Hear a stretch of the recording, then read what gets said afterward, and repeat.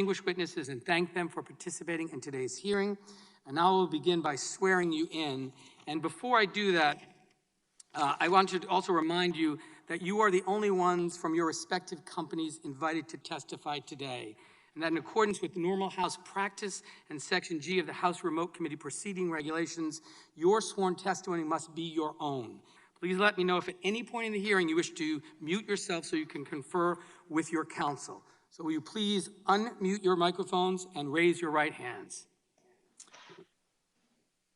Do you swear or affirm under penalty of perjury that the testimony you are about to give is true and correct to the best of your knowledge, information, and belief, so help you God? Yes. Yes. Let the record show the witnesses answered in the affirmative. Thank you, and you may remain seated. Please note that your written statements will be entered into the record in their entirety.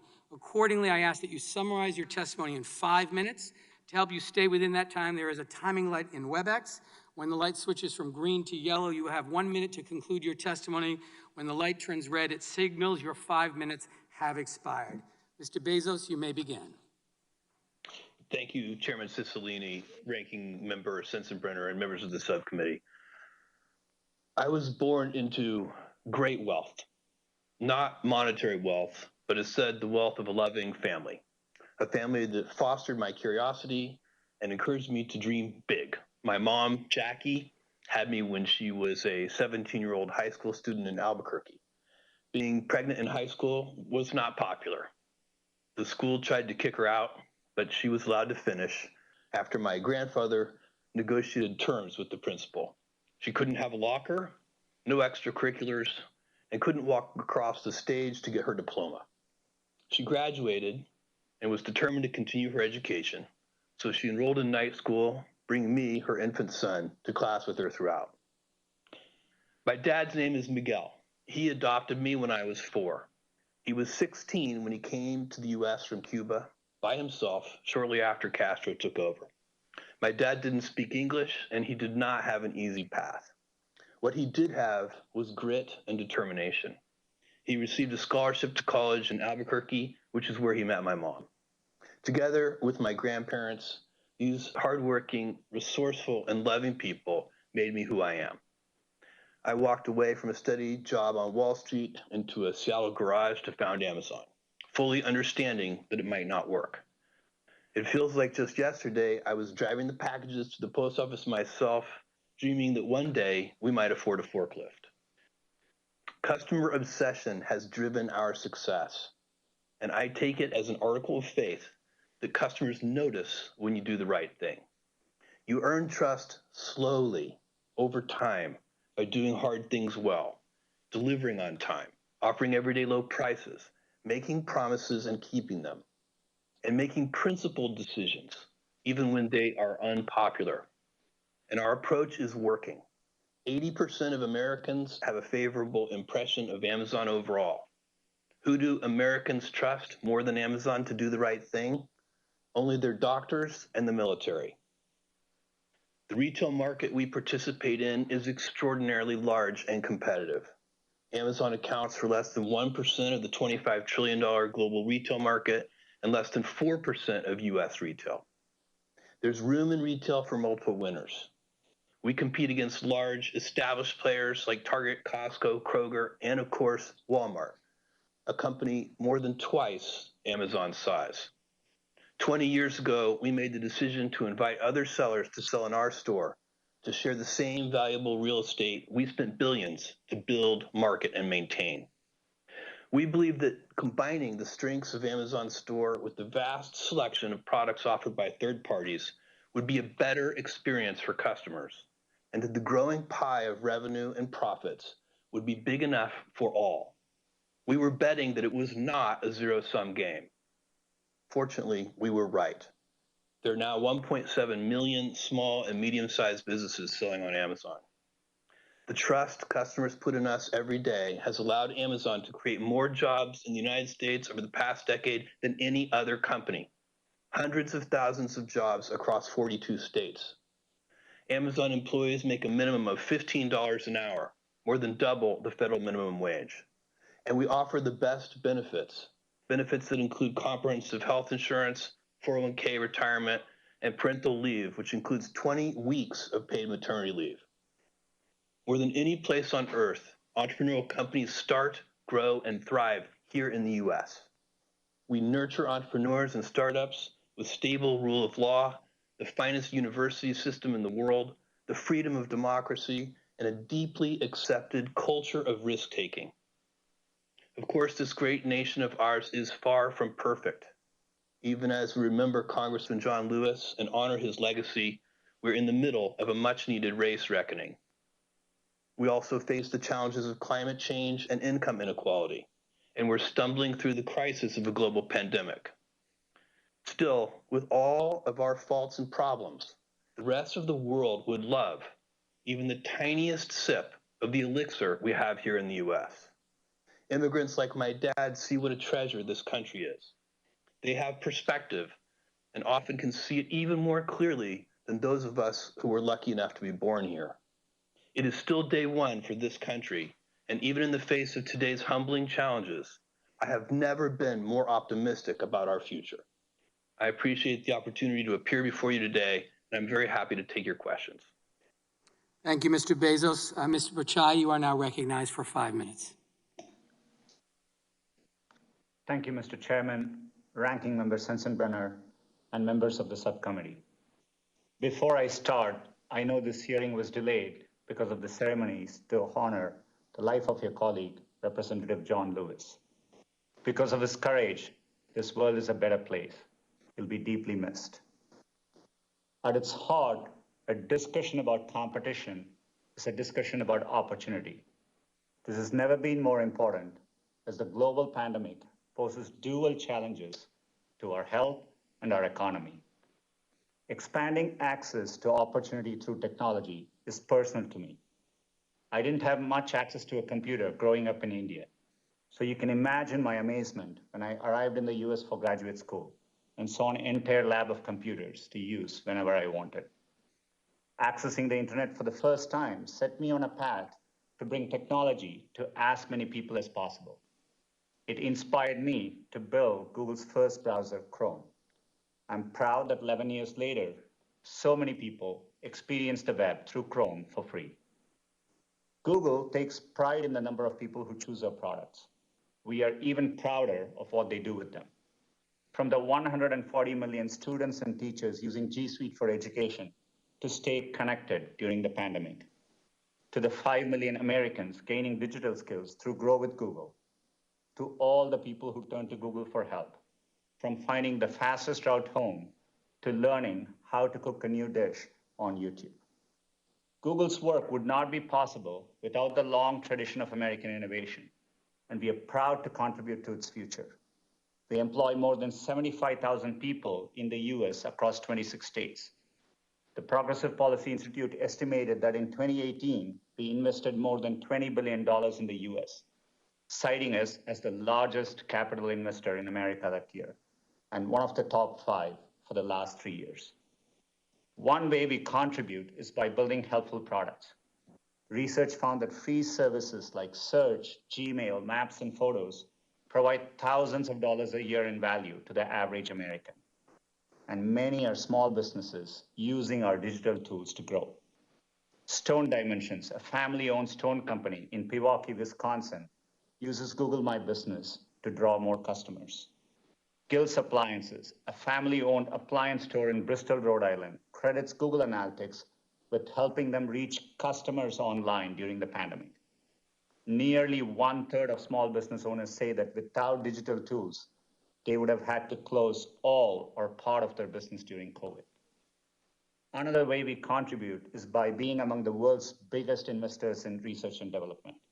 At the end of 2019, our R&D spend had increased tenfold over 10 years, from $2.8 billion to $26 billion, and we have invested over $90 billion the last 5 years.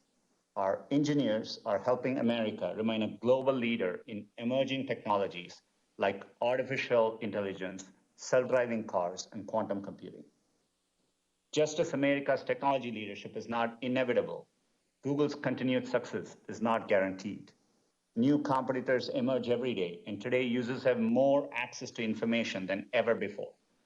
Competition drives us to innovate, and it also leads to better products, lower choices, and more choices for everyone.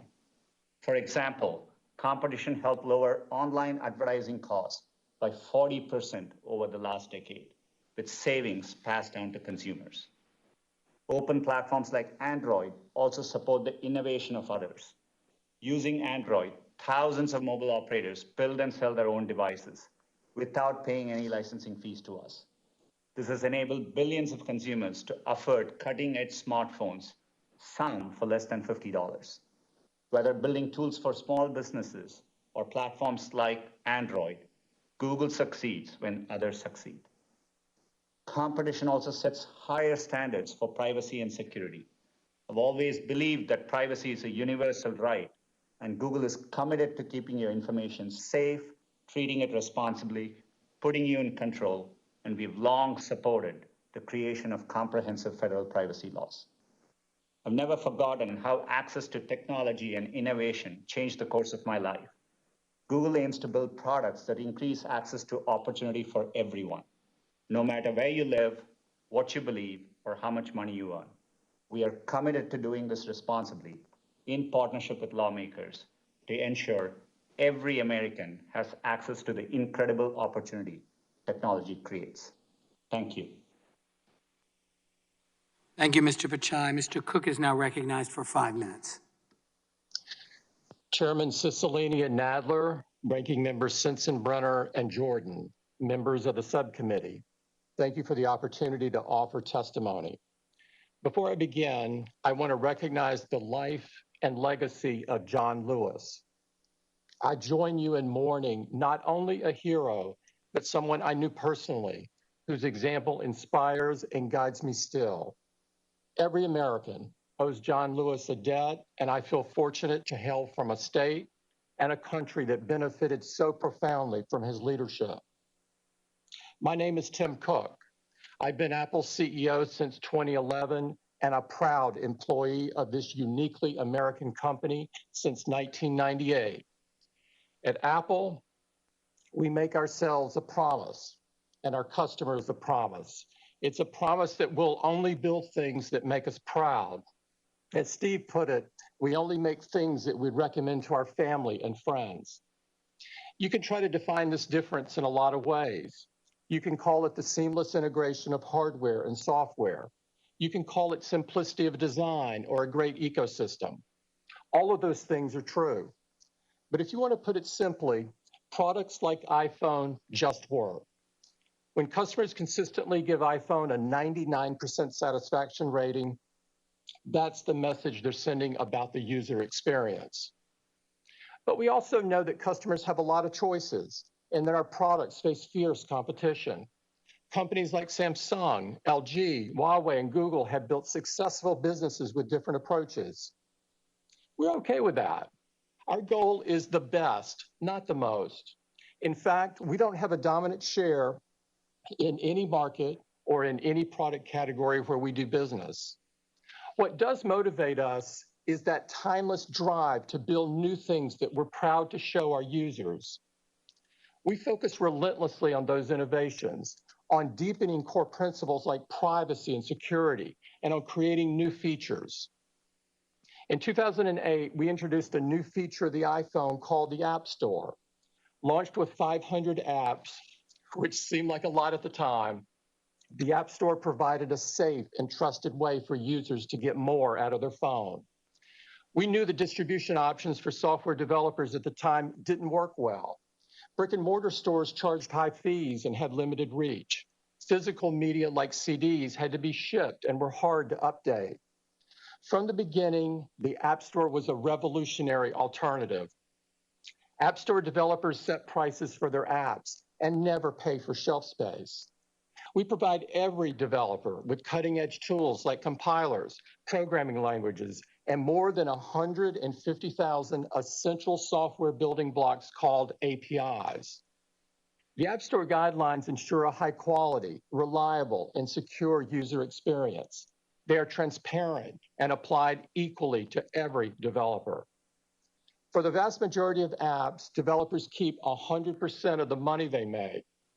The only apps that are subject to a commission are those where the developer acquires a customer on an Apple device and where the features or services would be experienced and consumed on an Apple device. In the App Store's more than 10-year history, we have never raised the commission or added a single fee. In fact, we've reduced it for subscriptions and exempted additional categories of apps. I'm here today because scrutiny is reasonable and appropriate. We approach this process with respect and humility, but we make no concession on the facts. What began as 500 apps is now more than 1.7 million, only 60 of which are Apple software. If Apple is a gatekeeper, what we've done is open the gate wider. We want to get every app we can on the store, not keep them off. The App Store's economic contributions are significant. The ecosystem is responsible for 1.9 million jobs in all 50 states, and it facilitated $138 billion in commerce in the US in 2019 alone. I share the committee's belief that competition promotes innovation, that it makes space for the next great idea, and that it gives consumers more choices. Since Apple was founded, these things have defined us. The first Mac brought opportunity and possibility into the home. The iPod helped musicians and artists to share their creations and be paid fairly for it. This legacy does much more than make us proud.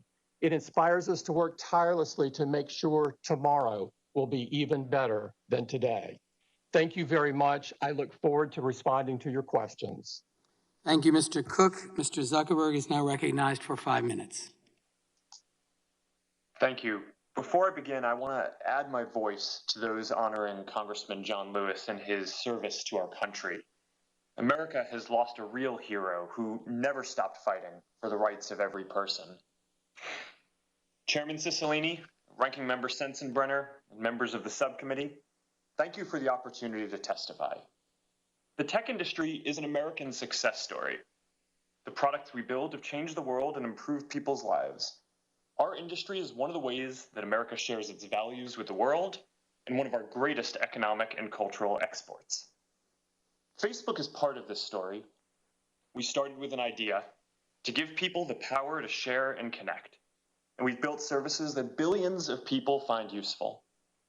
I'm proud that we've given people who've never had a voice before the opportunity to be heard, and given small businesses access to tools that only the largest players used to have. Since COVID emerged, I'm proud that people have used our services to stay in touch with friends and family who they can't be with in person, and to keep their small businesses running online when physical stores are closed. I believe that Facebook and the US tech industry are a force for innovation and empowering people, but I recognize that there are concerns about the size and power of tech companies. Our services are about connection, and our business model is advertising, and we face intense competition in both. Many of our competitors have hundreds of millions or billions of users. Some are upstarts, but others are gatekeepers with the power to decide if we can even release our apps in their app stores to compete with them. In many areas, we're behind our competitors. The most popular messaging service in the US is iMessage. The fastest growing app is TikTok. The most popular app for video is YouTube. The fastest growing ads platform is Amazon. The largest ads platform is Google. And for every dollar spent on advertising in the US, less than 10 cents is spent with us. We're here to talk about online platforms, but I think the true nature of competition is much broader. When Google bought YouTube, they could compete against the dominant player in video, which is the cable industry. When Amazon bought Whole Foods, they could compete against Kroger's and Walmart. When Facebook bought WhatsApp, we could compete against telcos who used to charge 10 cents a text message, but not anymore. Now people can watch video, get groceries delivered, and send private messages for free. That's competition. New companies are created all the time, all over the world. And history shows that if we don't keep innovating, someone will replace every company here today. And that change can often happen faster than you expect. Of the 10 most valuable companies a decade ago, only 3 still make that list today. And if you look at where the top technology companies come from, a decade ago the vast majority were American. Today, almost half are Chinese.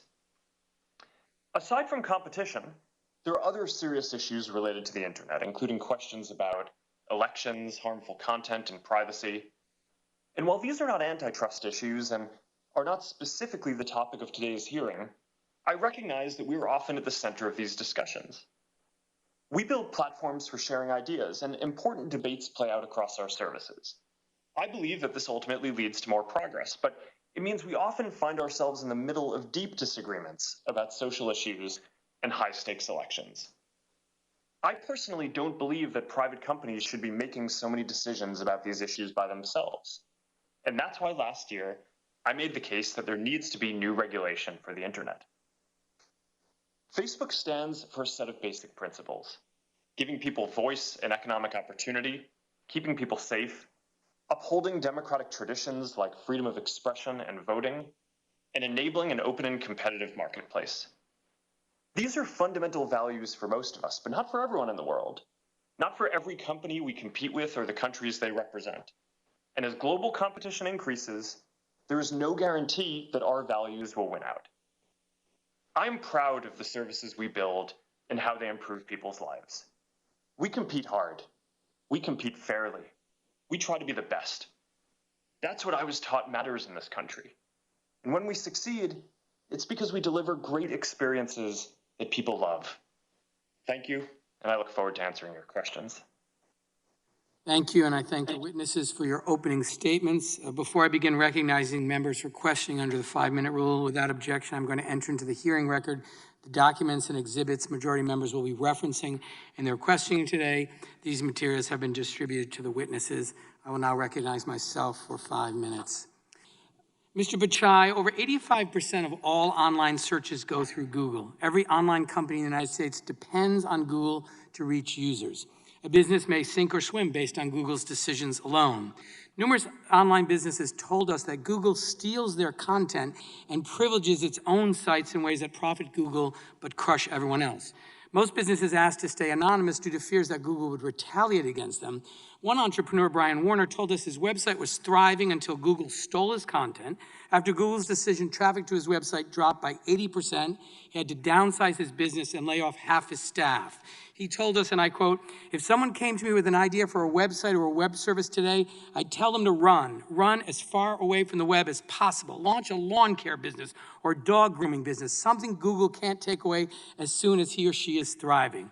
So my first question, Mr. Pichai, is why does Google steal content from honest businesses? Mr. Chairman, with respect, I disagree with that characterization. Just last week, I met with many small businesses. In fact, today we support 1.4 million small businesses, supporting over $385 billion in economic activity. We see many businesses thrive, particularly even during the pandemic. Businesses, an example, Kettle Kings in Texas, which sells kettlebells. They've really Mr. Pichai, expanded. I have a limited amount of time, so I don't want to interrupt you, but my question is very specific. We heard throughout this investigation that Google has stolen content to build your own business. These are consistent reports, and so your testimony that doesn't happen is really inconsistent with what we've learned during the course of the investigation, but I'll move on to a new question. Mr. Pichai, most Americans believe that when they enter a search query that what Google shows are the most relevant results. But increasingly, Google just shows whatever is most profitable for Google, be it Google Ads or Google's own sites. And so my question, Mr. Pichai, isn't there a fundamental conflict of interest between serving users who want to access the best and most relevant information and Google's business model, which incentivizes Google to sell ads and keep users on Google's own sites? We've always focused on providing users the most relevant information, and we rely on the trust for users to come back to Google every day. In fact, the vast majority of queries in Google, we don't show ads at all, and we show ads only for a small subset of queries where the intent from users is highly commercial. For example, they may be looking for something like TV sets or so on. But Mr. Pichai, what is the value of the part that you do use the Google ads for? I mean, it's a substantial part of your business. What's the actual value? 200 billion, 300 billion? In terms of revenue, it's around $100+ billion. Okay. But That's you know, a lot of money, Mr. Pichai. Let me move on. Really, Mr. Pichai, it's Google's business model that is the problem. Our documents show that Google evolved from a turnstile to the rest of the web to a walled garden that increasingly keeps users within its sites. Emails show that over a decade ago, Google started to fear competition from certain websites, web pages that could divert search traffic and revenue from Google. These documents show that Google staff discussed the proliferating threat, is how it was described, that these web pages pose to Google. Any traffic loss to other sites was a loss in revenue. One of Google's memos observed that certain websites were getting, and I quote, too much traffic. So Google decided to put an end to that. Mr. Pichai, you've been at Google since 2004. Were you involved in these discussions about the threat from vertical search? Congressman, without knowing the specifics, it's, I'm not fully clear of the context, but definitely when we look at vertical searches, it validates the competition we see. For example, when users come looking to shop online, independent studies show that over 55% of product searches originate with Amazon and over 70% originate with the major e-commerce companies. In the few categories which are commercial in nature, we see vigorous competition, be it travel, be it real estate, and we are working hard, focused on Let me ask very specifically, Mr. Pichai. The evidence that we collected shows that Google pursued a multi-pronged attack. First, Google began to steal other web pages' content. For example, in 2010, Google stole restaurant reviews from Yelp to bootstrap its own rival local search business.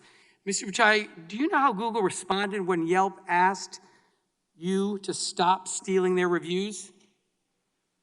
Well, I'll tell you, our investigation shows that Google's response was to threaten to delist Yelp entirely. In other words, the choice Google gave Yelp was, let us steal your content or effectively disappear from the web. Mr. Pichai, isn't that anti-competitive?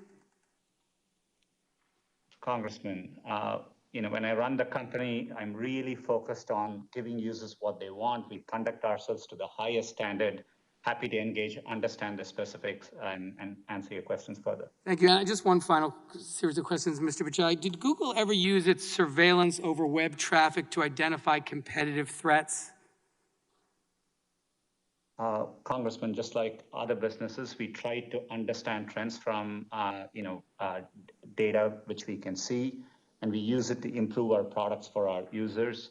But we are really focused on improving our products, and that's how search works. I appreciate that, Mr. Pichai. Google's own documents and numerous interviews with companies affected by this conduct show that Google did just that, which is very disturbing and very anti-competitive. In addition to stealing content, Google also began to privilege its own sites. An investigative report published just yesterday found that 63% of web searches that start on Google also end somewhere on Google's own websites.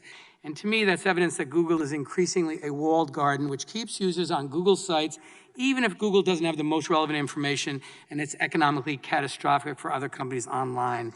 And so my time is running out, but Mr. Pichai, I'll just end by saying the evidence seems very clear to me. As Google became the gateway to the internet, it began to abuse its power. It used its surveillance over web traffic to identify competitive threats and crush them. It has dampened innovation and new business growth, and it's dramatically increased the price of accessing users on the internet, virtually ensuring that any business that wants to be found on the web must pay Google a tax. And with that, I recognize the ranking member of the subcommittee, Mr. Sensenbrenner, for his first round of questions. Thank you very much, Mr. Chairman. I've been in Congress 42 years. That's coming to an end at the end of this year. I'm breathing a sigh of relief.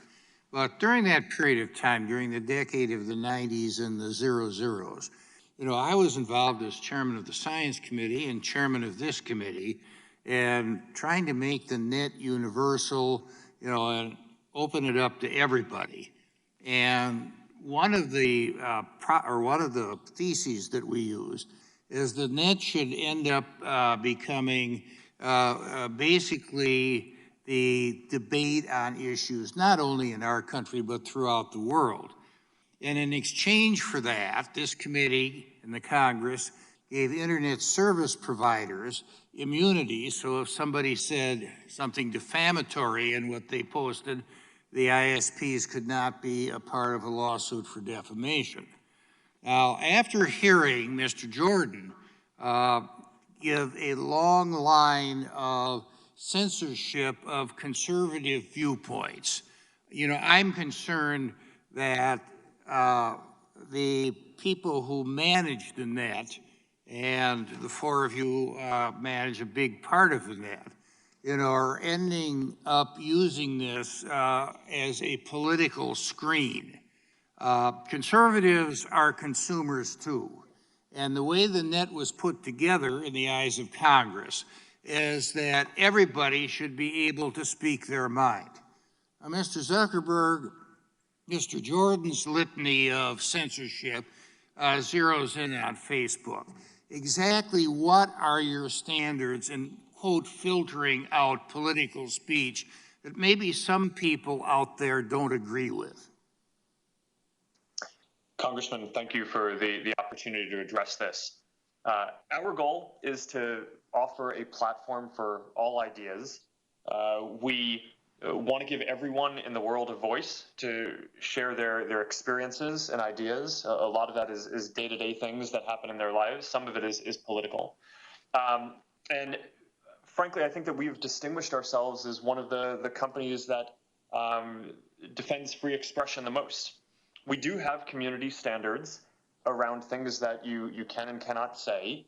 I think you would likely agree with most of them. They ban categories of harm such as promoting terrorist propaganda, child exploitation, incitement of violence, some more legalistic things like intellectual property violations, and they also ban things like hate speech that could lead to dehumanizing people and encouraging violence down the road. If I may ask a specific of you, it was reported that Donald Trump Jr. got taken down for a period of time because he put something up on the efficacy of hydroxychloroquine.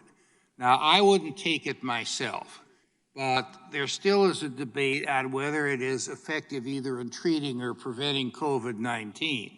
And I think that this is a legitimate matter of discussion. And it would be up to a patient and their doctor to determine whether hydroxychloroquine was the correct medication, given the circumstances. Now, why did that happen? Congressman, well, first, to be clear, I think what you might be referring to happened on Twitter, so it's hard for me to speak to that. But I can talk to our policies about this. We do prohibit content that will lead to imminent risk of harm. And stating that there is a proven cure for COVID when there is, in fact, none, might encourage someone to go take something that could have some adverse effects. So we do take that down. We do not prohibit discussion around trials of drugs. Or people saying that they think that things might work, or personal experiences with experimental drugs. But if someone is going to say that something is proven when in fact it is not, that could lead people wouldn't that be up for somebody on the other side of the issue to say that this is not proven? And, I know as a fact that, for people with certain conditions, it's contraindicated and they shouldn't take it on that. But wouldn't that be up to somebody else, to say, okay, what somebody posted on this really isn't true, and here's what the facts are, rather than having a Twitter or a Facebook take it down?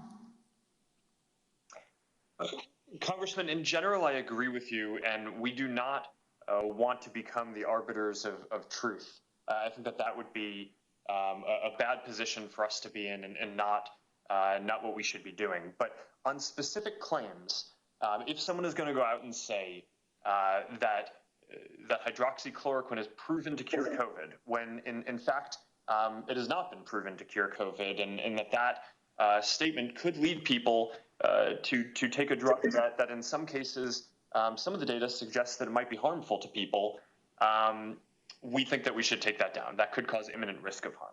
Okay, thank you. I yield back. I thank the gentleman. I now recognize the distinguished chair of the full Judiciary Committee, Mr. Nadler from New York, for 5 minutes. Thank you, Mr. Chairman. Mr. Zuckerberg, I want to thank you for providing us information during our investigation. However, the documents you provided tell a very disturbing story. And that story is that Facebook saw Instagram as a powerful threat that could siphon business away from Facebook. And so rather than compete with it, Facebook bought it. This is exactly the type of anti-competitive acquisition that the antitrust laws were designed to prevent. Now, let me explain what I mean. Mr. Zuckerberg, you have written that Facebook can likely always just buy any competitive startups. In fact, on the day Facebook bought Instagram, which you described as a threat, you wrote, quote, "One thing about startups is you can often acquire them," close quote. Mr. Zuckerberg, you were referring to companies like Instagram in that quote, weren't you?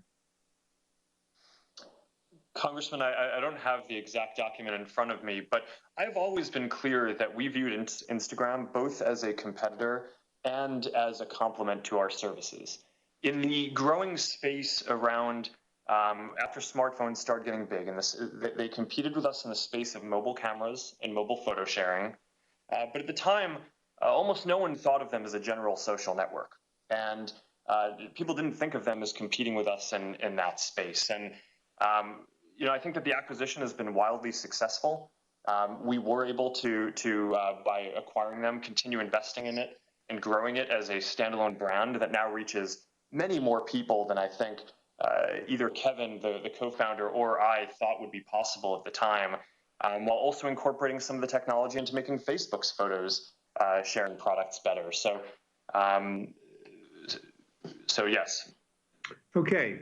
Now, in early 2012, when Facebook contemplated acquiring Instagram, a competitive startup, you told your CFO that though nascent, Instagram could be very disruptive to us. And in the weeks leading up to the deal, you described Instagram as a threat, saying that, quote, "Instagram can meaningfully hurt us without becoming a huge business," unquote. Now, Mr. Zuckerberg, what did you mean when you described Instagram as a threat, as disruptive? And when you said that Instagram could meaningfully hurt Facebook, did you mean that consumers might switch from Facebook to Instagram? Congressman, thanks for the opportunity to address this. At the time, there was a small but growing field of Did you mean that consumers might switch from Facebook to Instagram? That was my question. Thanks, Congressman. Yes or no? Did you mean that? In the space of mobile photos and camera apps, which was growing, they were a competitor. I've been clear about that. Fine. In February of that year, in February 2012, you told Facebook's chief financial officer that you were interested in buying Instagram. He asked you whether the purpose of the deal was to neutralize a potential competitor or to integrate their products with ours in order to improve our services. You answered that it was a combination of both, saying what we're really buying is time. Even if some new competitors springs up, those products won't get much traction since we'll already have their mechanics deployed at scale. Mr. Zuckerberg, what did you mean when you answered that the purpose of the deal was to neutralize a potential competitor? Congressman, well, those aren't my words, but yes, I've been clear that Instagram was a competitor in the space of mobile photo sharing. There were a lot of others at the time. They competed with apps like ViscoCam and Pick Please and companies like Path. It was a subset of the overall space of connecting that we exist in. And by having them join us, they certainly went from being a competitor in the space of being a mobile camera to an app that we could help grow and help get more people to be able to use and be on our team. And I think that's been wildly successful. Yeah. Well, Mr. Zuckerberg, mergers and acquisitions that buy off potential competitive threats violate the antitrust laws. In your own words, you purchased Instagram to neutralize a competitive threat. If this was an illegal merger at the time of the transaction, why shouldn't Instagram now be broken off into a separate company? Well, Congressman, I think the FTC had all of these documents and reviewed this and unanimously voted at the time not to challenge the acquisition. I mean, I think with hindsight, it probably looks like obvious that Instagram would have reached the scale that it has today, but at the time it was far from obvious. A lot of the competitors that they competed with in mobile sharing, including companies like Path, which were hot at the time and had great founders and entrepreneurs running them. Dave Moore and I worked closely with him. I don't even think Path exists today. It was not a guarantee that Instagram was going to succeed. The acquisition has done wildly well, largely because not just of the founders' talent, but because we invested heavily in building up the infrastructure and promoting it and working on security and working on a lot of things around this. And I think that this has been an American success story. Well, thank you. Mr. Zuckerberg, you're making my point. In closing, Mr. Chairman, I want to end where I began. Facebook, by Mr. Zuckerberg's own admission and by the documents we have from the time, Facebook saw Instagram as a threat that could potentially siphon business away from Facebook. And so rather than compete with it, Facebook bought it. This is exactly the type of anti-competitive acquisition that the antitrust laws were designed to prevent. This should never have happened in the first place. It should never have been permitted to happen, and it cannot happen again. I yield back. Thank you, Mr. Chairman. I would remind the witness that the failures of the FTC in 2012, of course, do not alleviate the antitrust challenges that the chairman described. And with that, I'm going to recognize the gentleman from Colorado, and again, thank him for co-hosting one of the most important field hearings we had along with Mr. Neguse in Colorado that I think was very critical in this investigation. And you're recognized from 5 minutes, Mr. Buck. Thank you, Mr. Chairman. And I want to offer my appreciation to you for the bipartisan way that you have approached the subcommittee's investigation.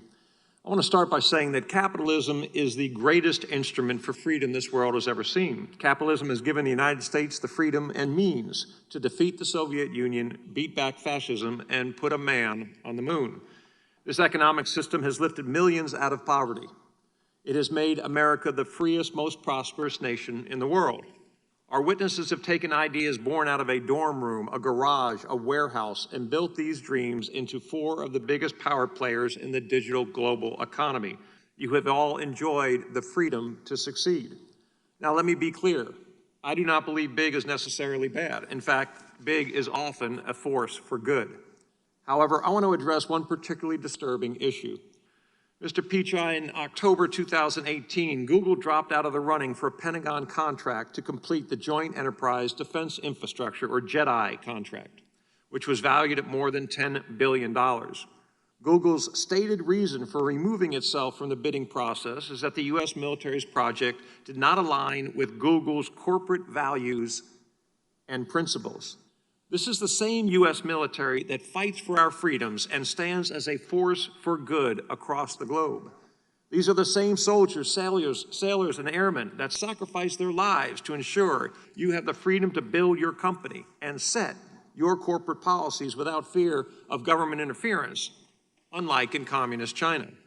I also find it very interesting that only months after making this decision to withdraw from the JEDI contract, Marine General Joseph Dunford, the chairman of the U.S. Joint Chiefs of Staff, warned the Senate Armed Forces Committee that the Chinese military was directly benefiting from Google's work. It made me wonder what values Google and communist Red China had in common. I asked myself, is it that the Chinese Communist Party imprisons Uyghur Muslims in concentration camps, like it is shown on the chart behind me? Could it be that China forces slaves to work in sweatshops? Maybe they align on the design to suppress free speech in Hong Kong.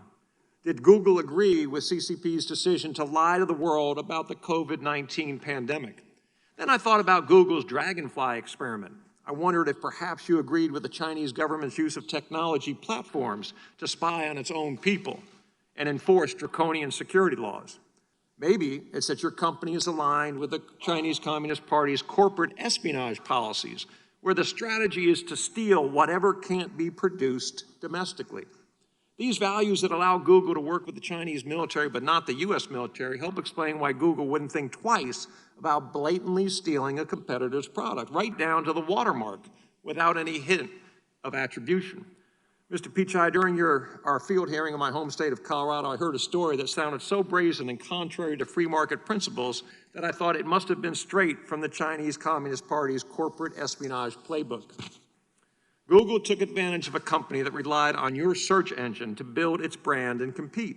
Google misappropriated lyrics from Genius Media Group's website and published those lyrics on Google's own platform. However, Genius caught Google in the act, quite literally red-handed. When Genius suspected this corporate theft was occurring, the company incorporated a digital watermark in its lyrics that spelled out red-handed. In Morse code, Google's lyric boxes contained the watermark, showing that your company stole what you couldn't or didn't want to produce yourself. After Google executives stated that they were investigating this problematic behavior, Genius created another experiment to determine the scope of the misappropriation. It turns out that out of 271 songs where the watermark was applied, 43% showed clear evidence of matching. Your company, which advertises itself as a doorway to freedom, took advantage of this small company, all but extinguishing Genius's freedom to compete. Google is supposed to connect people to information. Your corporate values once stood for freedom, a platform that let capitalism flourish and helped bring countless people across the globe out of poverty. My question to you, Mr. Pichai, do you think that Google could get away with following China's corporate espionage playbook if you didn't have a monopolistic advantage in the market? Congressman, I want to be able to address the important concerns you raised. First of all, we are proud to support the US government. We recently signed a big project with the Department of Defense where we are bringing our world-class zero trust-based cybersecurity approach to help protect Pentagon networks from cybersecurity attacks.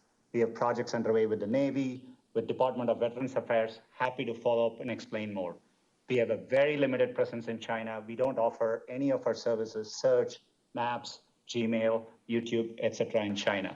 And with respect to music, we license content there. In fact, we license content from other companies.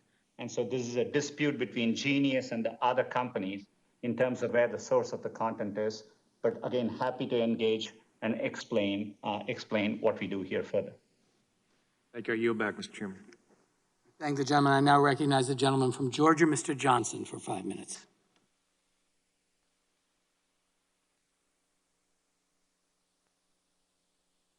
Thank you, Mr. Chairman.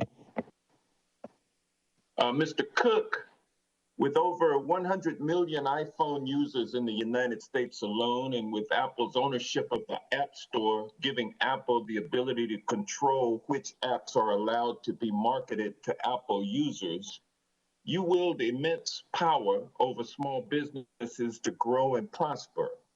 Apple is the sole decision maker as to whether an app is made available to app users through Apple's App Store. Isn't that correct? Sir, the App Store, thank you for the questions. The App Store is a feature of the iPhone, much like the camera is and the chip is. Yeah. And so my point is, and I'm sorry to interrupt, but I want to get to the point. Point is that Apple is the sole decision maker as to whether an app is made available to app users through the Apple Store. Isn't that correct? If it's a native app, yes, sir. If it's a web app, no. Okay, thank you. Thank you. And throughout our investigation, we've heard concerns that rules governing the App Store review process are not available to the app developers. The rules are made up as you go. They are arbitrarily interpreted and enforced and are subject to change whenever Apple sees fit to change. And developers have no choice but to go along with the changes, or they must leave the App Store. That's an enormous amount of power. Also, the rules get changed to benefit Apple at the expense of app developers, and the App Store is said to also discriminate between app developers with similar apps on the Apple platform, and also as to small app developers versus large app developers. So, Mr. Cook, does Apple not treat all app developers equally?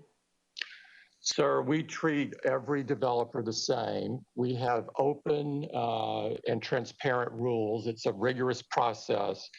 Because we care so deeply about privacy and security and quality, we do look at every app before it goes on. But those rules apply evenly to everyone. And as you can tell by going from... Some developers are favored over others, though. Isn't that correct? That is not correct. And as you can tell from going from just 500... I'll give you an example. Baidu has two App Store employees assigned to help it navigate the App Store bureaucracy. Is that true? I don't know about that, sir. Well, you don't have other app developers who have that same access to Apple personnel, do you? We do a lot of things with developers, including looking at their beta test apps, regardless of whether they're small or large. Okay, well, let me ask you this question. Apple has negotiated exceptions to its typical 30% commission for some apps like Amazon Prime. Is a reduced commission such as the one that Amazon Prime gets available to other app developers? It's available to anyone meeting the conditions, yes. Okay, well, let me ask you this. Apple requires all app developers to use Apple's payment processing system if those developers want to sell their goods or services to Apple users through Apple's App Store. Isn't that correct? That is correct, because it's obviously... And by processing payments for apps that you allow into the App Store, you collect their customer data and you use that data to inform Apple as to whether whether or not it would be profitable for Apple to launch a competing app. Isn't that correct? Sir, 84% of the apps are charged nothing. The remaining 16% either pay 15 or 30, depending upon the specifics. If it's in the second year of a subscription, as an example, it only pays 15%. If you look back at history... What's to stop Apple from increasing its commission to 50%? Sir, we have never increased commissions in the store since the first day it operated in 2008. There's nothing to stop you from doing so, is it? No, sir, I disagree strongly with that. There is a competition for developers just like there's a competition for customers. And so the competition for developers, they can write their apps for Android or Windows or Xbox or PlayStation. So we have fierce competition at the developer side and the customer side, which is essentially, it's so competitive, I would describe it as a street fight for market share in the smartphone business. Has Apple ever retaliated against or disadvantaged a developer who went public about their frustrations with the App Store?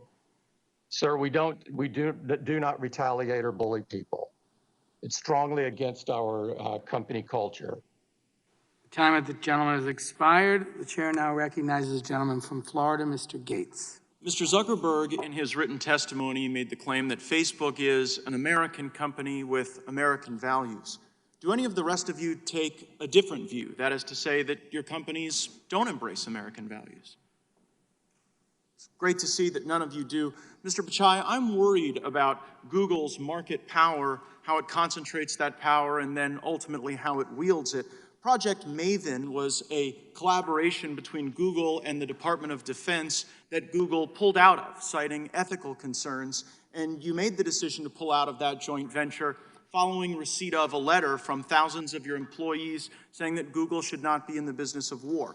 My question, Mr. Pichai, is did you weigh the input from your employees when making the decision to abandon that project with the United States military? Congressman, thanks for your concern. As I said earlier, we're deeply committed to supporting the military and the U.S. government. We have undertaken several projects since then.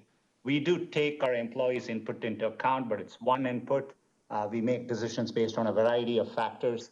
As a company, we were new in the cloud space at that time. Since then, thank you. That's a sufficient answer, that you did take their feedback into account. And in fact, some of your Googlers have recently sent you a letter where they've asked you to exit other partnerships as a consequence of ethical concerns. They've asked you to stop doing business with American law enforcement, saying that police broadly uphold white supremacy and that Google should not be engaged in any services to police. And as you well know, you provide some of the most basic services to police, like email, but you also provide services that help keep our cops safe when they're doing their job. And so my question is here in front of Congress and the American people, will you take the pledge that Google will not adopt the bigoted anti-police policy that is requested in the most recent letter?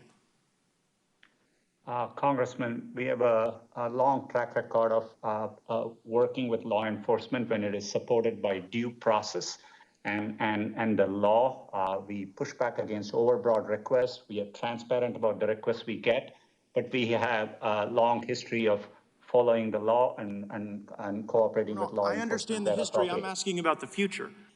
To the law enforcement that are watching today, can they rest assured that under your leadership, Google will not adopt these bigoted anti-police policies?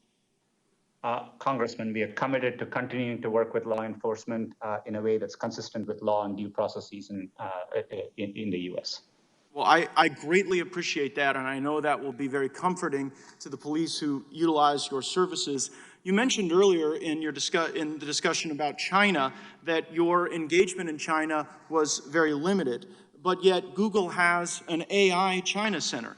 The Chinese Academy of Sciences has published a paper saying that enhanced the targeting capabilities of China's J-20 fighter aircraft. You collaborate with Chinese universities that take millions upon millions of dollars from the Chinese military. Matter of fact, one of your Googlers, Fifi Li, while under your employ, was cited in Chinese state media saying, "China is like a sleeping giant. When she wakes, she will tremble the world." The former Secretary of Defense, Mr. Shanahan, said that the lines have been blurred in China between commercial and military application. And as Mr. Buck cited, General Dunford says that your company is directly aiding the Chinese military. And Peter Thiel, who actually serves on Mr. Zuckerberg's board at Facebook, said that Google's activities with China are treasonous. He accused you of treason.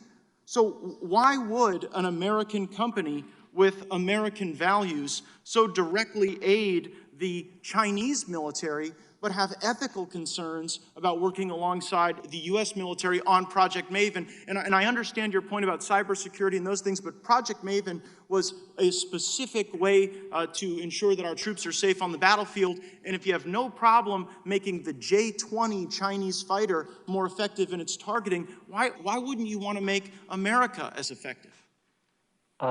Congressman, with respect, we are not working with the Chinese military. It's absolutely false. I had a chance to meet with General Dunford personally. We have clarified what we do in China compared to our peers. It's very, very limited in nature. Our AI work in China is limited to a handful of people working on open source projects, and happy to share and engage with the office to explain our work in China further. Gosh, I mean, when the chairman of the Joint Chiefs of Staff says that an American company is directly aiding China, when you have an AI center, when you're working with universities, and when your employees are talking about China trembling the world, it seems to really call into question your commitment to our country and our values. I see my time's expired. I hope we have an additional round, Mr. Chairman. I thank the gentleman. I now recognize the gentleman from Maryland, Mr. Raskin, for 5 minutes. Thank you, Mr. Chairman. Mr. Zuckerberg, as you know, the proliferation of fake Facebook accounts was a key tool in the strategy of Russian interference in the American election in 2016. American law enforcement, the Senate, the House, have all found that Vladimir Putin engaged in a sweeping and systematic campaign to undermine American democracy in 2016 and to work for a victory for Donald Trump. In his remarkable book, Mind Blank, and I'm being polite here, Cambridge Analytica and the Plot to Break America, whistleblower Christopher Wiley, who worked for several years at Cambridge Analytica, recounts how the Russian assault on America in Cambridge Analytica's research depended on Facebook. Quote, "When Cambridge Analytica launched in the summer of 2014, Steve Bannon's goal was to change politics by changing culture. Facebook data, algorithms, and narratives were his key weapons. The Cambridge Analytica team used these tools to identify people who exhibited the 3 traits in what they called the dark triad: narcissism, Machiavellianism, and psychopathy. They then proceeded to bombard and activate these people, a small percentage of the American public, but still millions of people, with increasingly dark and manipulative messages from fake Facebook pages, both to get them to vote for Trump, but more importantly, to activate them as racists and white nationalists." And they go on to describe the he goes on to describe the remarkable success of this campaign, both electorally but also politically in the country in terms of sowing the terrible racial and ethnic divisions that you see in America today. So they waged a mass campaign of psychological warfare to polarize America around race and religion and to activate racists and anti-Semites. And it worked splendidly for them, but it didn't work so well for America.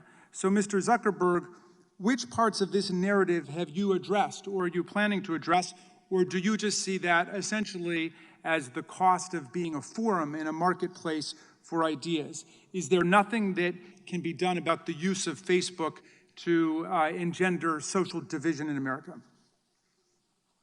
Congressman, thank you. Since 2016, there have been a lot of steps that we've taken to protect the integrity of elections. We've hired, I think it's more than 30,000 people to work on safety and security. We've built up AI systems to be able to find harmful content, including being able to find more than 50 different networks of coordinated and authentic behavior, basically nation states trying to interfere in elections. Can I pause you? Let me just pause you there for a second, because I'm interested in that.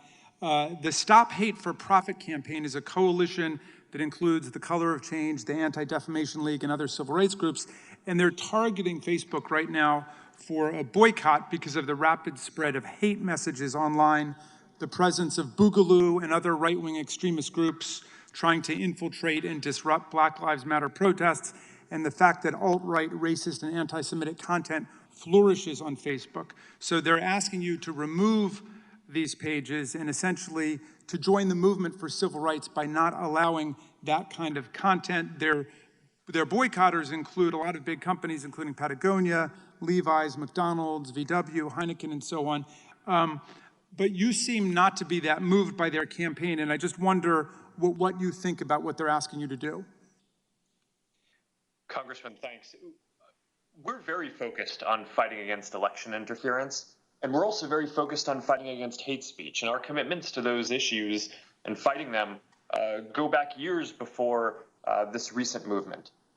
Since 2016, the defenses that the company has built up to help secure elections, not just in the US, but around the world, I think are some of the most advanced that any company or government has in the world now. We routinely now collaborate with law enforcement and intelligence agencies and are able to sometimes identify threats coming from other countries before governments are even able to.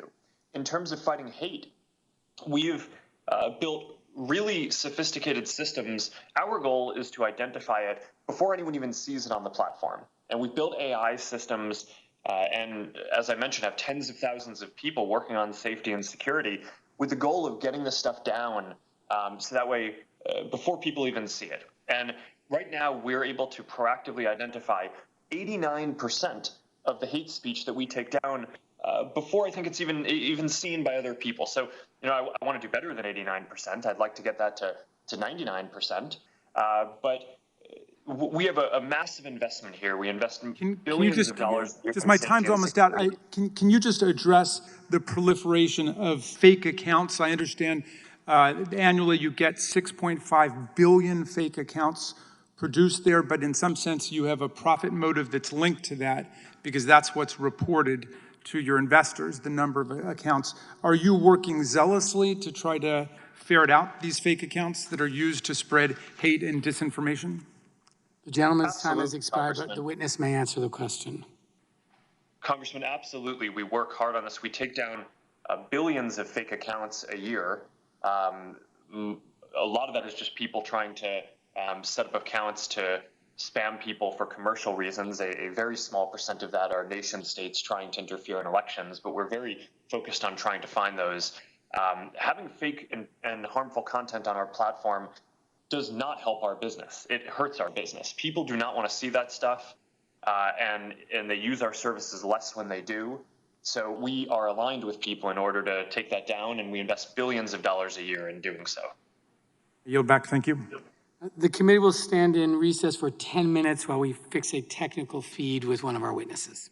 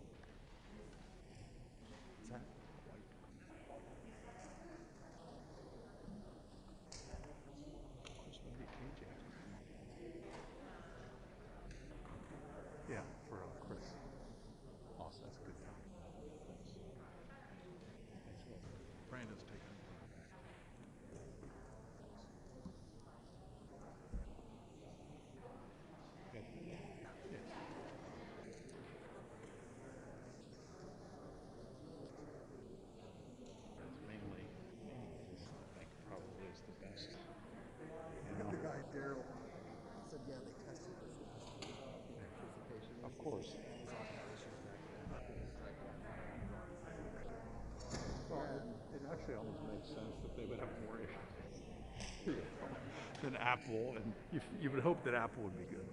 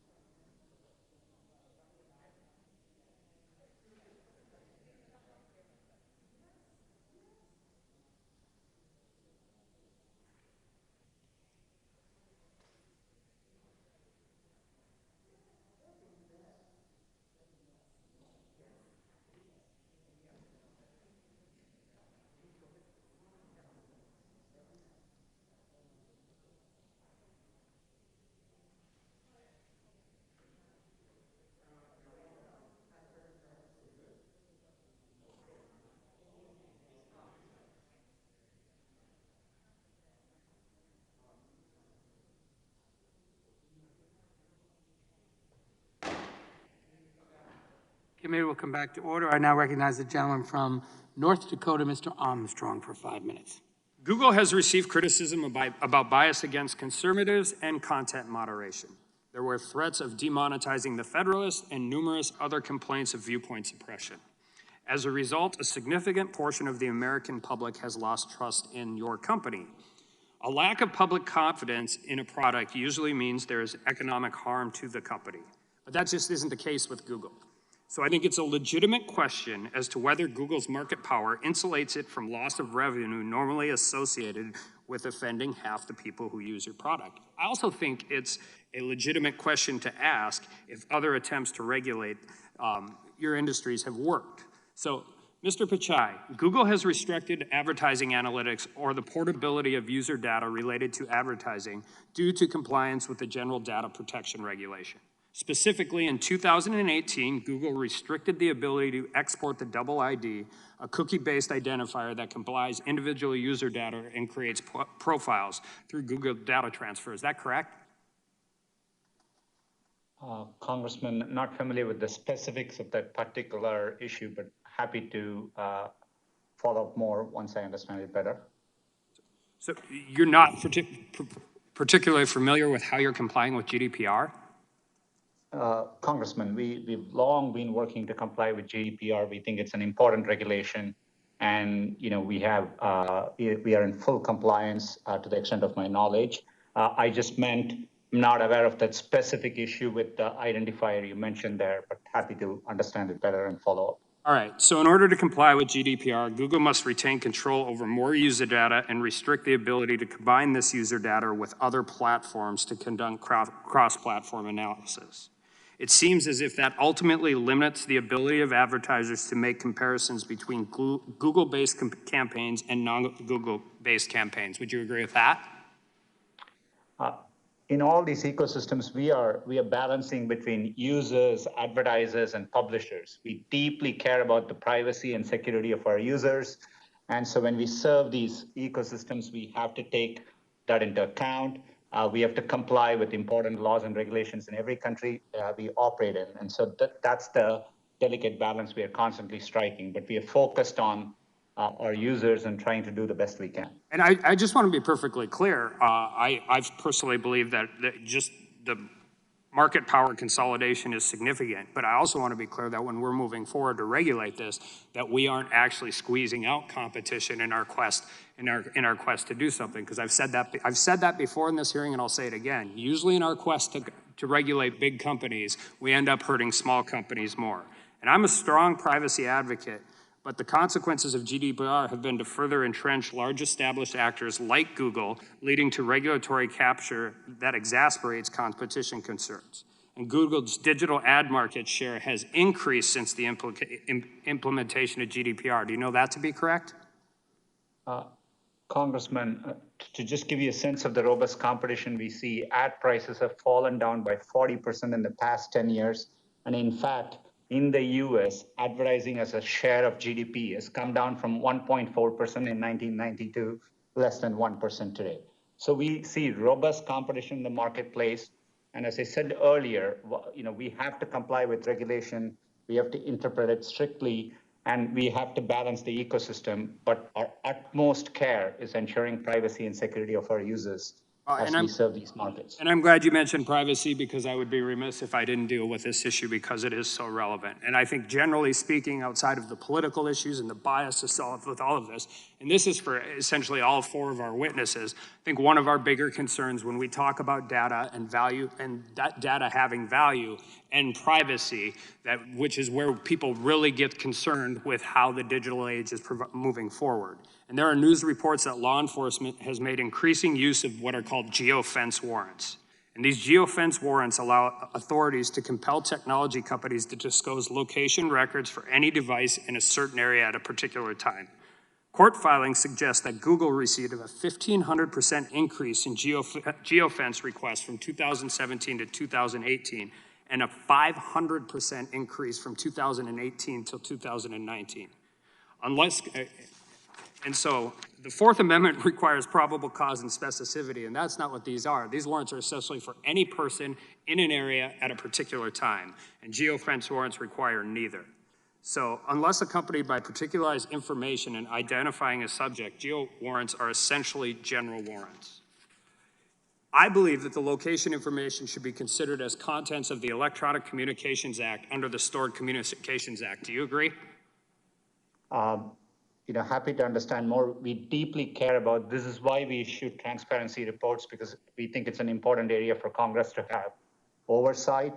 And we recently made a change by which we automatically delete location activity after a certain period of time by default for our users. So we are happy to engage with your office, Congressman, and I'm using you because these are going on in Virginia and New York, I think, right now. But I mean, this equates for everything. I think people would be terrified to know that law enforcement could grab general warrants and get everybody's information anywhere. So it requires Congress to act, and it requires everybody that is a witness in this hearing to be willing to work too, because it is the single most important issue I think we're Time of the gentleman has expired, but I believe he has a unanimous consent request. I do. I have a unanimous consent request for a Wall Street Journal article, police request for Google users' location histories face new scrutiny. Without objection. And then I have two letters. The letters are from Congressman Walden, Congresswoman McMorris Rogers. The first letter is to Mr. Cook of Apple. The second letter is to Mr. Pichai. Without objection, both may be entered into the record. I now recognize the gentlelady from Washington, Ms. Jayapal. Thank you, Mr. Chairman, and thank you all for being with us. Mr. Bezos, in July 2019, your employee, Nate Sutton, told me under oath in this committee that Amazon does not, quote, use any specific seller data when creating its own private brand product. So let me ask you, Mr. Bezos, does Amazon ever access and use third-party seller data when making business decisions? And just a yes or no will suffice, sir. Thank you for the question. I know it's an important topic, and I also want to thank you for representing us. I can't answer that question yes or no. What I can tell you is we have a policy against using seller-specific data to aid our private label business, but I can't guarantee you that that policy has never been violated. Mr. Bezos, you're probably aware that an April 2020 report in the Wall Street Journal revealed that your company does access data on third-party sellers, both by reviewing data on popular individual sellers and products and by creating tiny product categories that allowed your company to categorically access detailed seller information in a supposedly aggregate category. Do you deny that report? I'm familiar with the Wall Street Journal article that you're talking about, and we continue to look into that very carefully. I'm not yet satisfied that we've gotten to the bottom of it, and we're going to keep looking at it. Okay. It's not as easy to do as you would think because some of the sources in the article are anonymous, but we continue to look into it. I'll take that as you're not denying that, you're looking into it. I will tell you a former Amazon employee in third-party sales and recruitment told this committee, quote, there's a rule, but there's nobody enforcing or spot checking. They just say, don't help yourself to the data. It's a candy shop. Everyone can have access to anything they want. Do category managers have access to non-public data about third-party products and businesses? Here's what I can tell you. We do have certain safeguards in place. We train people on the policy. We expect people to follow that policy the same way we would any other. It's a voluntary policy. As far as I'm aware, no other retailer limits their use of data at all. There's no actual enforcement. There's no actual enforcement of that policy. So it's voluntary and there's no actual enforcement. So maybe that answers my... Sorry. No, I think I may have misspoke. I'm trying to say that the fact that we have such a policy is voluntary. I think no other retailer even has such a policy. Okay. Well, our that's enforcement of that policy. We would treat that like any internal policy, and if we found that someone violated it, we would take action against them. Well, there's numerous reports, and the committee has conducted interviews with former employees who confirm that there are employees who do have access to that data and are using it. And so my next question was going to be if you thought you were actually enforcing these rules, do you think that that's working? And again, I would just say that there's credible reporting that's documented breaches of these rules that you have put into place. And the committee has interviewed employees that typically say that these breaches typically occur. Let's talk about aggregate data for a minute. Your rules do allow for you to access combined data on a product when there are only one or two sellers in the marketplace, correct? Yes, aggregate data is allowed under our policies. That is correct. Okay. And interviews with former employees have made it clear that that aggregate data essentially allows access to highly detailed data in those product categories. There's an example of Fortem, a small business that had no direct competitors except for Amazon Warehouse Deals, a resale clearance account that only sold 17 units. An Amazon employee accessed a detailed sales report on Fortem's product with information on how much the company spent on advertising per unit and the cost to ship each trunk. And then Amazon launched its own competing products in October 2019. That's a major loophole, and I go back to the General Counsel's statement to this committee very clearly that there was no access to this data, that Amazon does not use that data for its own benefit. And I'm now hearing you say, well, you're not so sure that that's going on. And the issue that we're concerned with here is very simple. You have access to data that far exceeds the sellers on your platforms with whom you compete. You can track consumer habits, interests, even what consumers clicked on but then didn't buy. You have access to the entirety of sellers' pricing and inventory information, past, present, and future, and you dictate the participation of third-party sellers on your platform. So you can set the rules of the game for your competitors, but not actually follow those same rules for yourself. Do you think that's fair to the mom-and-pop third-party businesses who are trying to sell on your platform? I appreciate that question, and I like it a lot because I really want a chance to address that. I'm very proud of what we've done for third-party sellers on this platform. We started our third-party platform 20 years ago, and we had 0 sellers on it. The question I'm asking, I'm so sorry, my time is expiring, and the question I wanted to ask you is that you have access to data that your competitors do not have. So you might allow third-party sellers onto your platform, but if you're continuously monitoring the data to make sure that they're never going to get big enough that they can compete with you, that is actually the concern that the committee has. And, you know, I think your company started in my district. I want to thank you for that. I want to thank you for the work that you've done and say that the whole goal of this committee's work is to make sure that there are more Amazons, that there are more Apples, that there are more companies that get to innovate and small businesses get to thrive. And that is what we're trying to get at. That is why we need to regulate these marketplaces so that no company has a platform so dominant that it is essentially a monopoly. Thank you, Mr. Chairman. I yield back. Time of the lady has expired. I just want to remind the witnesses we appreciate the gratitude for the questions and your description of them as good questions, but we'll just assume that they're good questions and you're happy to answer them so we can make sure we're making good use of your time. And with that, I recognize the gentleman from Florida, Mr. Stubbe. Thank you, Mr. Chairman. Mr. Pichai, I'd like to start with you, and I'm just going to illustrate my question with a factual incident that actually occurred to me. Several months ago, my wife called and said, hey, there's a good article on the Gateway Pundit that you should read. So out of curiosity, I was up here in Washington, out of curiosity, I Googled Gateway Pundit. And it didn't show up on the first page, didn't show up on the second page. There was a bunch of different blogging sites about how there were disagreements with what was on the Gateway Pundit. But I actually had to type in gatewaypundit.com to get to it. Interestingly, Google didn't allow me to get to the actual website. That was a couple of months ago, before this hearing was set to be heard, before this hearing was noticed, before you knew that you would be appearing before us today, and that this is an issue that obviously conservatives and Republicans have had. Last week, after this was noticed, this hearing was noticed, I did the exact same thing here in the Capitol.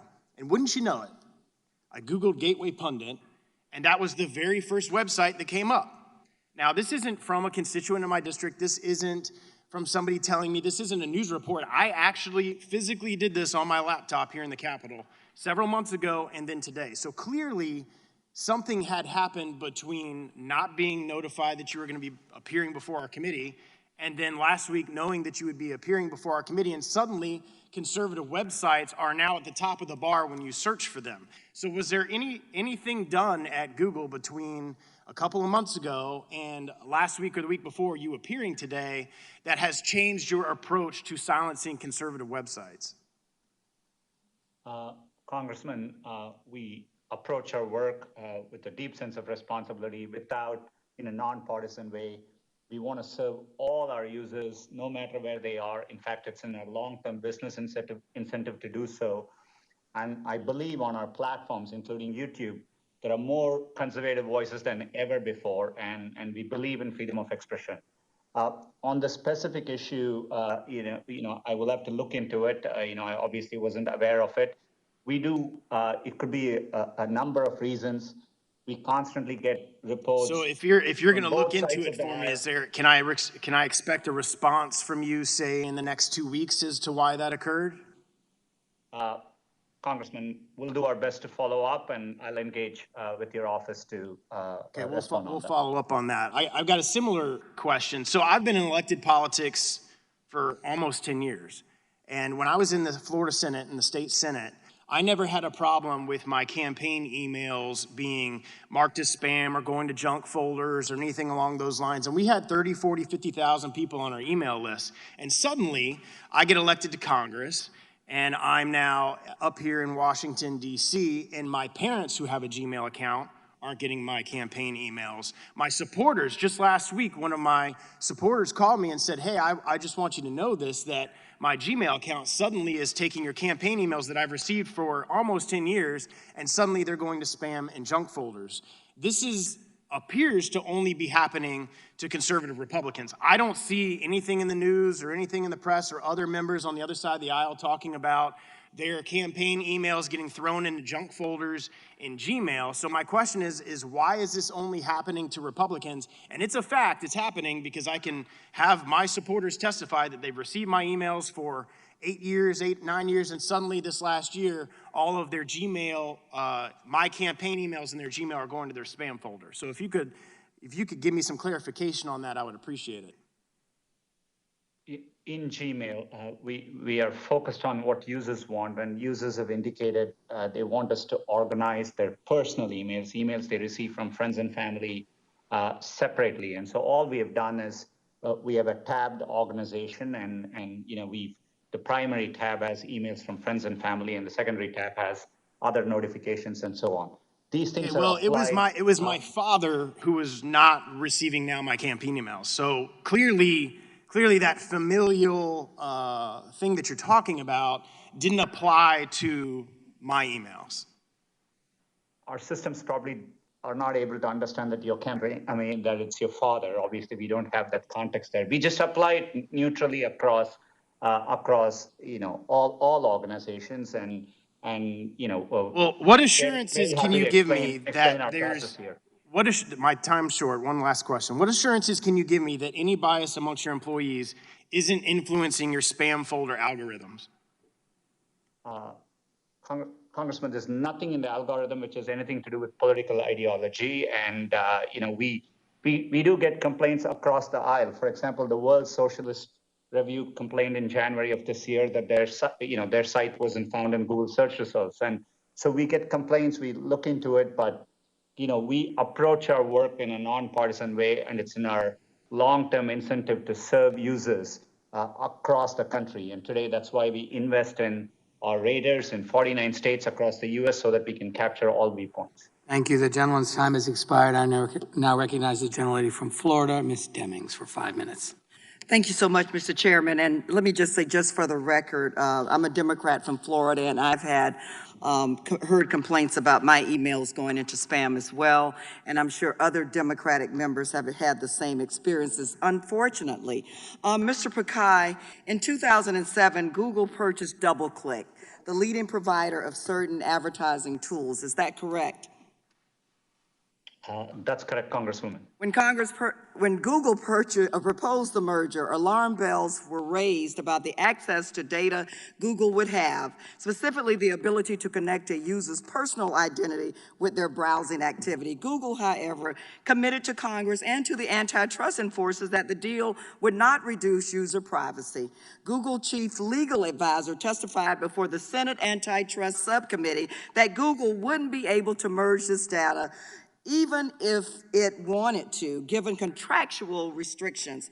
But in June of 2016, Google went ahead and merged this data anyway, effectively destroying anonymity on the internet. Mr. Pichai, you became CEO of Google in 2015, is that correct? That's right. Okay, and this change was made in 2016, is that correct? That's my understanding. Okay, thank you for that. Did you sign off on this decision to combine the sets of data with Google, that Google had told Congress would be kept separate? Congresswoman, any changes we made, Mr. we Pichai, comply. with all due respect, please, did you sign off on the decision or not? I review at a high level all important decisions we make. We deeply care about privacy and security of our users. So you signed off on the decision? User consent for. Okay, you signed off on the decision.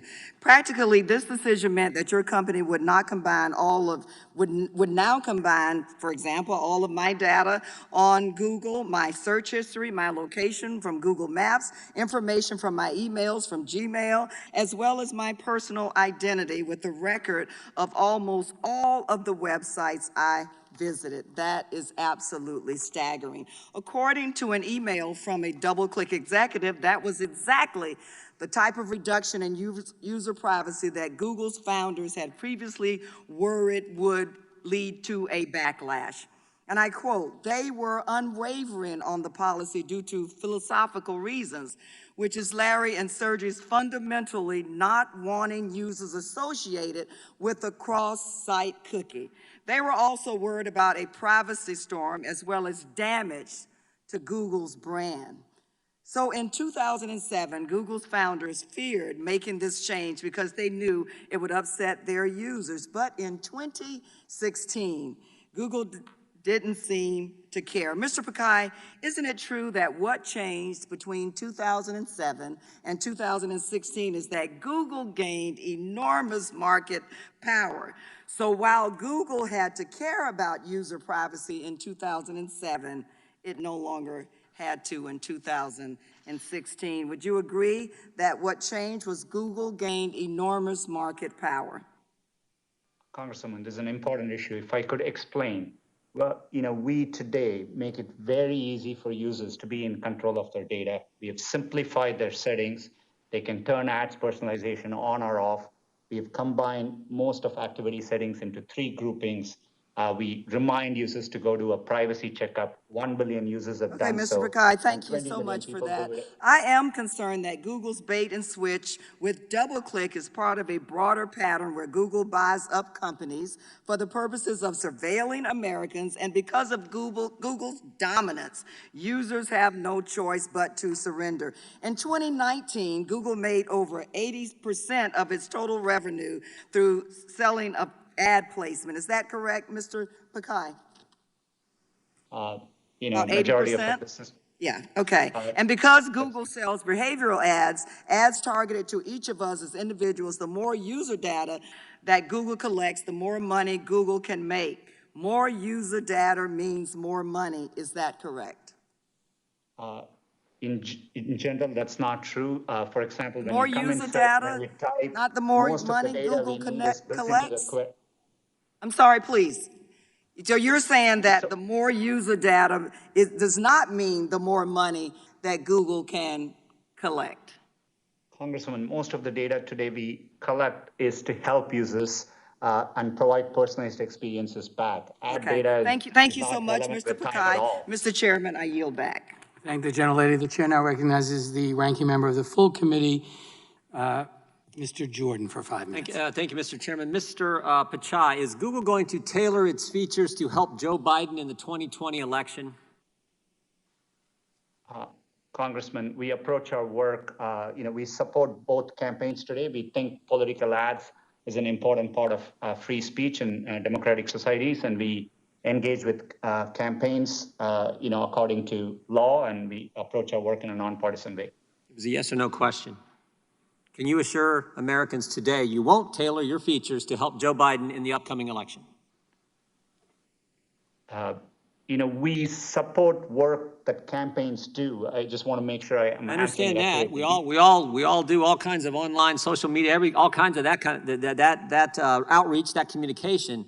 This is a simple question. Can you today assure Americans you will not tailor your features in any way to specifically help one candidate over other? And this, what I'm concerned about is you helping Joe Biden over President Trump. We won't do any work, to politically tilt anything one way or the other. It's against our core values. But you did it in 2016. There's an email in 2016 that was widely circulated amongst the executives at your company that got public, where Ms. Ileana Murillo, head of your multicultural marketing, talks about the silent donation Google made to the Clinton campaign, and you applauded her work. She points that out in the email. I'm just curious, if you did it in 16, I want to make, in spite of the fact you did it in 16, President Trump won, I just want to make sure you're not going to do it again in 2020.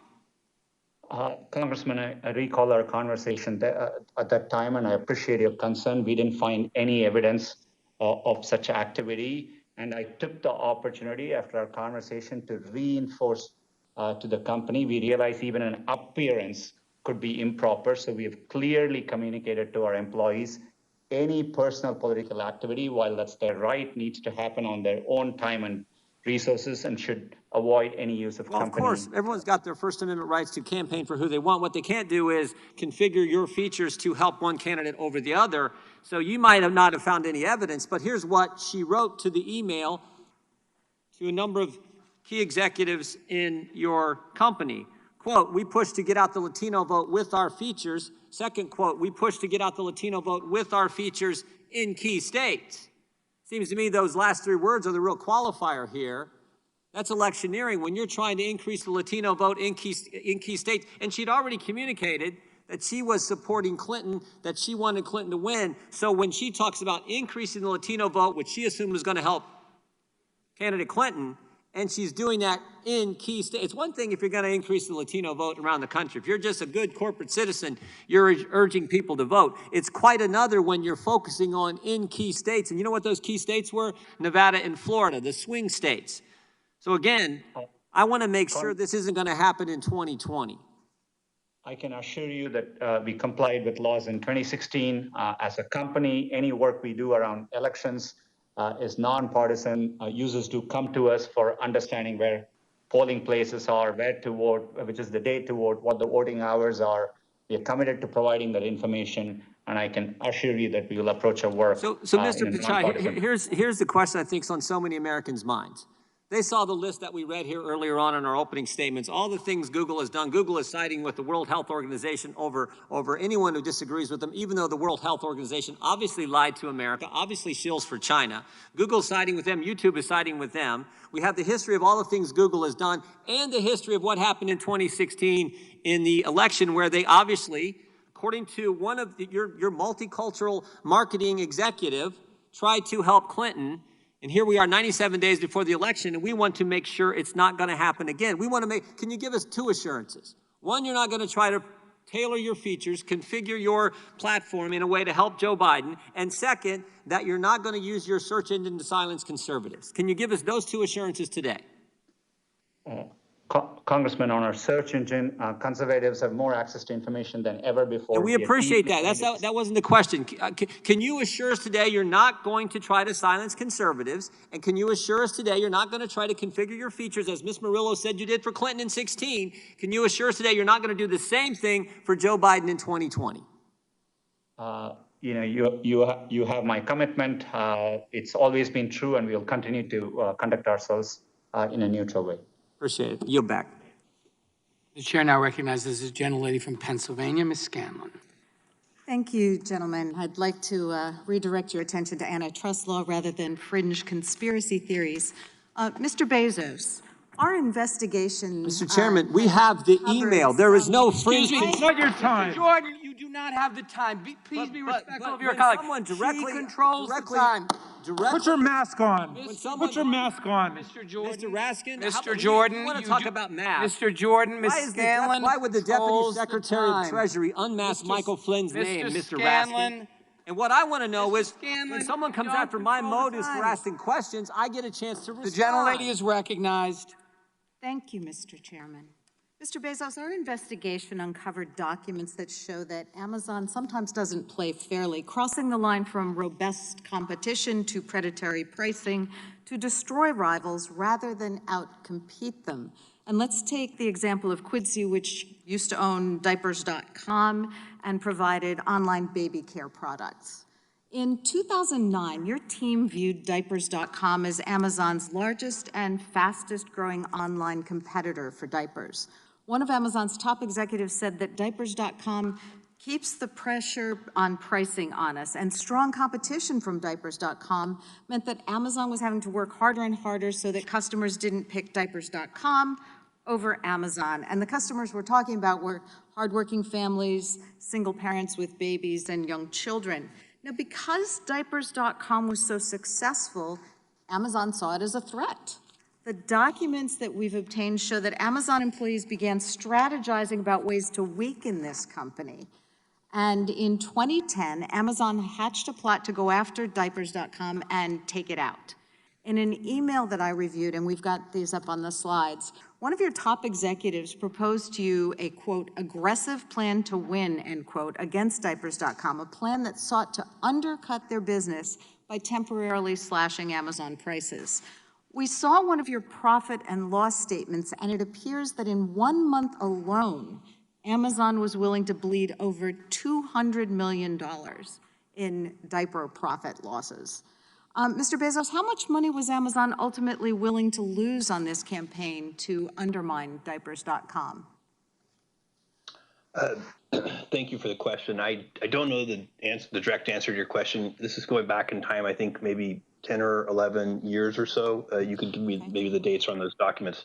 But what I can tell you is that the idea of using diapers and products like that to attract new customers who have new families is a very traditional idea. Sure, well, let's delve into this a little further. I'm sorry, you know I only have a few minutes here, so I just want to press on. Your own documents make clear that the price war against diapers.com worked, and within a few months it was struggling, and so then Amazon bought it.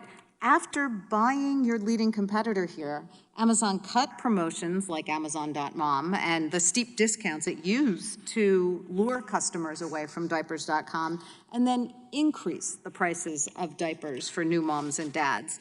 Mr. Bezos, did you personally sign off on the plan to raise prices after Amazon limited its competition? I don't remember that at all. What I remember is that we matched competitive prices, and I believe we followed diapers.com. Again, this is 11 years ago, so you're asking a lot of my memory, but I believe we followed diapers.com. I can also tell you after we bought diapers.com, we put more than $300 million into trying to make it successful. I'm sorry. So you said that Amazon focuses excessively on customers. So how would customers, especially single moms, new families, how would they benefit when the prices were driven up by the fact that you eliminated your main competitor? Well, I don't agree, with great respect, I don't agree with that premise. At the same time, you should recognize in context, diapers is a very large product category sold in many, many places, not just at Amazon. This was the online diaper market. Now, we do have evidence that these predatory... I'm sorry, Mr. Bezos, I need to push on here. Of course, the evidence we've collected suggests that the predatory practices weren't unique here.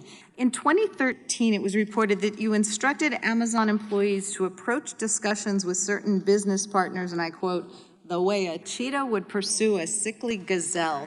Is the Gazelle Project still in place, and does Amazon pursue similar predatory campaigns in other parts of its business?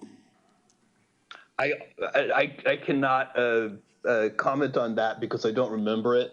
What I can tell you is that we are very, very focused on the customer, as you started. Okay. And of Well, course, that I'm does concerned include with the bargaining very customers hard as with well, vendors and especially suppliers the to get the lowest families in my prices so that we can district. offer I'm those to sorry, Mr. customers. Bezos, so I'm almost out of time. I'm concerned too, because especially with the current pandemic, one of the biggest needs I'm seeing at the food drives and the giveaways that we're having to run in my district is that families don't have diapers and we have to collect them to give them out. So it certainly is something that has a really hard impact on families, and I'm really concerned that pricing might have been driven up here by this tactic, and I yield back. Gentlelady yields back. I just announced that votes have been called, but we're going to continue with the hearing, so I invite colleagues to vote at, it's a rolling vote, so vote according to your own schedule. I now recognize the gentleman from Colorado, Mr. Neguse, for 5 minutes. Thank you, Mr. Chairman, and I want to thank each of the witnesses today for your testimony. Mr. Zuckerberg, in 2004, when you had launched Facebook, it's fair to say, I think you'd agree with me, that you had quite a few competitors. Would you agree with that? Congressman, yes. MySpace, Friendster, Google's Orkut, Mixi, Cyworld, Yahoo 360, AOL's Bebo, they were all competitors? Congressman, those were some of the competitors at the time, and it's only gotten a lot more competitive since. Well, let's talk about that, because by 2012, Mr. Zuckerberg, none of those companies that I just identified existed. You're certainly aware of that. They were all basically gone. Facebook, in my view, I think was in a monopoly by then. I wonder whether you would agree with that. I take it you don't. Congressman, that's correct. I don't. We face a lot of competitors in every part of what we do, from connecting with friends privately, to connecting with people in communities, to connecting with all your friends at once, to connecting with all kinds of user-generated content. I mean, I would bet that you or most people here have multiple apps for each of those on your phones. Mr. Zuckerberg, why don't we dig into this a bit further? So you and I clearly disagree about that. In 2012, I'm looking at a document that was produced by Facebook in response to the subcommittee's investigation. It's a presentation prepared for Sheryl Sandberg to deliver to the board of directors of a major telecommunications firm, boasting that, quote, Facebook is now 95% of all social media in the United States.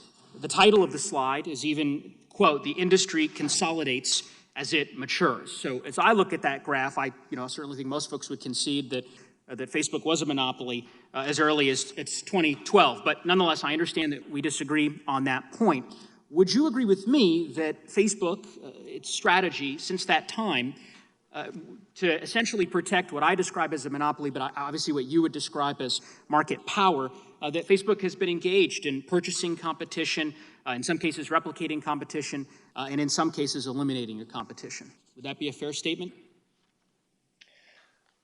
Congressman, the space of people connecting with other people is a very large space, and I would agree that there were different approaches that we took to addressing different parts of that space, but it's all in service of building the best services. And I appreciate that, Mr. Zuckerberg. I appreciate the latter point. It sounds like you are conceding that at least some of those strategies were what I identified, and so I want to talk a little bit about that.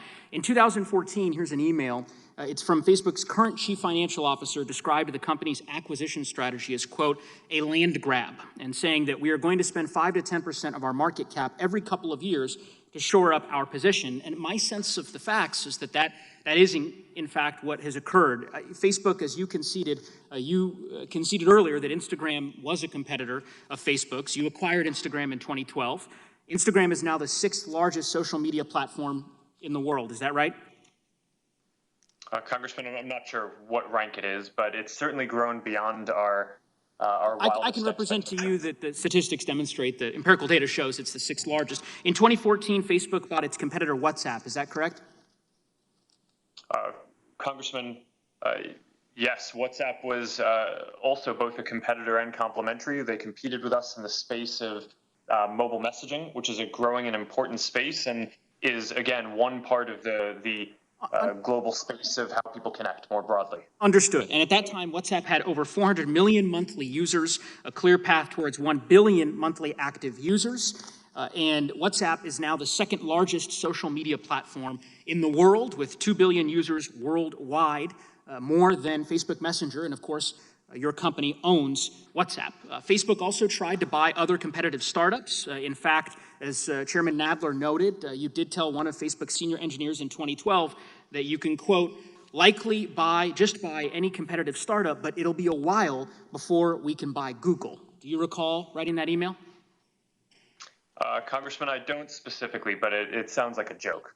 Well, I don't take it as a joke. As I review the email, it was in regards to having just closed the Instagram sale. And the response from this individual, this engineer, to you was, quote, well played. Your response was, thanks. One reason people underestimate the importance of watching Google is that we can likely always just buy any competitive startups, but it'll be a while before we can buy Google. And given the purchases that Facebook had made previous to this and the attempted purchases, my understanding is that Facebook made several overtures to Snapchat, for example, which rebuffed those efforts, clearly demonstrates, in my view, that email was not made in jest. But here's why I ask these questions, Mr. Zuckerberg. It strikes me that over the course of the last several years, Facebook has used its market power to either purchase or replicate the competition. And Facebook Messenger, WhatsApp, Instagram are the most now downloaded apps of the last decade. Your company, sir, owns them all. And we have a word for that. That word is monopoly. With that, I would yield back, Mr. Chairman. Thank the gentleman. I now recognize the gentlelady from Georgia, Ms. McBath, for 5 minutes. Thank you, Mr. Chairman. Mr. Bezos, you referred to third-party sellers today as Amazon's partners and that your success depends on their success. But over the past year, we've heard a completely different story. As part of this investigation, we've interviewed many small businesses, and they use the words like bullying, fear, and panic to describe their relationship with Amazon. I'm going to share the story of a small business owner who is also a wife and a mother, so you can understand how this is actually affecting the lives of everyday people and why this truly matters. We were a top bookseller on Amazon.com, and we worked day and night very hard towards growing our business and maintaining a 5-star feedback rating. Most importantly, this business feeds a total of 14 people, which includes 3 children and one 90-year-old granny. And as we grew, we were shrinking Amazon's market share in the textbooks category. So now in retaliation, Amazon started restricting us from selling. They started with a few titles in early 2019, and within 6 months, Amazon systematically blocked us from selling the full textbook category. We haven't sold a single book from the past 10 months, or probably more. We were never given a reason. Amazon didn't even provide us with a notice as to why we were being restricted. There was no warning. There was no plan. So, Mr. Bezos, after Amazon just delisted the small business without any apparent reason or notice, she told us that they sent more than 500 separate communications to Amazon, including to you, Mr. Bezos, over the past year. There was not a single meaningful response. Do you think this is an acceptable way to treat someone that you described as both a partner and a customer? No, Congresswoman, and I appreciate you showing me that anecdote, and I would like to talk to her. It does not at all to me seem like the right way to treat her, and I'm surprised by that. And it's not the systematic approach that we take, I can assure you. I don't even understand what's going on in that anecdote, because we would love for third-party sellers to sell books on the website. Sir. So I don't understand it, but I would like to understand it better. And with your permission, I would like to get in touch with your office. I think, though, that you're missing the point. This is not just about one business. I'm concerned that this is a pattern of behavior, and basically this pattern of behavior has to change. Mr. Bezos, my question is simply, are you willing to make sure going forward that, the numerous sellers that we've talked to, they have problems just like this? And there are more sellers who have told us that they've exhausted all of their options before finally reaching out to you directly as a last resort, but they're still waiting for your response. So what do you have to say to the small businesses who are talking to Congress because you simply won't listen to them? Well, I say that's not acceptable. If we aren't listening to you, I'm not happy about that at all. But I would, if you allow me to disagree a little bit with a piece of this, I do not think that's systematically what's going on. And the evidence that I would suggest would be useful for you to consider in that regard is that third-party sellers in aggregate are doing extremely well on Amazon. They grew from 20 years ago it was 0, and today it's 60% of sales. Third-party sellers are growing even faster than first-party retail. Mr. Bezos, So, thank you. thank you so much. You said that sellers have many other attractive options to reach customers, but that's not at all what we found in our investigation. According to eMarketer, a source Amazon cited in submissions to this committee, Amazon has nearly 7 times the market share of its closest e-commerce competitor. One seller told us that, and I quote, Amazon continues to be the only show in town. No matter how angry sellers get, they have nowhere else to go. So are you saying that these people aren't being truthful when they say that Amazon is the only game in town? Yeah, Congresswoman, with great respect, I do disagree with that. I believe that there are a lot of options, and some of them are not even listed on that chart. I just looked at it briefly, but I didn't see some that I know of, for example. So I think there are a lot of things, and thank it's you. dynamic. All right, thank you for that. There are more and Mr. more Bezos, every day. my time is short. If Amazon didn't have monopoly power over these sellers, do you think they would choose to stay in a relationship that is characterized by bullying, fear, and panic? With all respect, Congresswoman, I do not accept the premise of your question. That is not how we operate the business. Okay. All right. And in fact, we work very hard to Thank provide you for that. fantastic Thank you for tools that. for sellers, and that's why they've been successful. Thank you for that. Mr. Bezos, I'm going to close with giving the bookseller the opportunity to finally be heard by you. Mr. Bezos, we increased our sales on Amazon by 5 times in the past 3 years. And we have contributed that much of proportional seller fees to Amazon. We have contributed that much to your business to 5 times. We followed all the rules that were set by you. We please, just help us in earning a livelihood. We beg you. There are 14 lives at stake. Please, please, please help us get back on track. With that, I yield back the balance of my time. I thank the gentlelady. We've now concluded our first round. I now recognize myself for 5 minutes. Mr. Bezos, according to your testimony, the marketplace is competitive, but Amazon controls as much as 75% of all online marketplace sales. And eMarketer, a source you cited to us in submissions to this committee, reports that Amazon has nearly 7 times the market share of its closest competitor. Isn't it true that small businesses have no real option but to rely on Amazon to connect with customers and make online sales? No, sir. With great respect, I do have a different opinion on that. I believe there are a lot of options for small sellers. I believe Amazon is a great one, and we've worked very hard. I think we are the best one. Well, we Mr. have Bezos, a lot of different programs that help sellers, but we thank are you. not the only option. There are 2.2 million active sellers as of yesterday. About 37% of those sellers rely on Amazon as their sole source of income.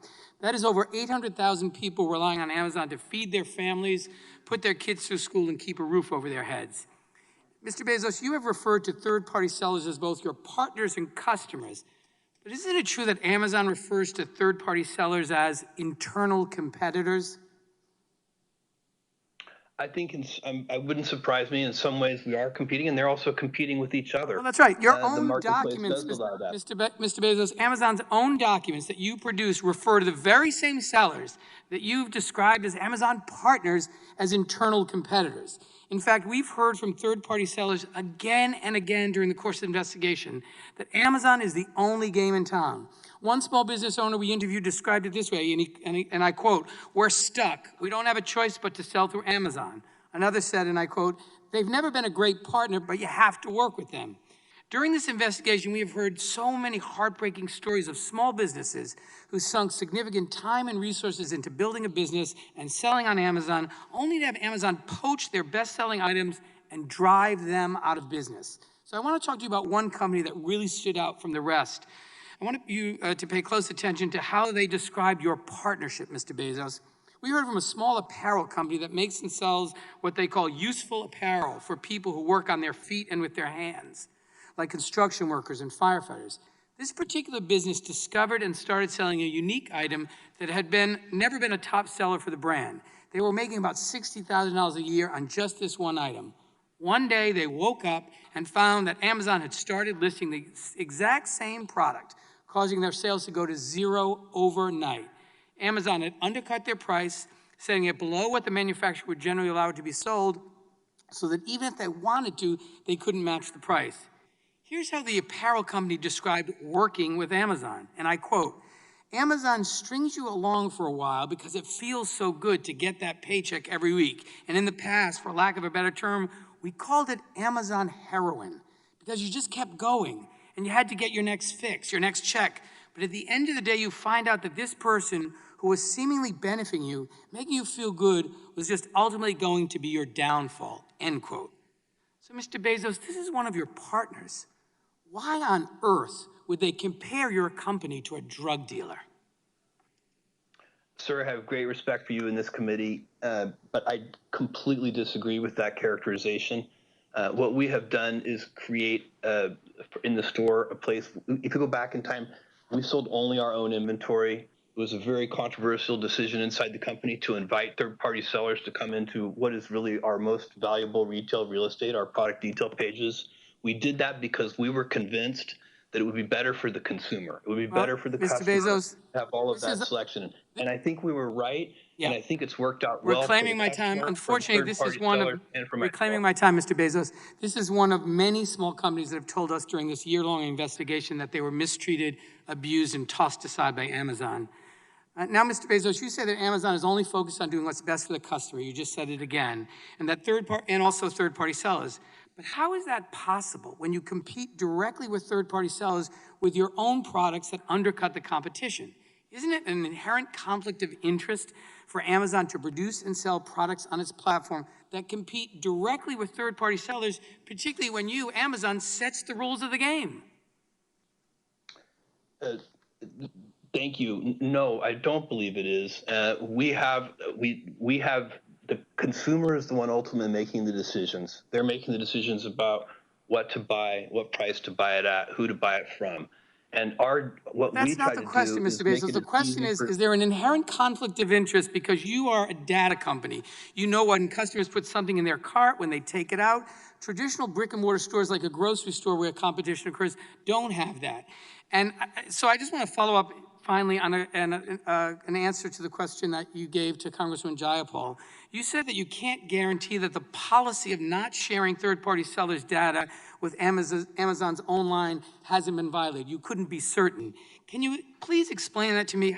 Can you list examples of where that policy has been violated? Because it's particularly concerning to me, Mr. Bezos, that shouldn't third parties know for sure that data isn't being shared with your own line, their competitors? Why should a third-party seller list their product on Amazon if they're just going to be undercut by Amazon's own product as a result of data you take from them? Sir, I think what I want you to understand, and I think it's important to understand, is that we have a policy against using individual seller data to compete with our private label products. You couldn't assure Ms. Jayapal that that policy isn't violated routinely.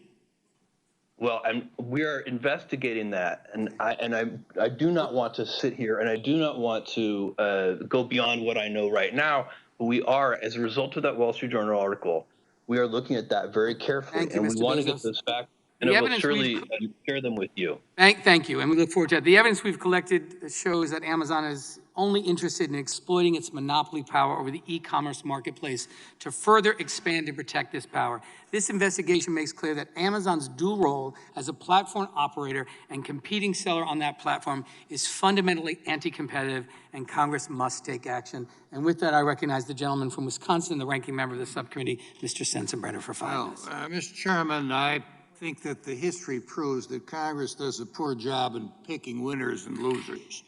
And I've looked over a lot of the material that has been assembled. I've been working with the chairman for over a year on this bipartisan investigation. And I have reached the conclusion that we do not need to change our antitrust laws. They have been working just fine. The question here is the question of enforcement of those antitrust laws. Now, we've heard a lot about the Facebook acquisition of Instagram. That happened in 2012. Obama's FTC signed off on that. So regardless of what you think has happened at that time, the fact is that this acquisition did pass the smell test of the regulators involved. Now, maybe they made a mistake or maybe something else happened, I don't know. But the fact is that there is not a problem with the law. Now, back about 35 years ago, AT&T was broken up because it was determined that one-stop shops were monopolistic. And AT&T, because you had to get your long-distance service from your local phone company, that was monopolistic. So the baby bells were spun off. A whole lot has happened since then. There were mergers and acquisitions in the telecom industry. Technology advanced a huge amount. And guess what? We're back to exactly where we were in 1984. So this goes to show that congressional pressure is not the best. Now, using the AT&T example, which I think was a big flop and counterproductive, let me ask Mr. Bezos, say the AT&T example was applied to Amazon, and you were required to spin stuff off. So you might have no more of a one-stop shop, but you have to go to separate places for books or groceries or videos or electronics. How are the consumers helped by that? Sir, thank you. They would not be. Right. Very clear. Now, Mr. Pichai, let me ask about Google. If you were forced to split up your business lines, say spin off ad tech and YouTube, can you describe what happens to consumers there? Congressman, today, consumers in most of the areas we are dealing with, they see prices free or falling, and they get more choice than ever before. So I think it serves them well. And you're right there. So, I'm not going to be on this committee in the next Congress. I am going to put my feet up and become a senior, quote unquote, statesman. But, let me say that we have heard a whole lot of complaints about big tech. Some of them are political in nature, and I share the complaints and the concern of Mr. Jordan and others. And others talk about allegedly anti-competitive activity. It seems to me that it's not for Congress that legislates to toss all of our antitrust laws and the precedent that has been established through litigation over the last 100+ years. But it's something where we ought to go back to the regulators, to the enforcers, have them look at this stuff, and have them make a determination on whether or not the law's been violated. I think the law's good on that, and we don't need to throw it all in the wastebasket. But there are some matters of concern that we have heard from both sides of the aisle that I think need to be addressed. And if it requires an agency like the FTC to say that they've made mistakes in the past, so be it. We're all human, we all make mistakes, and even government agencies do that. I yield back. Gentleman yields back. I now recognize the gentlelady from Washington, Ms. Jayapal. Thank you, Mr. Chairman.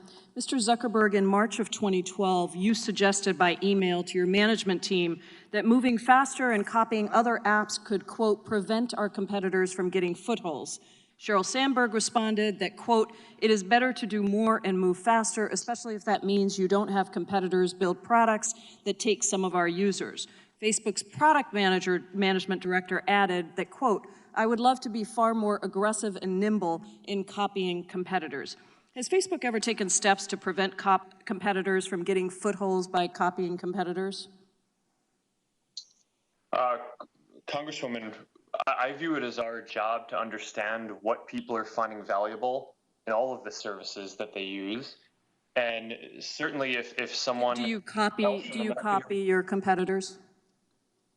Congresswoman, we've certainly adapted features that others have led in, as have others copied and adapted features that I'm not concerned about others. I'm just asking you, Mr. Zuckerberg, since March of 2012, after that email conversation, how many competitors did Facebook end up copying? Congresswoman, I can't give you a number of companies. Is it less than 5? Congresswoman, I don't know. Less than 50? Any estimates? Your team was making a plan. How did it play out? Congresswoman, I'm not sure I agree with the premise here. Our job is to make sure that we build the best services for people to connect with all the people they care about. And a lot of that is done by innovating and by building new things that are leading the way internally. Thank you, Mr. Zuckerberg. Let me go on. Has Facebook ever threatened to clone the products of another company while also attempting to acquire that company? Congresswoman, not that I recall. And I'd like to just remind you that you are under oath, and there are quotes from Facebook's own documents. Prior to acquiring Instagram, Facebook began developing a similar product called Facebook Camera, correct? Congresswoman, that's correct. I've said multiple times that we were competing in the space of building mobile cameras with Instagram. That's what they did at the time. Their competitive set was companies like what we were building with Facebook Camera and ViscoCam and PicPlease. Thank you, Mr. Zuckerberg. Did you ever use this very similar Facebook Camera product to threaten Instagram's founder, Kevin Systrom? Congresswoman, I'm not sure what you would mean by threaten. I think it was public that we were building a camera app at the time. That was a well-documented thing. Let me tell you that, in a chat, you told Mr. Systrom that Facebook was, quote, developing our own photo strategy, so how we engage now will also determine how much we're partners versus competitors down the line. Instagram's founder seemed to think that was a threat. He confided in an investor at the time that he feared you would go into, quote, destroy mode if he didn't sell Instagram to you. So let's just recap. Facebook cloned a popular product, approached the company you identified as a competitive threat, and told them that if they didn't let you buy them up, there would be consequences. Were there any other companies that you used the same tactic with while attempting to buy them? Congresswoman, I want to respectfully disagree with the characterization. I think it was clear that this was a space that we were going to compete in one way or another. I don't view those conversations as a threat in any way. I'm just using the documents and the testimony that the committee has collected from others. Did you warn Evan Spiegel, the founder of Snapchat, that Facebook was in the process of cloning the features of his company while also attempting to buy Snapchat? Congresswoman, I don't remember those specific conversations, but that was also an area where it was very clear that we were going to be building something. People want to be able to communicate privately. They want to be able to communicate with all their friends at once. And we're going to make sure that we build the best products in all of the spaces that we can around helping people stay connected with the people they care about. I appreciate that, Mr. Zuckerberg. I think the question again here is, when the dominant platform threatens its potential rivals, that should not be a normal business practice. Facebook is a case study, in my opinion, in monopoly power because your company harvests and monetizes our data, and then your company uses that data to spy on competitors and to copy, acquire, and kill rivals. You've used Facebook's power to threaten smaller competitors and to ensure that you always get your way. These tactics reinforce Facebook's dominance, which you then use in increasingly destructive ways. So Facebook's very model makes it impossible for new companies to flourish separately, and that harms our democracy, it harms mom and pop businesses, and it harms consumers. Mr. Chairman, I yield back. The gentlewoman yields back. The gentleman from Colorado, Mr. Buck, is recognized for 5 minutes. Thank you, Mr. Chairman. Mr. Bezos, thank you for being here today. I'm concerned that you've used Amazon's dominant market position to unfairly harm competition. We've heard from a number of companies that Amazon uses proprietary data from third-party companies to launch its own private label products, meets with startups to discuss investing in the product, and then uses the proprietary data from these meetings to create its own private label products, allows the sale of counterfeit items through its web platform. During this subcommittee's field hearing in Boulder this January, PopSocket's CEO and inventor David Barnett detailed how Amazon allowed counterfeit products to appear on Amazon's marketplace ahead of PopSocket's products. Mr. Barnett told CNBC that PopSockets found at least 1,000 counterfeit products for sale on Amazon's marketplace, which Amazon allegedly failed to remedy until PopSockets agreed to a nearly $2 million marketing deal with Amazon. We've also seen troubling reports in the Wall Street Journal detailing Amazon's use of third-party sellers' proprietary data to develop and market its own competitive private label products. The Wall Street Journal also reported last week that Amazon's venture capital fund used meetings with unsuspecting startup companies to gain access to secret proprietary product information and financial details. Amazon then reportedly used that information to launch competing products, often disastrous results for the original startup company. There are many examples of this behavior, but one allegation in the journal's reporting sticks out in particular. In 2011, Amazon contacted Vocalife, LLC's inventor, about the possibility of investing in the speech detection technology. Vocalife's founder accepted the meeting, thinking this was the company's big break. After displaying Vocalife's microphone technology and providing proprietary information, including engineering data, to Amazon employees, the relationship came to an abrupt halt. Amazon employees allegedly stopped responding to emails before the technology eventually found its way into the Amazon's Echo device. These allegations are serious, especially because the size and scope of these practices couldn't happen without Amazon's monopolistic control of the marketplace. I'm also concerned that given Amazon's allowance of counterfeit goods on its marketplace, especially counterfeit goods from China, that Amazon's marketplace may be knowingly or unknowingly furthering China's use of forced and slave labor conditions. This is especially important following recent reports that at least 80 global companies that sell on the Amazon marketplace, including Nike, Starbucks, and Samsung, have ties to Chinese factories that use enslaved Uyghur Muslims. Following these concerning reports, Senator Hawley introduced an important bill last week requiring American businesses to certify that their supply chain does not rely on forced labor. I will be introducing the House companion bill later this afternoon. While I do not expect you to have intimate knowledge of the legislation, I do want to ask all four of our witnesses a simple yes or no question.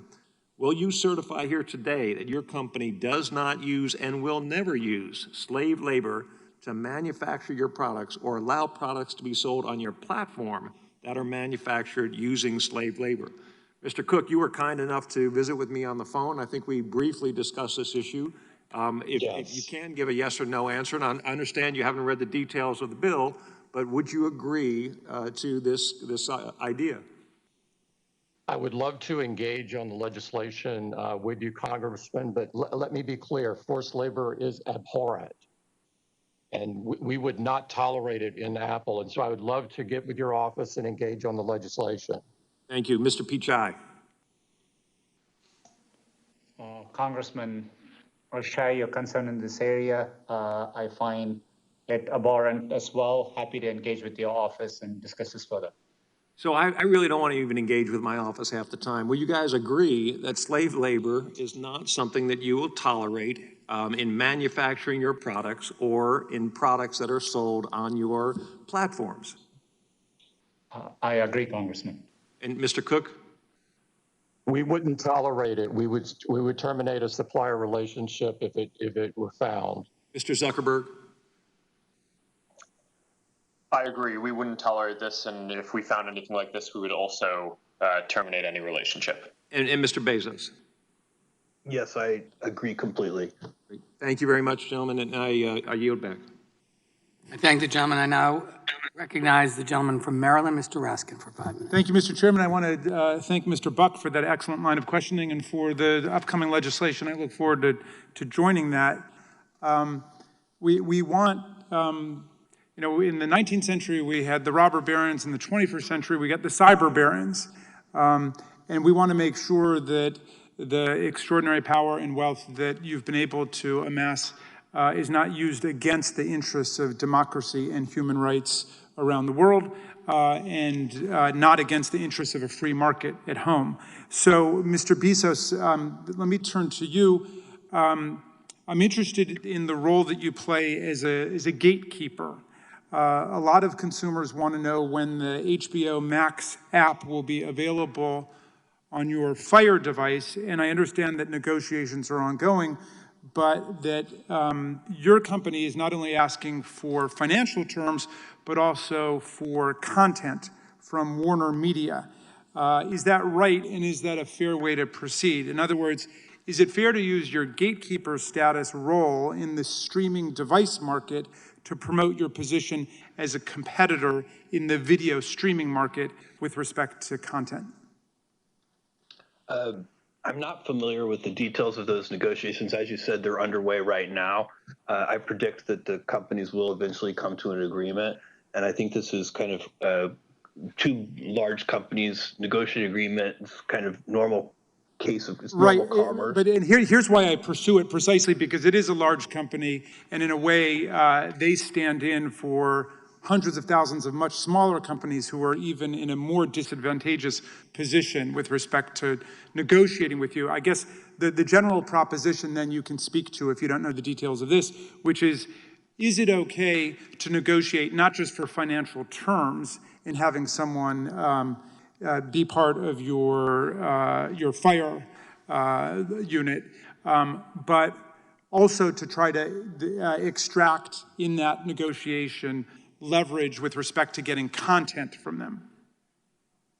Well, again, I'm not familiar with the details. What I would I'm not asking about that one in general. In general, I think that when two companies are negotiating, you are negotiating not just the amount of money that's going to change hands, but also what you're going to get in exchange for the amount of money. That is a very fundamental way that business works. Do you see at least to outsiders that would look like a structural conflict of interest, like you're using your control over access to people's living rooms, essentially. You're using that in order to obtain leverage in terms of getting creative content that you want. And are you essentially converting power in one domain into power in another domain where it doesn't belong? I think what I should do is offer to get you information. If you, I'll get it to your office for you, because I'm not familiar enough with this, and I could imagine that there would be scenarios, if we're just talking in the abstract, where it would be inappropriate, and I could imagine scenarios where it would be very normal business and very appropriate. Fair enough. I want to talk about an emerging market, smart homes, and I want to start with the hub of the smart home, smart speakers. Does Amazon price the Echo device below cost?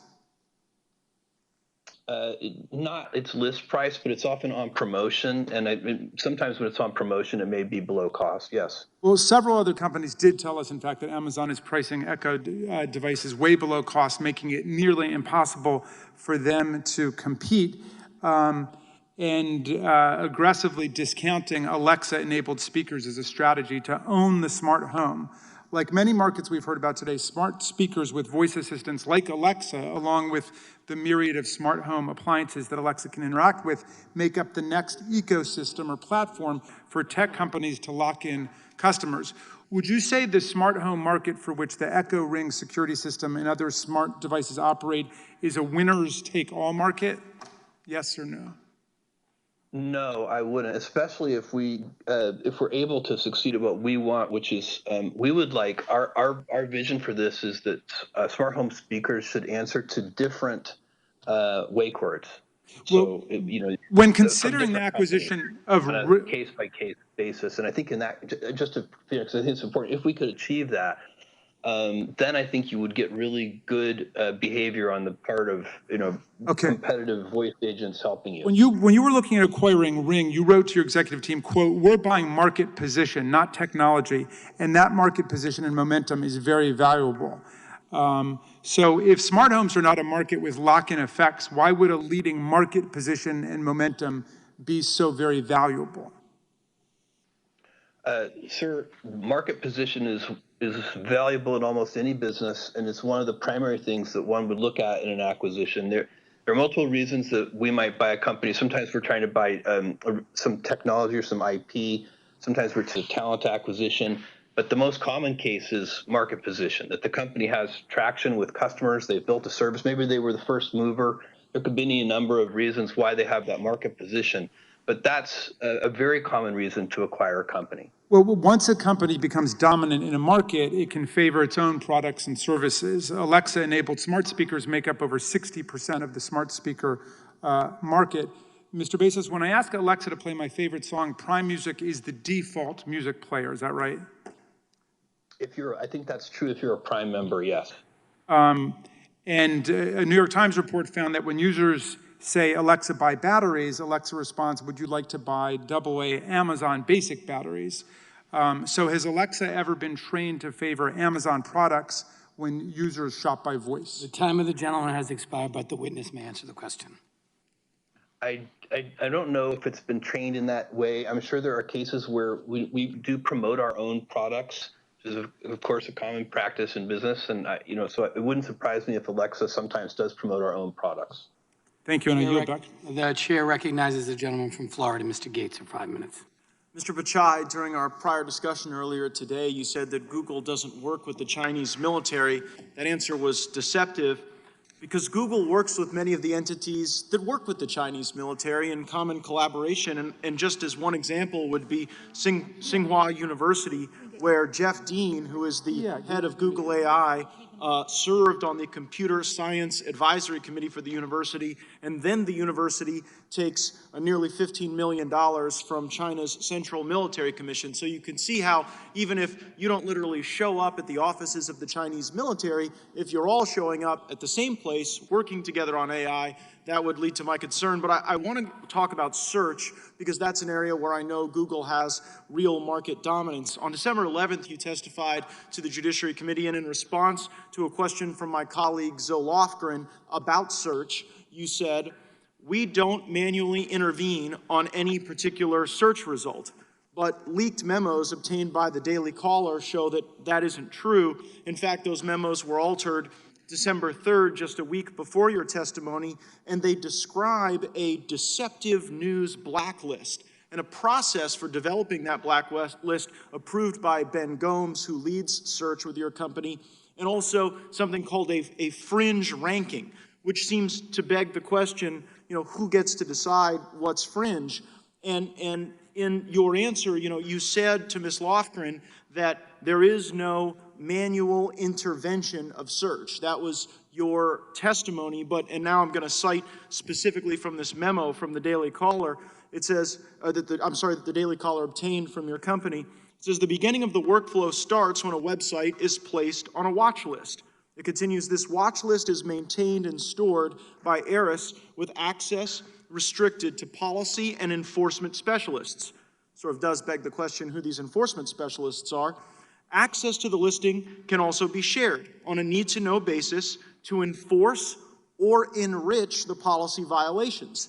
The investigation of the watch list is done in the tool Athena, the Ares manual review tool. So you said to Congresswoman Lofgren that there was no manual review tool, and then your documents indicate that there is a manual review tool. So help us understand the inconsistency. Congressman, there are two parts to this. In general, we algorithmically approach our search results. We have robust policies to do so, and we test it both with user feedback and we use raters to validate. Last year alone, we ran over 300,000 experiments and launched around 3,000 improvements to search. And we don't manually tune. The question last time was in the context of, is there someone behind the curtain, manually tuning an individual search result? We don't. We generally approach it algorithmically. We, however, in order to comply with the law in every country we operate in, for example, there may be an actor or a website identified as interfering in elections. And we then have to put that site on a list so that that doesn't appear in our search results against queries. So other examples would be violent extremism, And is that done manually, Mr. Pichai? That process you described, is that done manually? And we could get reports from law enforcement agencies. We are complying with, or it's a known DMCA-based There is either copyright a manual violation. component or there is not a manual component. Which is it? For creating those lists, that process can involve manual portions. Okay, great. Well, that is sort of the concern that I have. You've now said something different today than you said to Ms. Lofgren, because you've confessed that there is a manual component to the way in which you blacklist content.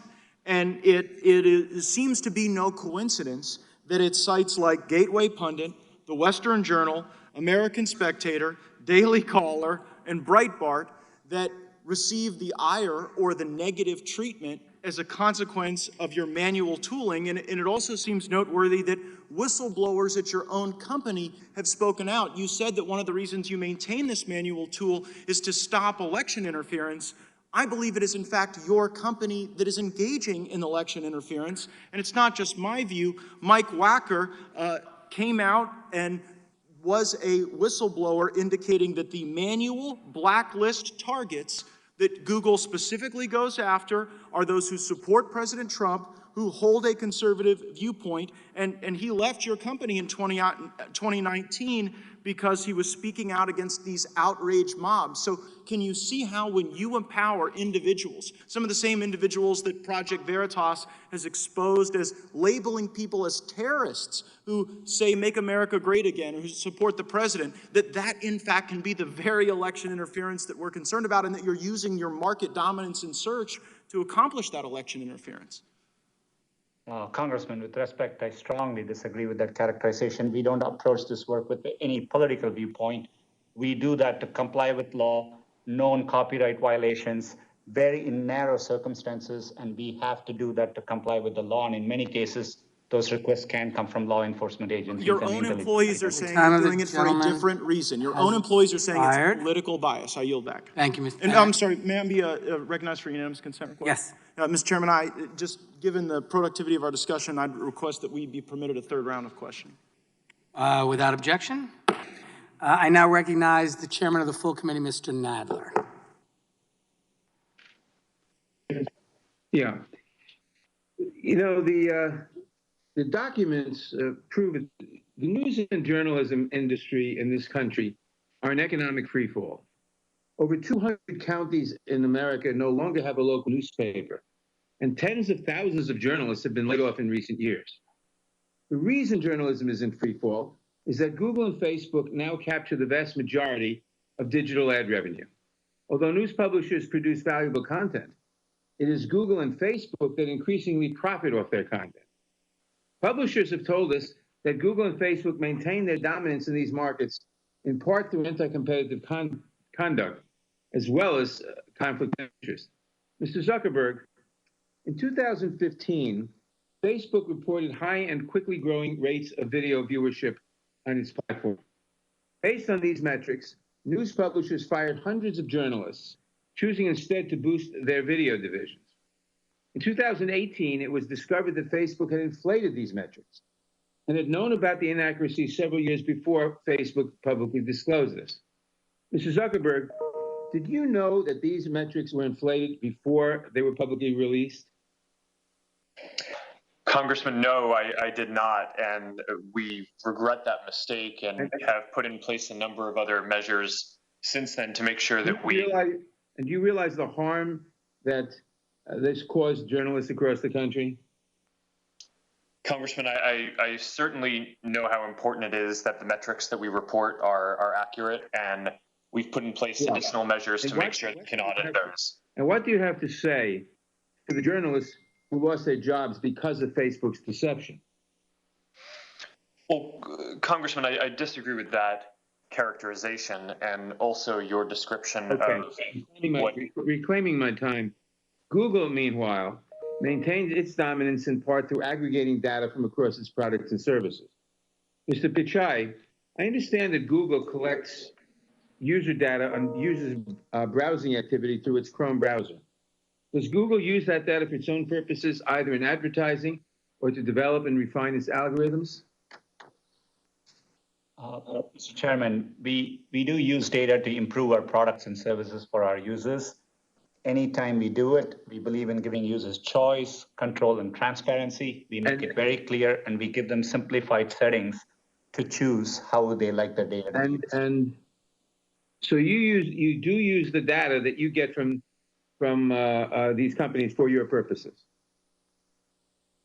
My understanding was whether we use data in general to improve our products and services, and we do use data to show ads, but we give users the choice. They can turn ads personalization on or off.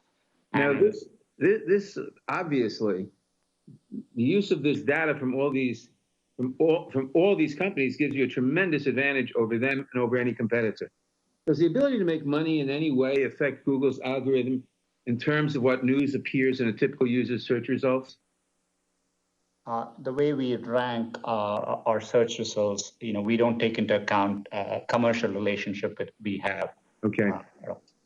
But Facebook and Google have gravely threatened journalism in the United States.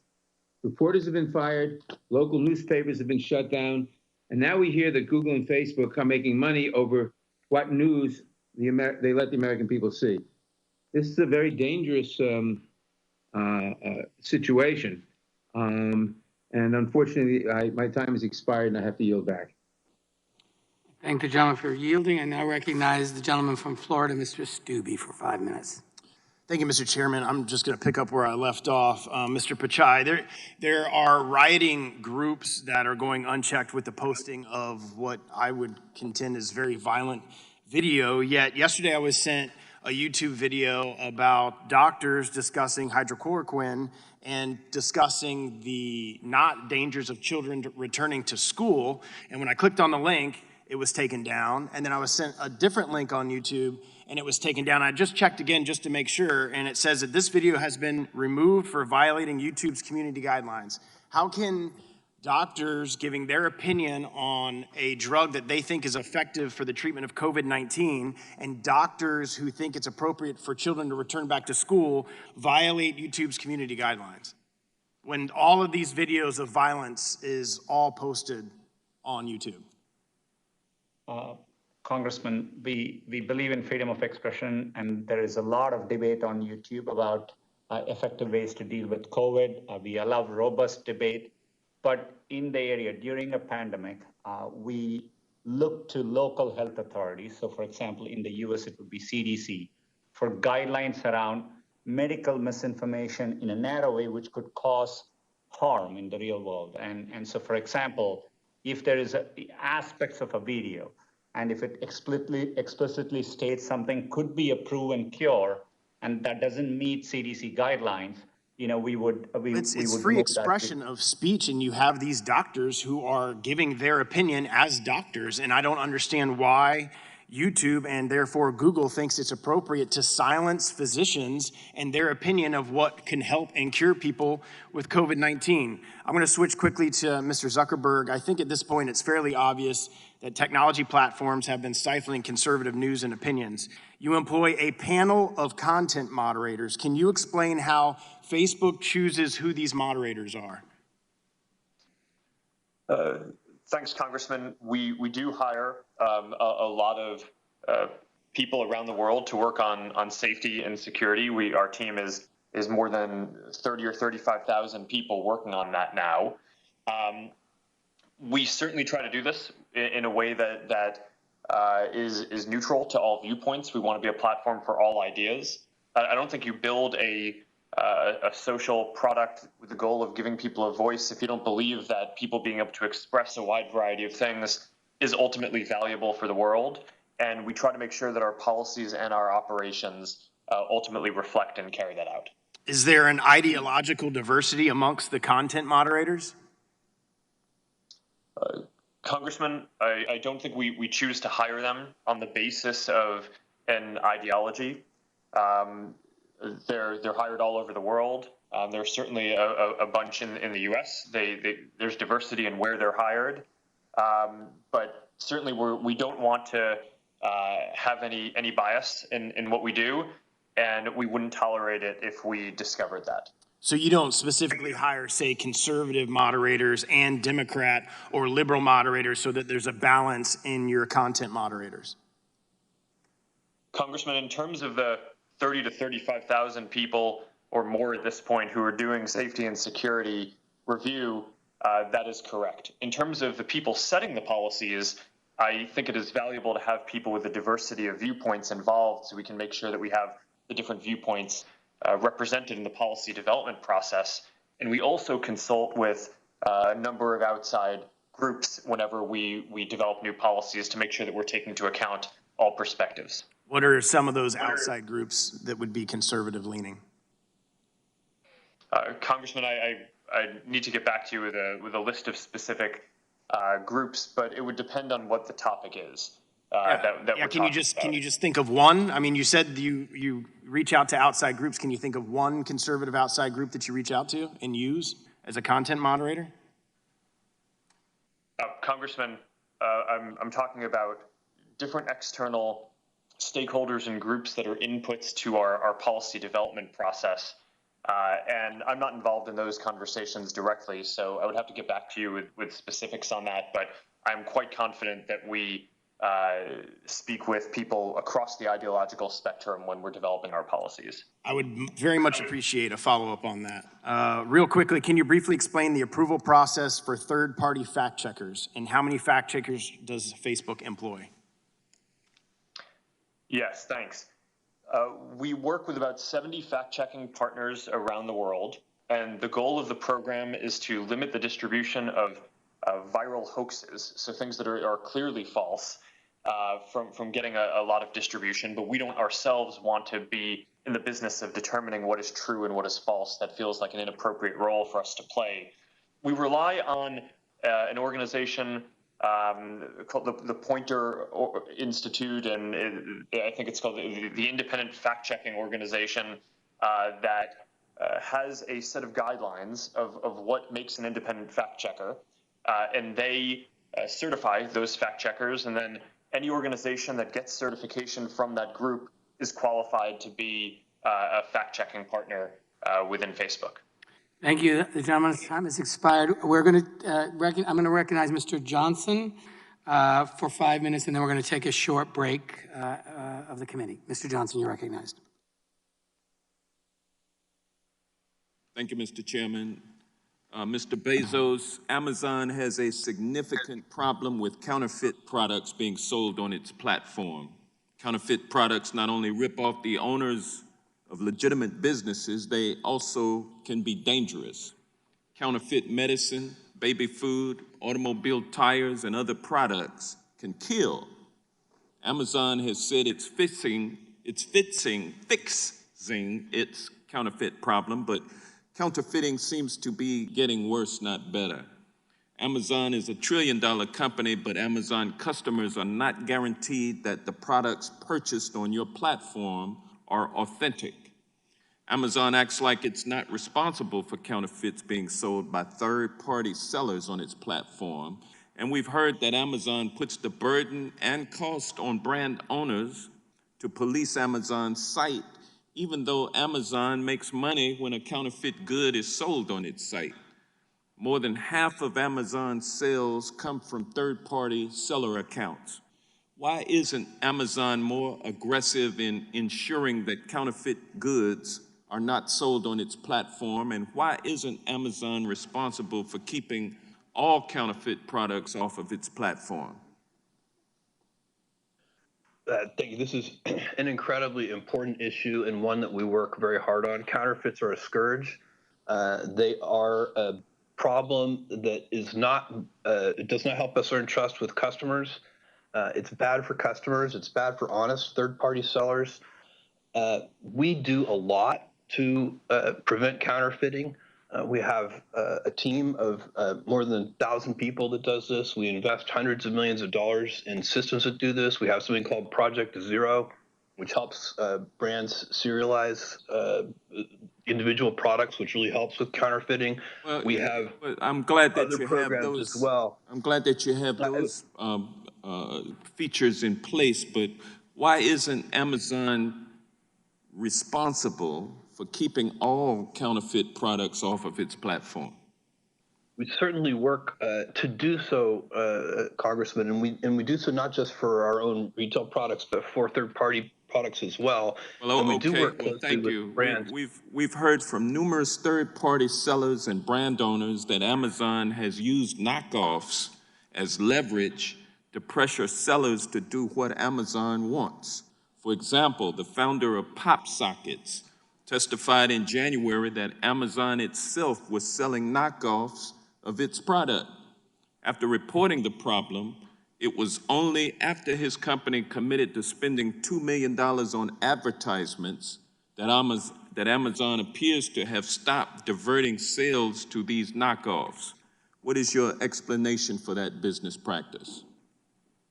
That's unacceptable. If those are the facts, and that if someone somewhere inside Amazon said, buy X dollars in ads and then we'll help you with your counterfeit problem, that is unacceptable. And I will look into that and we'll get back to your office with that.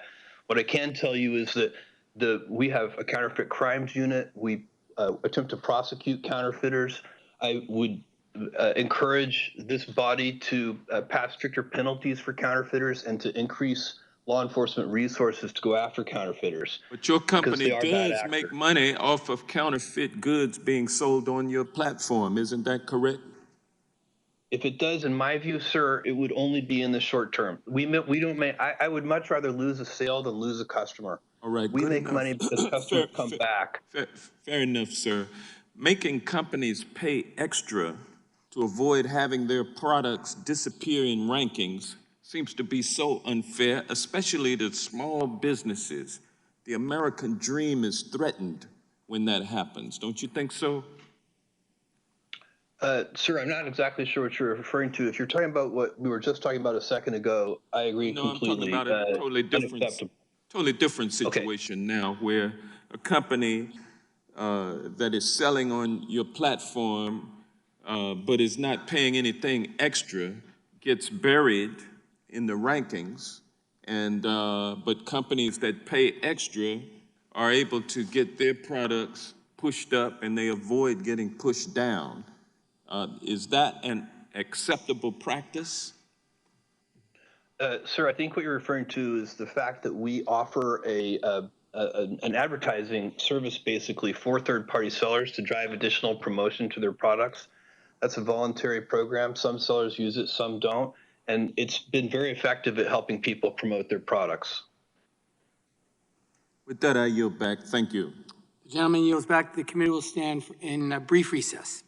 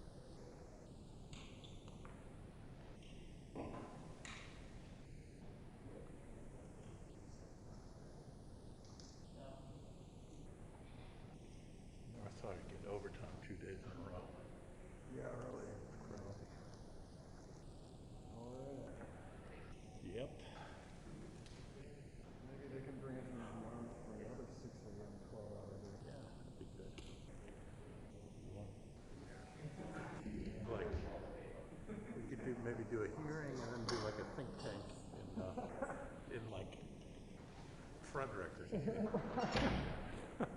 Oh, let me get one of those.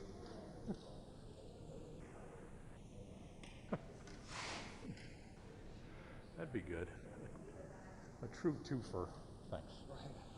Thank you.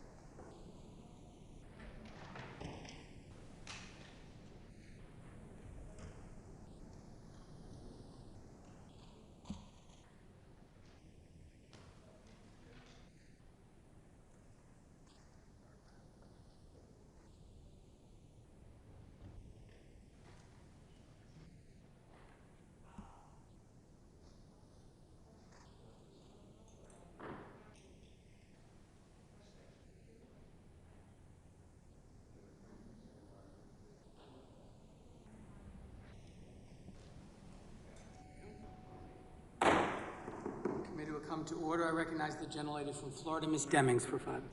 I'm sorry. I recognize the gentleman from North Dakota, Mr. Armstrong, for 5 minutes. Thank you, Mr. Chairman.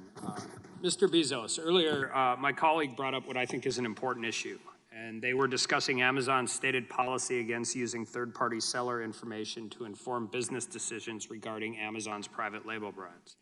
Ms. Jayapal specifically noted that possible loophole that allows Amazon to review non-public aggregate data to inform private brands, even in instances where there are only a few third-party sellers. I just want to drill down on that just a little more. Where exactly does Amazon draw the line? I'm sorry, aggregate data would be in more than one seller. Okay. And of course, you have to remember that the person seeing the report would have no way of knowing how many sellers are inside that group or what the breakdown would be between those sellers. So, and I would remind you that it's not that different from perhaps a bestseller list or a product ranking, which we do make public for all. And I just want to be clear, does Amazon allow the use of aggregate data to inform private label Amazon brands when there are only 3 sellers for a product? Yes, sir. Does Amazon look at aggregate data when there are only 2 sellers of a product? Yes, sir. So, and am I correct in my understanding that Amazon is conducting an internal investigation on the use of third-party data? Yes, we're basically trying to understand some of the anecdotes that we saw in the Wall Street Journal article. Will you commit to informing this committee on the outcome of that investigation, including on the exact circumstances of when Amazon is allowed to view and/or use aggregate data? Yes, yes, we will do that.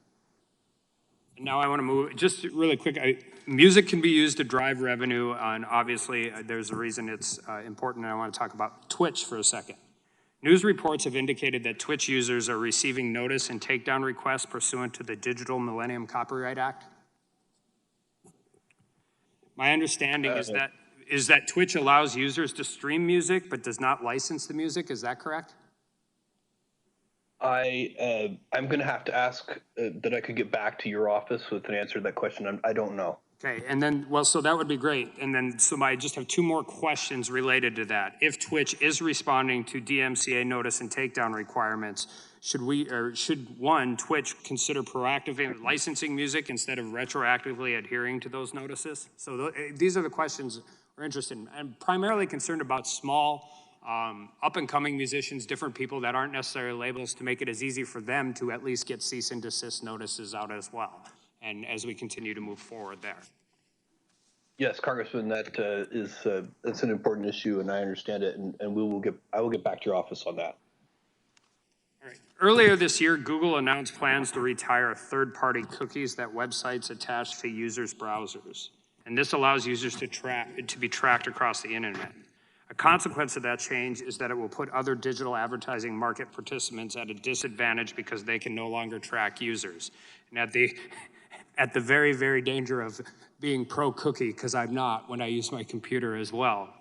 And I understand that there are legitimate privacy concerns with third-party cookies, but I do want to focus on the competition aspect. Did this asset action also place Google at a disadvantage, or does Google have alternative means of collecting that user data to inform its digital advertising activities, Mr. Pichai? Congressman, as you rightly pointed out, this is an area where we are focused on user privacy, and users clearly don't want to be tracked with third-party cookies.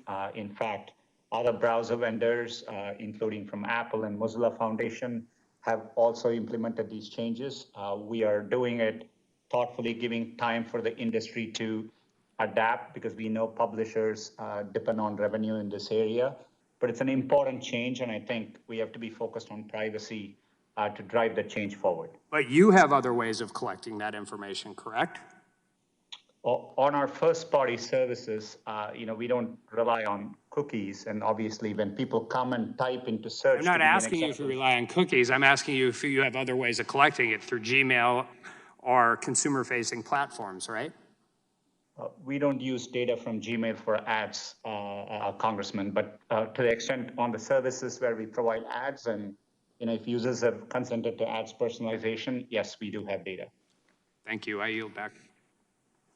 Gentleman yields back. I now recognize the gentlelady from Florida, Ms. Demings, for 5 minutes. Thank you so much, Mr. Chairman. Mr. Zuckerberg, during discussions of changing Facebook's platform policy in 2012, you said that, and I quote, "In any model, I'm assuming we enforce our policies against competitors much more strongly." It sounds like Facebook weaponizes its policies to target competitors.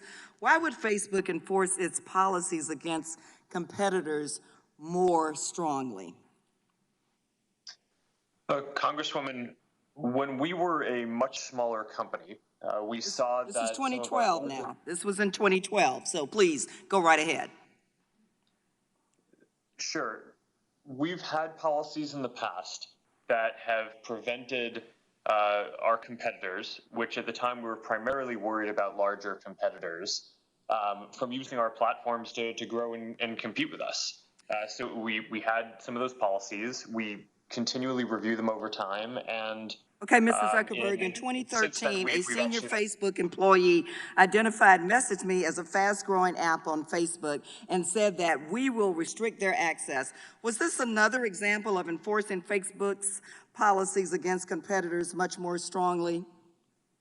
Message Me. Congresswoman, I'm not familiar with that specific example, but we did have that policy. Okay, let's move to another one and see if you remember this one. In 2014, other Facebook product managers openly discussed removing Pinterest's access to Facebook's platform tools. As one employee said, "I am 100% in favor of the idea of moving it from Pinterest, but I am not recommending removing it from Netflix going forward." Why would Facebook product managers want to restrict Pinterest's access to Facebook, but not Netflix? Congresswoman, I'm not familiar with that exchange. I don't think I was on that. Why do you think you wouldn't have to be on that, but why do you think they made that decision or would make a decision like that? Well, Congresswoman, as I said, we used to have a policy that restricted competitors from using our platform, and Pinterest is a social competitor with us. It's one of the many competitors that allow people to share different types of Mr. information with their Zuckerberg, these communities. examples and supporting documents strongly suggest that Facebook does weaponize its platform policies, enforcing them selectively to undermine competitors. But let's move on. Mr. Cook, I am concerned that Apple's policies are also picking winners and losers in the app economy, and that Apple rules mean Apple apps always win. Mr. Cook, in 2019, Apple removed from the Apple Store certain apps that help parents control their children's devices. Do you remember what justification Apple cited? Yes, Congresswoman, I do. It was that the use of technology called MDM, mobile device management, placed kids' data at risk. And so we were worried about the safety of kids. Okay, all right. So you were concerned about that the app basically undermined kids' privacy. But another app that used this same tool was Apture, an app owned by the Saudi Arabian government. Do you recall what Apple's position was towards this app? I'm not familiar with that app. Okay, Apple allowed this Saudi app to remain. So there are two types of apps. They use the same tool. Apple kicks one out and said that one that was helping parents, but keeps the one owned by a powerful government. If that is correct, Mr. Cook, that apps that supposedly did the same thing, why would you keep the one owned by a powerful government? I'd like to look into this and get back with your office. It sounds like you applied different rules to the same apps. We apply the rules to all developers evenly. Did the fact that Apple had its own, Mr. Cook, let me just ask you this. Did the fact that Apple had its own parental control apps that were competing with these third-party apps contribute to Apple's decision to kick them off the Apple Store? Mr. Cook, what do you think about that? It did not. There's over 30 parental controls on the App Store today. So there's plenty of competition in this area. And I would point out that this is not an area where Apple gets any revenue at all. We do this Mr. Cook, because I didn't ask parents anything were. about revenue. That was not my question, but I'm out of time. And thank you so much, Mr. Chair. I yield back. Thank the gentlelady for yielding back, and now recognize the ranking member of the full committee, Mr. Jordan, for 5 minutes. Thank you, Mr. Chairman. I would yield to the gentleman from Florida, Mr. Gates. I thank the gentleman for yielding. Mr. Zuckerberg, just as Mr. Pichai gave prior testimony to Congress saying there wasn't editorial manipulation on their platform, you have previously given testimony to the Congress saying that there is not editorial manipulation that disadvantages conservatives. And just like in the case of Google, there have been whistleblowers from Facebook that not only have offered evidence indicating your testimony was not truthful, but there's even video that suggests that content moderators that you employ are out there disadvantaging conservative content. I'm wondering if you are familiar with the experiences of Zach McElroy and Ryan Hartwig, two people who participated in Facebook content review, and what is your response to the very damning video evidence and the testimony from them that the culture that you lead within Facebook is one that disadvantages conservatives and leads to content manipulation? So, Congressman, I'm somewhat familiar with the concerns that they've raised, and as I've said, we aim to be a platform for all ideas. We got into this because we want to give everyone a voice. I certainly do not want our platforms to be run in a way that has any ideological bias, and I want people to be able to discuss a range of issues. When people raise concerns like that, we do look into them to make sure that that everyone in our operation is behaving and upholding the standards that we would like. And if the behavior that they cited is true, then that would be unacceptable in our operation. And following the release of those videos and that evidence from Project Veritas, will you then describe the investigation that Facebook undertook to root out these very corrosive effects on your platform?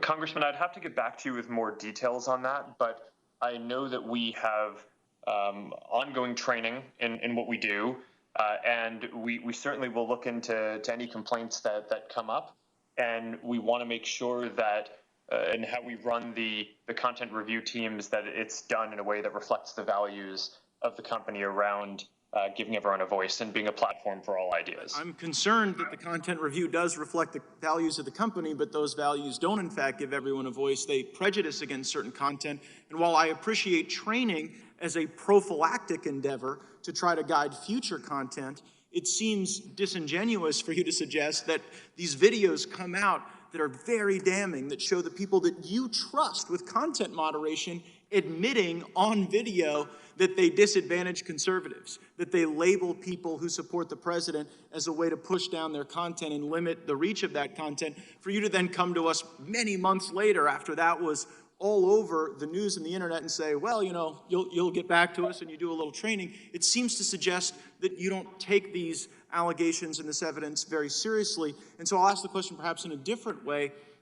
Would you revise your in your prior testimony to Energy and Commerce, you said this does not happen, it cannot happen. Would you at least be willing to acknowledge, based on the irrefutable evidence before us that you don't seem to have investigated, that it is possible that at Facebook, your employees do have the power to disadvantage conservative viewpoints, and that they in fact have used that power in ways that we need to root out?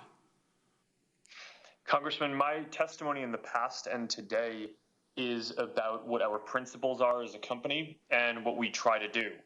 Of course, when you have tens of thousands of employees, people make mistakes, people have some of their own goals some of the time, and it's our job in running the company to make sure that we minimize errors and that we make sure that the company's operations reflect the principles that we intend to run it on.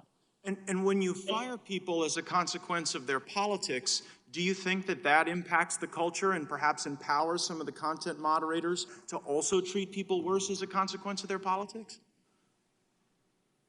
Congressman, I'm not sure what you're referring to, but I'm not aware of any case where we have fired someone on behalf of their politics, and I would say that that would be an inappropriate thing for us to do. Why did you fire Palmer Luckey? Congressman, I'm not sure it's appropriate to get into a specific personnel issue publicly. I mean, I could just tell you that Palmer Luckey's NDA with you, I only have 10 seconds, but Palmer Luckey's NDA with you doesn't allow him to talk to anyone except government officials. I'm a government official. I've seen the messages where you have specifically directed Mr. Luckey to make statements regarding his politics for the benefit of your company. So I think both in the case of these content moderators and in the case of the testimony you just gave regarding Mr. Luckey and firing people over their politics, there is serious question as to whether or not you're giving truthful testimony here or whether it's lying before Congress. I see my time's expired and I'll yield back. Gentleman yields back. I now recognize the gentlelady from Pennsylvania, Ms. Scanlon. Thank you, Mr. Chairman. Mr. Pichai, I wanted to focus a little bit on Google's acquisition of YouTube and some of the consequences of that move for consumer privacy and competition. Now, Google purchased YouTube in 2006 after identifying it as a potential rival that could eventually draw business away from Google. And it's my understanding Google paid $1.65 billion for that acquisition, nearly 30 times its original bid of $50 million. So could you tell us why Google was willing to pay so much more beyond the initial proposed bid? And was this as a result of any analysis on the harm Google would suffer if a competitor had purchased YouTube? Congresswoman, we acquired YouTube in 2006, and this was well before my time there as CEO, and I wasn't directly involved. But what I do recall at the time is that we saw it as a new emerging area, and our mission is to help users with information. We saw an opportunity, and it wasn't clear. YouTube only had 67 people. Okay, was Mr. Page in charge of that decision? Congresswoman, I wasn't directly involved, but I'm pretty sure our senior leadership team at that time definitely looked into it. Okay, I would encourage the subcommittee to take the steps necessary to have us hear from whoever was in charge of that. Moving on, Google is now by far the top online site where Americans watch videos, including children's videos. And as I'm sure you're aware, federal law prevents companies from collecting data on children under 13. However, just last year, the Federal Trade Commission found that Google had spent years knowingly collecting data on children under 13 on YouTube and offering advertisers the ability to target those children directly. Mr. Pichai, did YouTube use the data it illegally acquired to improve its ability to target ads to children? We are, this is an area, I take it very seriously. I'm a parent too. We are committed. We have invested tremendously. We have a dedicated product for kids in YouTube Kids. On the main YouTube platform, we make sure we have clear policies. We enforce them rigorously. Just in Q4 of 2019, we flagged and removed almost close to 1 million videos, potentially for concerns around child safety. So it's an area we are investing rigorously and will continue to do so. Well, I'm more concerned about the fact that you're investing rigorously in luring in advertisers like toy makers, Mattel, and Hasbro by telling them that YouTube is the #1 website regularly visited by kids. So that sounds like you're targeting the kids and then targeting advertisers to bring them on board. Is that correct? Today, in the main site of YouTube, we don't allow anyone under 13 to create accounts.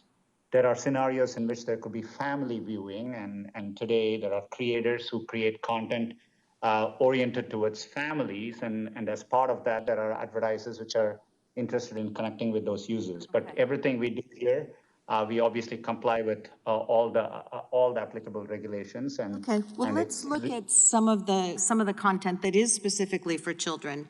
COPPA makes it illegal to target those kids, but we've got an issue where content creators are in a very difficult position now. So if a show like Sesame Street doesn't want to show ads for junk food on YouTube, does YouTube allow it to make that choice? Today, we do, we have choices both for creators in terms of, tools and preferences, and we have extensive tools for advertisers, and above all, for users, we give a choice. They can either use YouTube as a subscription service without seeing those types of ads, or they can use it for free with ads. So we give choice, and for us, it is of utmost importance that YouTube is a place where people come to learn, and we find increasingly small and medium businesses use YouTube to thrive, especially even during COVID.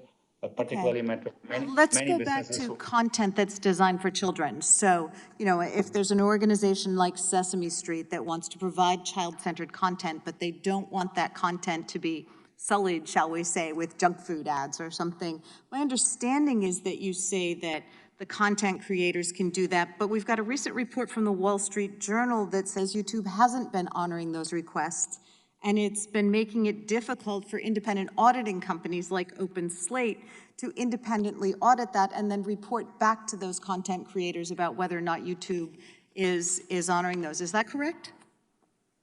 I'm not familiar with the particular report, but I'm happy to understand it better and have my office follow up with your staff, Congressman. I would appreciate that. My time has expired. I yield back.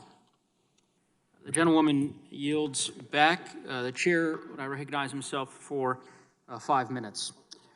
Mr. Bezos, thank you for being here today. In your opening statement, I reviewed your written testimony.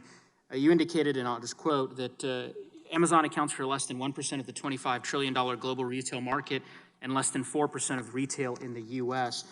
End quote. When you refer to retail, I take it based on the empirical studies I reviewed, you're referring to a broad definition of retail that includes restaurants, bars, gas stations, so it's a fairly all-encompassing view of retail. I wonder if you know what percentage of Amazon's sales are represented in terms of online retail sales, the e-commerce market stream. The figures I've seen for, I don't, with all respect, I don't accept that e-commerce is a different market, but as a different channel, what I've seen is sort of 30 to 40% is the outside studies that I've seen where Amazon's share of that e-commerce channel. And that's consistent with the data that I have seen. The latest figure I saw was 40%. And so in terms of how we define it, whether it's a stream or a channel, nonetheless, I do think that, just factually, it's important. It's an important distinction that I want to make sure we clear here. Obviously, I suspect you understand more than most that the early stages of a startup where entrepreneurs are undertaking risks to bring their products and services to market. Over the course of our investigation, we've heard directly from startups who rely on Amazon services, and that includes obviously Representative Jayapal's questions, Representative Buck, my colleague from Colorado, with respect to concerns about the way in which Amazon uses confidential information. But we've also heard that not just with respect to the marketplace, but Amazon's cloud computing arm, AWS, the notion that that computing arm essentially identifies startups' best technologies and rolls out replica products and services. So, Mr. Bezos, does Amazon use confidential information that companies share via AWS to build competing services? No, sir, not that I'm aware of. AWS does often, they do keep expanding their services. AWS started, 15 years ago. We invented this entire category. Let me just clarify that, Mr. Bezos. I appreciate that. Sorry, I apologize for interrupting. But last week, one of Amazon's former engineers posted online that he and his team, quote, proactively identified growing businesses on AWS, that they built competing products, and that they targeted those products to the business's customers. And there's been public reporting on that strategy. So I guess I wonder if you can comment on that and how you would account for those statements. Well, I think there may be categories, some databases of different kinds and so on, where we see that it's an important product for customers, and we make our own product offering in that arena. But it doesn't mean we stop servicing the other companies that are also making those products. We have competitors using AWS, and we work very hard to make them successful. Netflix is one example, Hulu is another, and so on. I think the concern, Mr. Bezos, with respect is that the pattern emerges across the different components. in Amazon, whether it's the marketplace or whether it's the cloud service, as I mentioned. In addition, there was an article, I'm sure you're aware, in the Wall Street Journal regarding the Alexa Fund, that according to news reports, Amazon's venture capital fund, the Alexa Fund, had invested in a number of different companies. I believe you're familiar with the Alexa Fund investing, for example, in Defined Crowd Corp. Does that ring a bell? No, sir, I'm afraid it doesn't. Okay, well, I'll represent to you, according to the Wall Street Journal, and I'll just quote from them, when Amazon Incorporated's venture capital fund invested in Defined Crowd Corp, it gained access to the technology startup's finances and other confidential information. Nearly 4 years later, in April, Amazon's cloud computing unit launched an artificial intelligence product that does almost exactly what Defined Crowd does, said Defined Crowd founder and chief executive Daniel Braja. Does that refresh your recollection? Are you aware of those allegations? I read that article, but I didn't remember that piece of it. I apologize for that. I don't know the specifics of that situation, and I would be happy to get back to your office with more information about that. Well, I would appreciate, I certainly would welcome that, and to the extent that you all can follow up with the subcommittee with respect to this particular article and the different episodes that are referenced, both in terms of Defined Crowd Corp. There's also another company called Nucleus that you may be familiar with.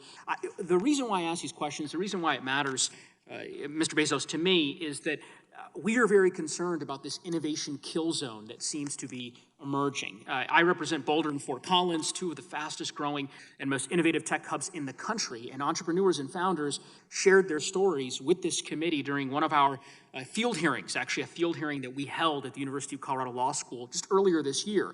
And they are extremely dependent on big technology firms, including in terms of investment and capital, yet they live in constant fear that the platforms could steal their core technologies or ideas, making it impossible to compete because of those existing advantages. So I see my time has expired, but we will certainly be following up with respect to the episodes that I referenced. With that, I would yield back.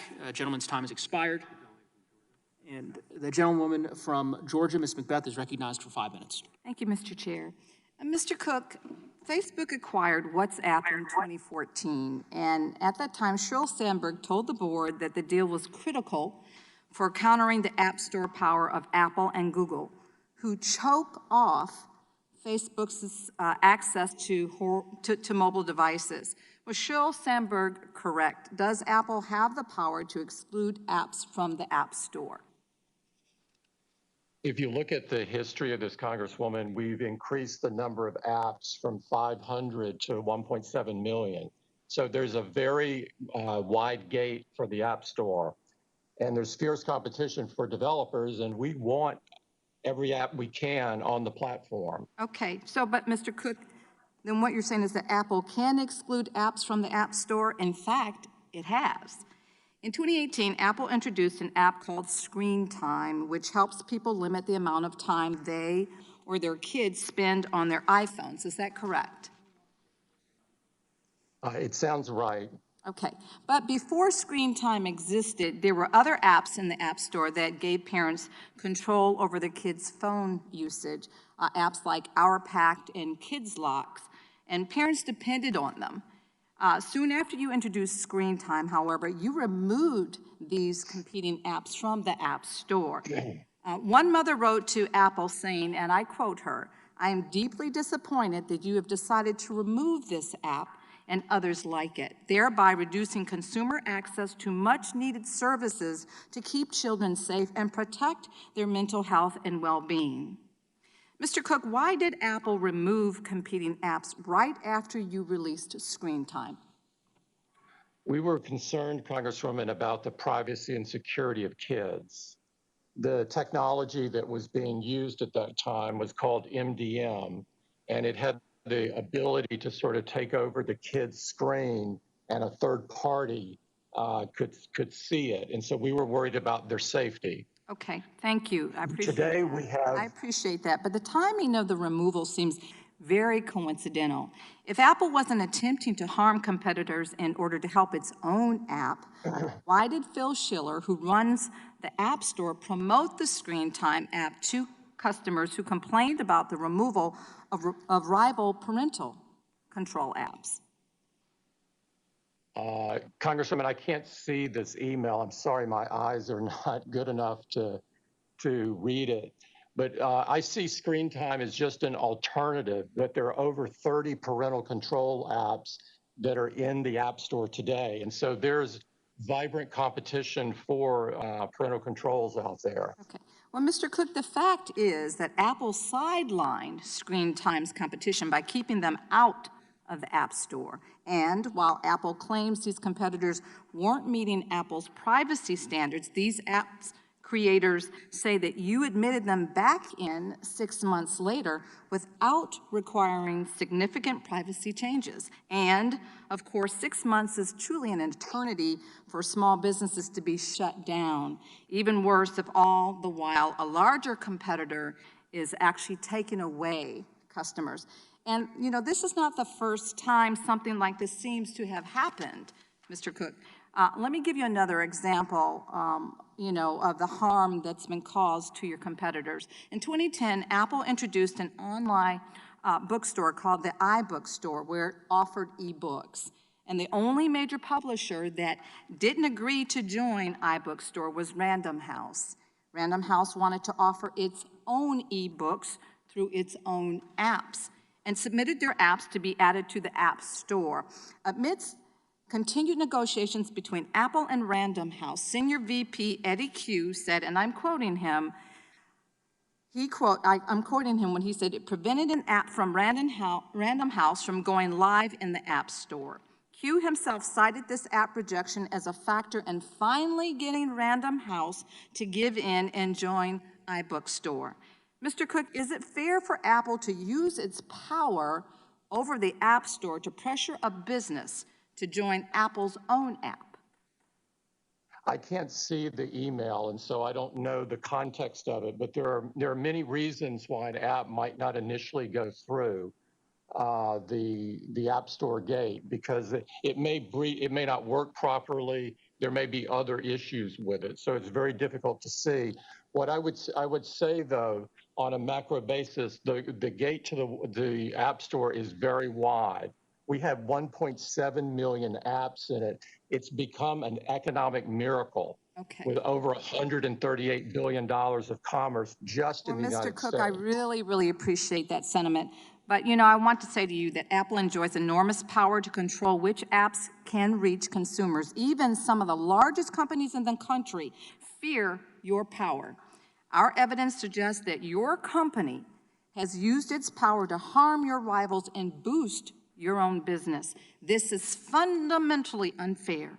It harms small businesses that rely on you to reach customers. It stifles the innovation that is the lifeblood of our economy. Ultimately, it reduces the competition and choices that are made available to consumers, and that is a great concern to all of us. And I yield back.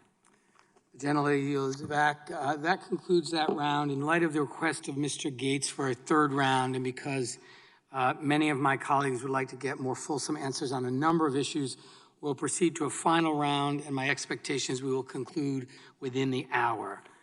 And I'll recognize myself for 5 minutes. Mr. Zuckerberg, we've seen the dominance of several of the companies appearing before us today, that it's not just harmful to our economy and competition, but it's harmful to the founding principles of our democracy.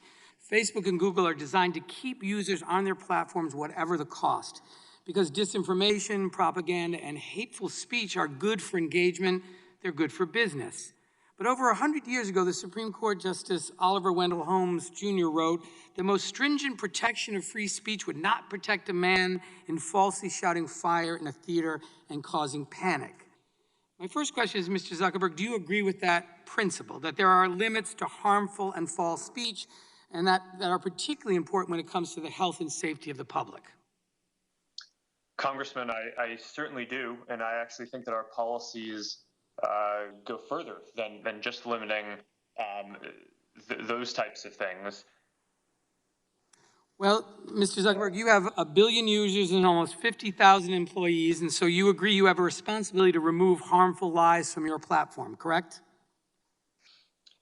Congressman, I think we have a responsibility to limit the spread of content that's going to be harmful for people. And also, if you, I'd like to add that do not believe that we have any incentive to have this content on our service. People don't like Except it. that, Mr. Zuckerberg, with all due respect, except that it is often the most engaging. It's the most, it brings the most likes, or it brings the most activity, which of course produces great profit. So you do have an incentive. The more engagement there is, the more money you make on advertising.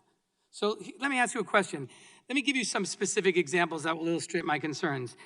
These are some of the top 10 most shared articles on Facebook in 2020.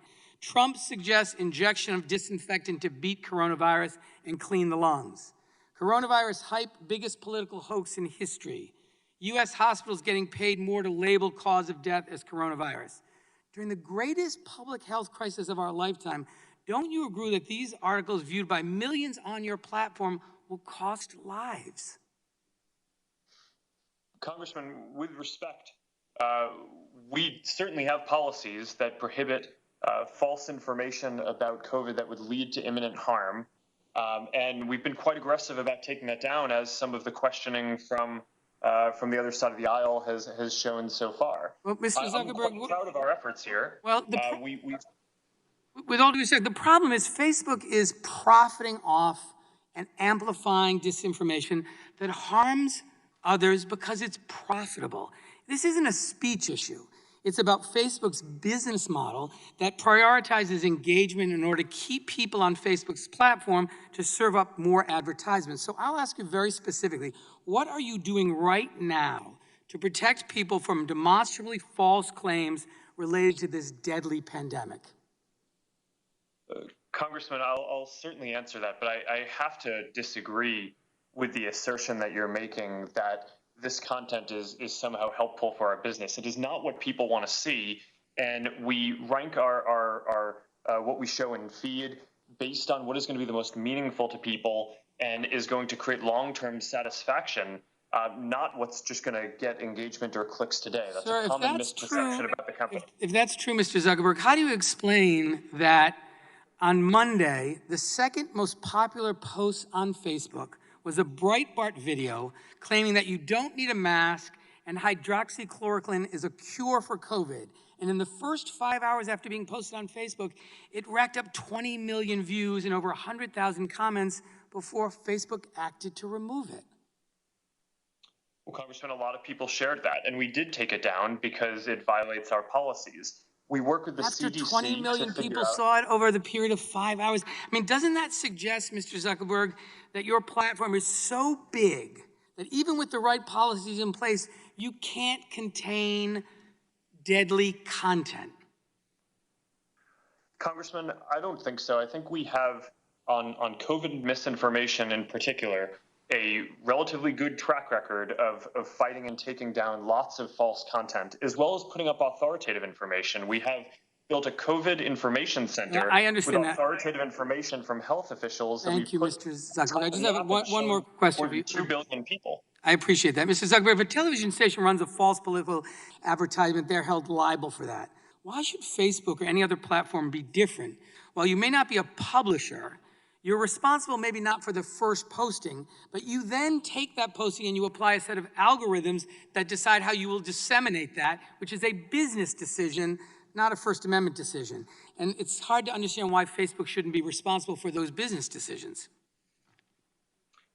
Congressman, in terms of political ads, we've modeled a lot of our policies off of the FCC guidelines on broadcasters and their requirements to run political ads equally from all different sides. Well, Cable I think networks, this, of course, have more.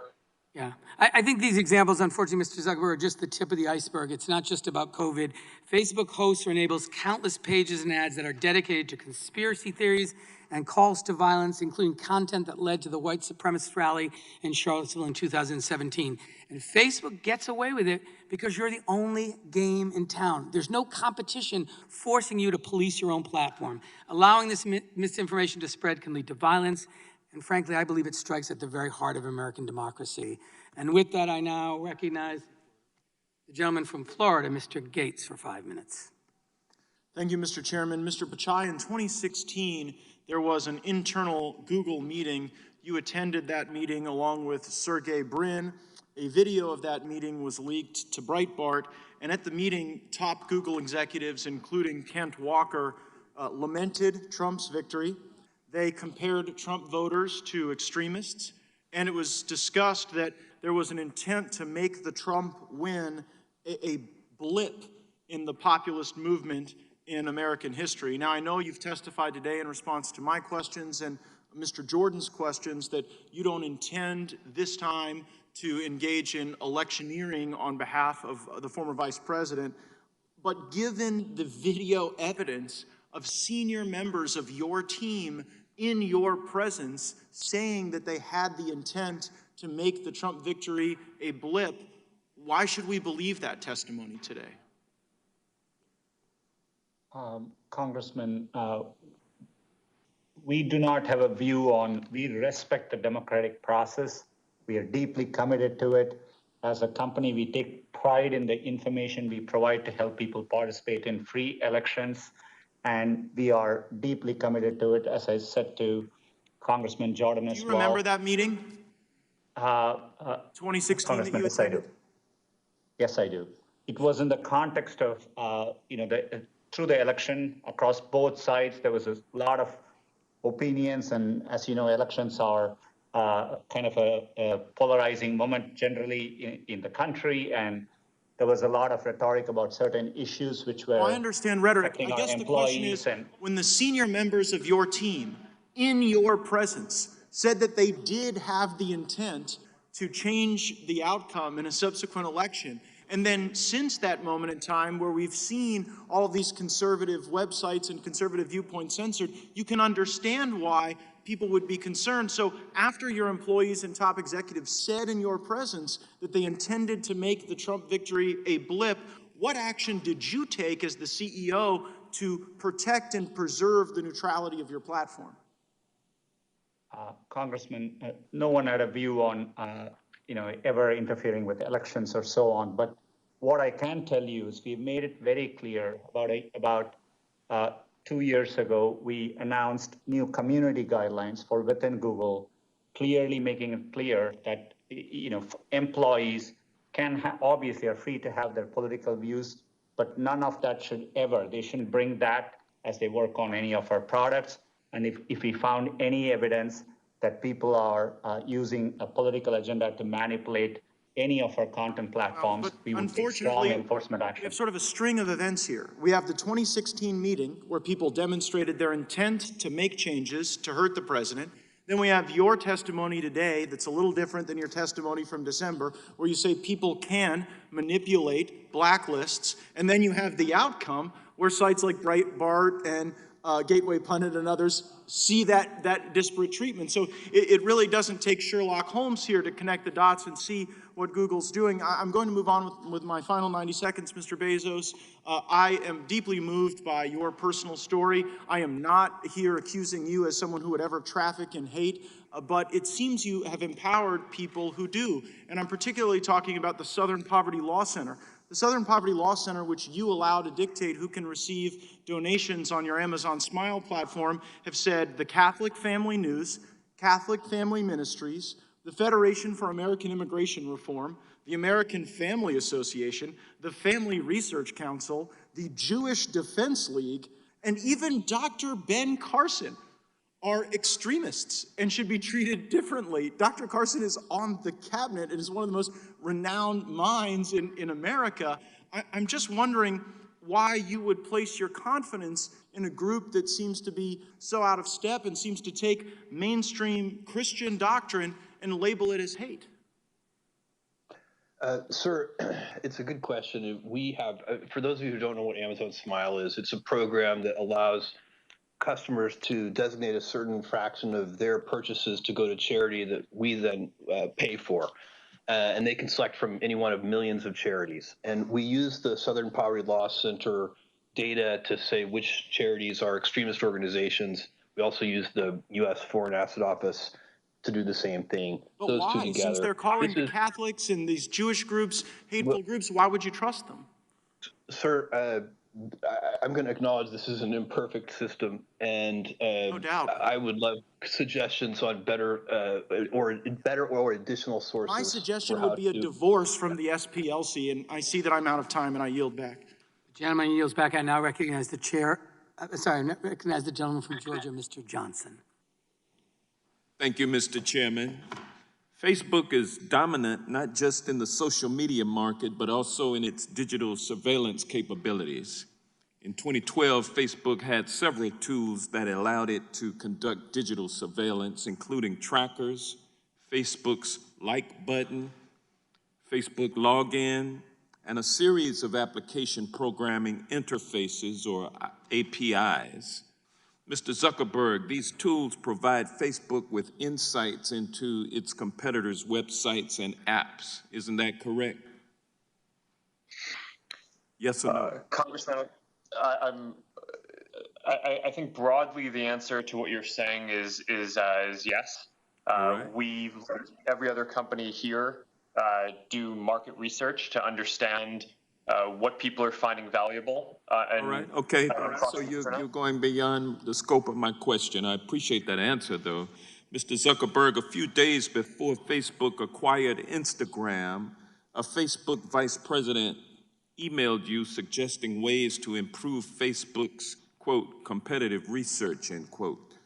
By building a custom model, Facebook could improve its understanding of its competitors and, quote, make more bold decisions on whether they are friends or foes, end quote. Mr. Zuckerberg, how does Facebook improve its competitive research to distinguish friends from foe?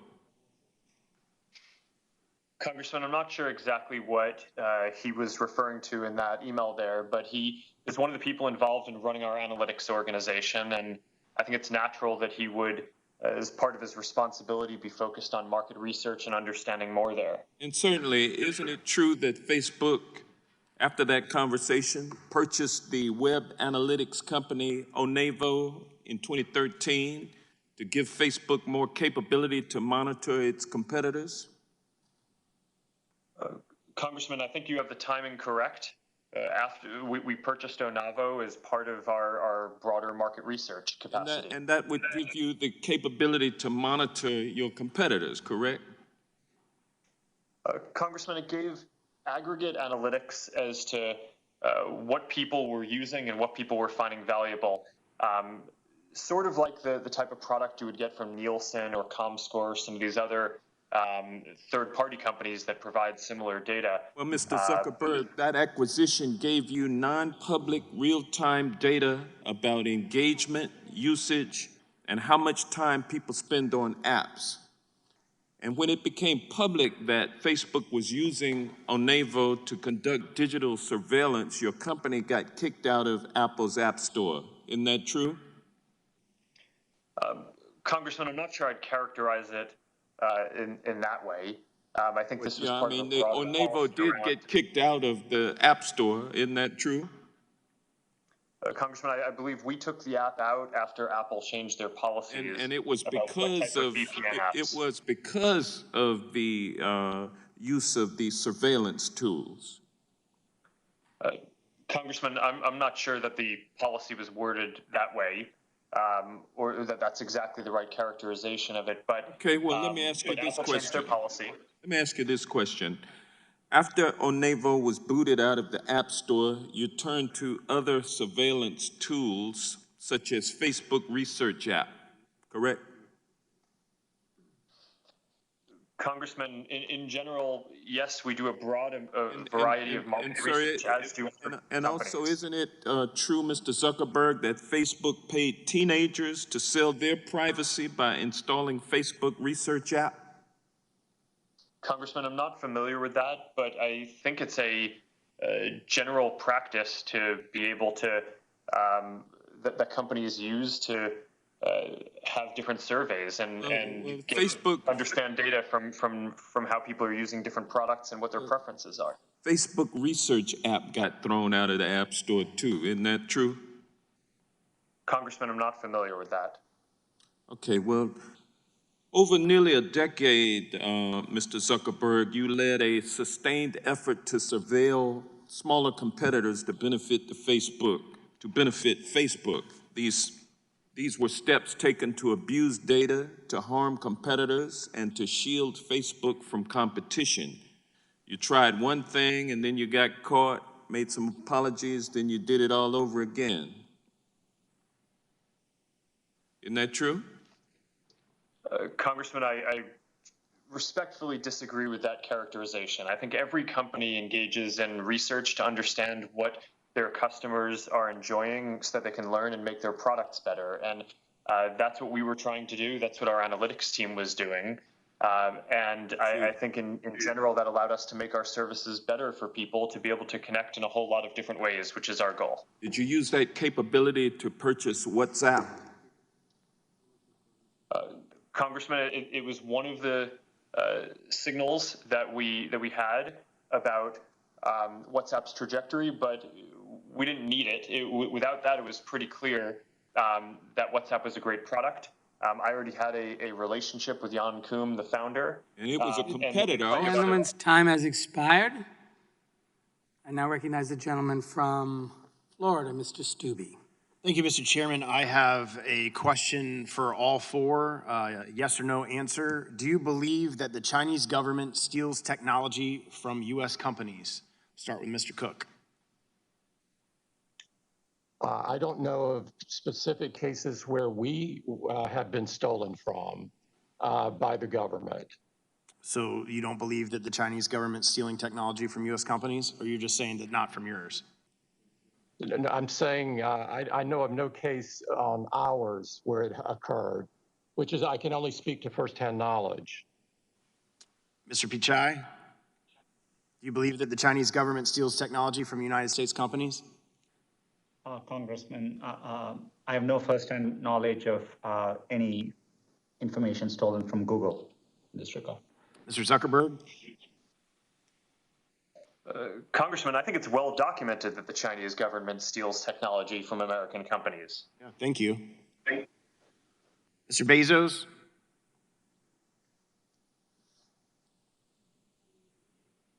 You're on mute. Mr. Bezos, I believe you're on mute. I'm sorry. I'm saying I have heard many reports of that, and I haven't seen it personally, but I've heard many reports of it. So of all the different products that Amazon carries, you haven't seen that in any of the companies that sell products on Amazon or your company yourself? Oh, well, certainly there are knockoff products, if that's what you mean, and there are counterfeit products and all of that. But the Chinese, if the answer is the Chinese government stealing technology, that's the thing I've read reports of, but don't have personal experience with.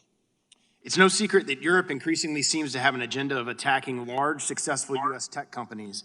Yet Europe's approach to regulation in general, and antitrust in particular, seems to have been much less successful than America's approach. America is a remarkable nursery for innovation and entrepreneurship in pursuit of the American dream. As you all know from direct experience, this is a country where it's possible to start a company from a garage or a dorm room and experience tremendous success. Do you have any recommendations on how Congress can better protect U.S. firms and U.S. companies from aggression and government intervention abroad, not just in Europe, but in China as well? Anybody that would like to chime in, I'll open it up to any of you.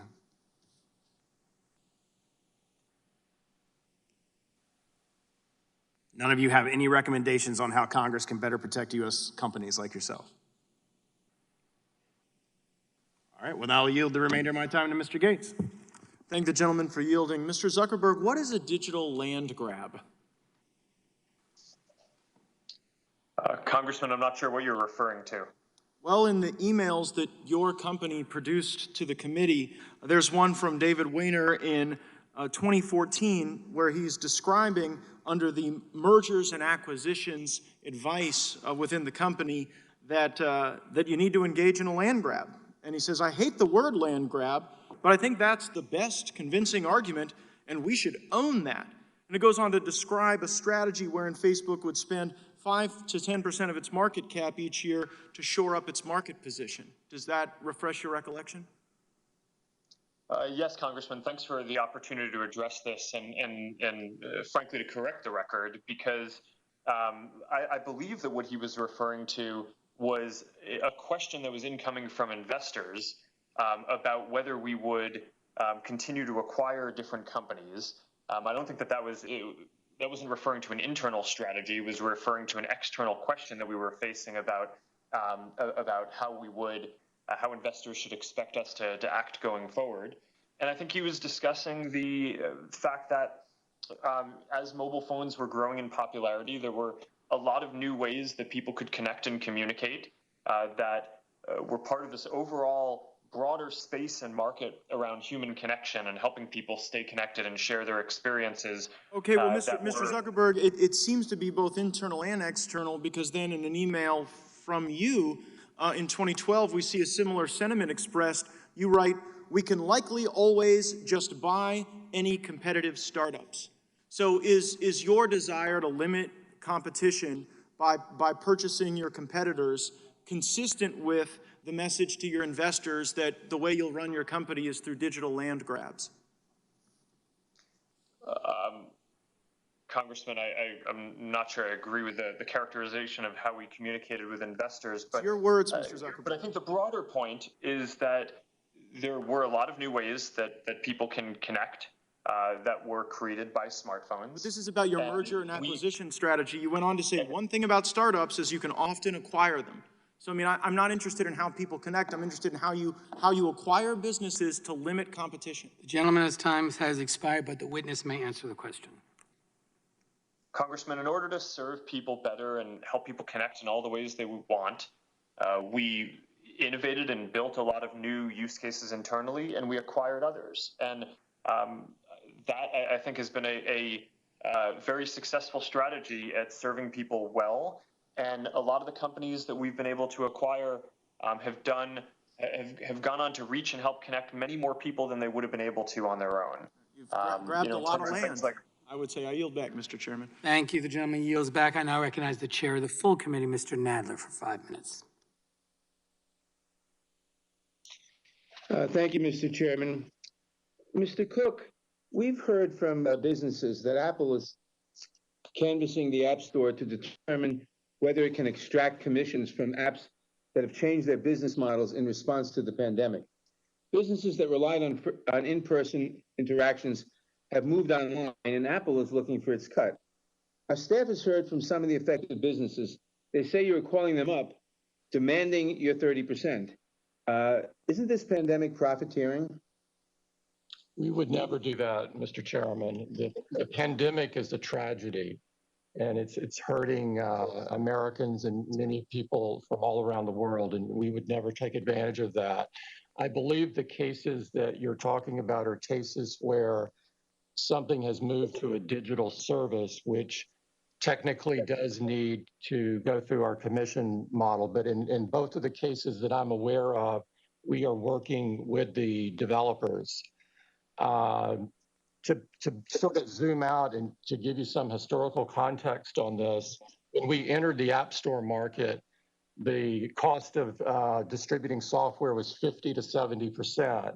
And so we took the rate in half and to 30%, and we've held it in that same level over time or lowered it. It's now responsible for 2 million jobs across America, and 84% of the apps on the store are distributed for free, where 100% of the proceeds go to the developer. Only that 16% is subject to a commission of either 15 or 30%. And school is about to start around the country, and millions of parents and students will attend school online. They will rely on apps to talk to teachers, tutors, and virtual learning tools.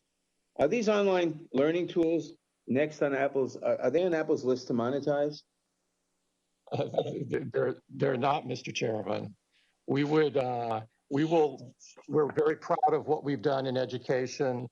We are serving that market in a significant way, including tons of donations. And we will work with the people that happen to move from a physical to a virtual world because of the pandemic. We've done a lot to address COVID in general as a company. We've sourced and donated 30 million masks, turning our supply chain into something that would be great for America. We've designed a face shield and donated 10 million of those. We're donating significant amount of money across the U.S. Thank you. Thank you. Now, Thank you. we've heard that Apple is now trying to extract commissions from various apps that previously didn't pay you anything. You approved, we're told, the email app Hey, and then days later threatened to kick it out of the App Store unless it built a way to give you a cut of revenue.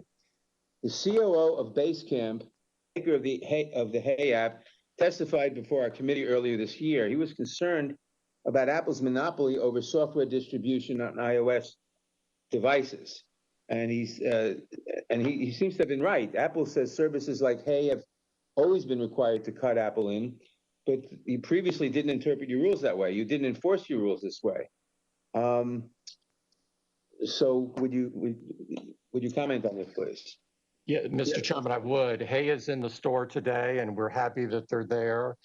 I believe that they have a version of their product is for free, and so they're not paying anything on that.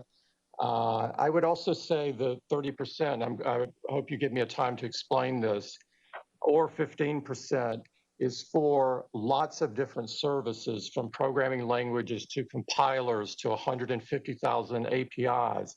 It has been an economic miracle to allow the person in their basement to start a company, a global company, and serve 175 countries in the world. It is amazing. Likely the highest job creator in the last decade. I see. And you haven't changed the rules in such a way as to make apps pay when they weren't paying before. I know of no case where we've done that. I'm sure we've made errors before. We get 100,000 different apps submitted a week, and we've got 1.7 million on the store. But across that period of time, we've never raised commissions from the first day the App Store went into effect back in 2008. We've only lowered them. Well, thank you. I see my time has expired. I yield back. Gentleman yields back. Thank you for the question. I now recognize the gentleman from North Dakota, Mr. Armstrong. Thank you, Mr. Chairman. Mr. Pichai, in 2015, Google announced that it would not allow third parties to buy YouTube ads via AdX. That means that ad buys on YouTube are conducted only through Google demand-side products. Google justified this change by citing privacy and user experience. My understanding is that Google cited a concern that third-party digital ad participants would develop user profiles based on this viewing. It is also my understanding that even under the GDPR, you allow users to provide consent, which would authorize this type of activity. It seems that this policy, regardless of the privacy concerns, reduced competition for demand-side platforms on YouTube. Do you agree? Congressman, we're always looking to improve the YouTube experience. Part of being able to integrate this way is why in YouTube we've been able to innovate with something called True View ads. So for users, we give them skippable ads. If they find the ads not to be relevant, they can skip past those ads. And monetizing YouTube well is what allows. Today we have many, literally hundreds of thousands of creators earning a livelihood, and many of them are small and medium businesses. Yep. So we want to support that well, and so we are focused on that. Allowing this type of integration is what allows us to create that user experience. But after Google stopped allowing third parties to buy YouTube ads via AdX, Google limited the interoperability of third-party analytics on YouTube. You now require the use of ads on Data Hub. Again, the justification is based on user privacy. Other ad market participants may not have access to that data, but it doesn't disappear, does it? Congressman, this is consistent with how today many services, be it Facebook or Snapchat or Pinterest, you work with their ad tools to buy ads on their properties. Well, I understand that, but the excuse is privacy, but the data doesn't disappear. You just have greater control over it, right? Congressman, it's a service we provide to our users. We obviously want to make sure we protect the privacy of users there. We do monetize with ads. We give users a choice of either consuming it as a subscription service or using it with ads. And we've been very focused on making YouTube a great platform for creators. And I think the model is working well. It's really helped many small and medium businesses to invest on the platform and grow their businesses. So you, regardless of the intent was to lessen competition or not, the action resulted in smaller competitors unable to participate in placing ads on YouTube. Isn't that correct? Congressman, we see robust choice for advertisers. There is several alternatives. There is obviously Facebook suite of products. There is Amazon with their ads marketplace. There is companies like Snapchat, Pinterest, Twitter. There are new competitors who have emerged, and this is why we have seen advertising costs decline by 40% in the last 10 years. And so we see dynamism in the marketplace. We are focused on. Yeah, but here's my issue, and there are policies that actually protect user privacy. Apple's encryption policy. Microsoft just came out on facial recognition policy. My concern is that is that when we're using privacy, we're trying to use privacy and we're using privacy as a shield, but what we're really doing and what your company is really doing is using it as a cudgel to beat down the competition. And when we're talking about privacy, it's a great word that people care about, but not when it's utilized to control more of the marketplace and squeeze out smaller competitors. And with that, I'd yield the remainder of my time to Mr. Gates. Thank the gentleman for yielding. Mr. Bezos, we were cut short in our last discussion. I just wanted to give you the chance to clear this up. You don't believe Dr. Ben Carson is an extremist, do you? No, sir, I don't. So help me understand why you would partner with a group that labels him as someone worthy of an extremist watch list.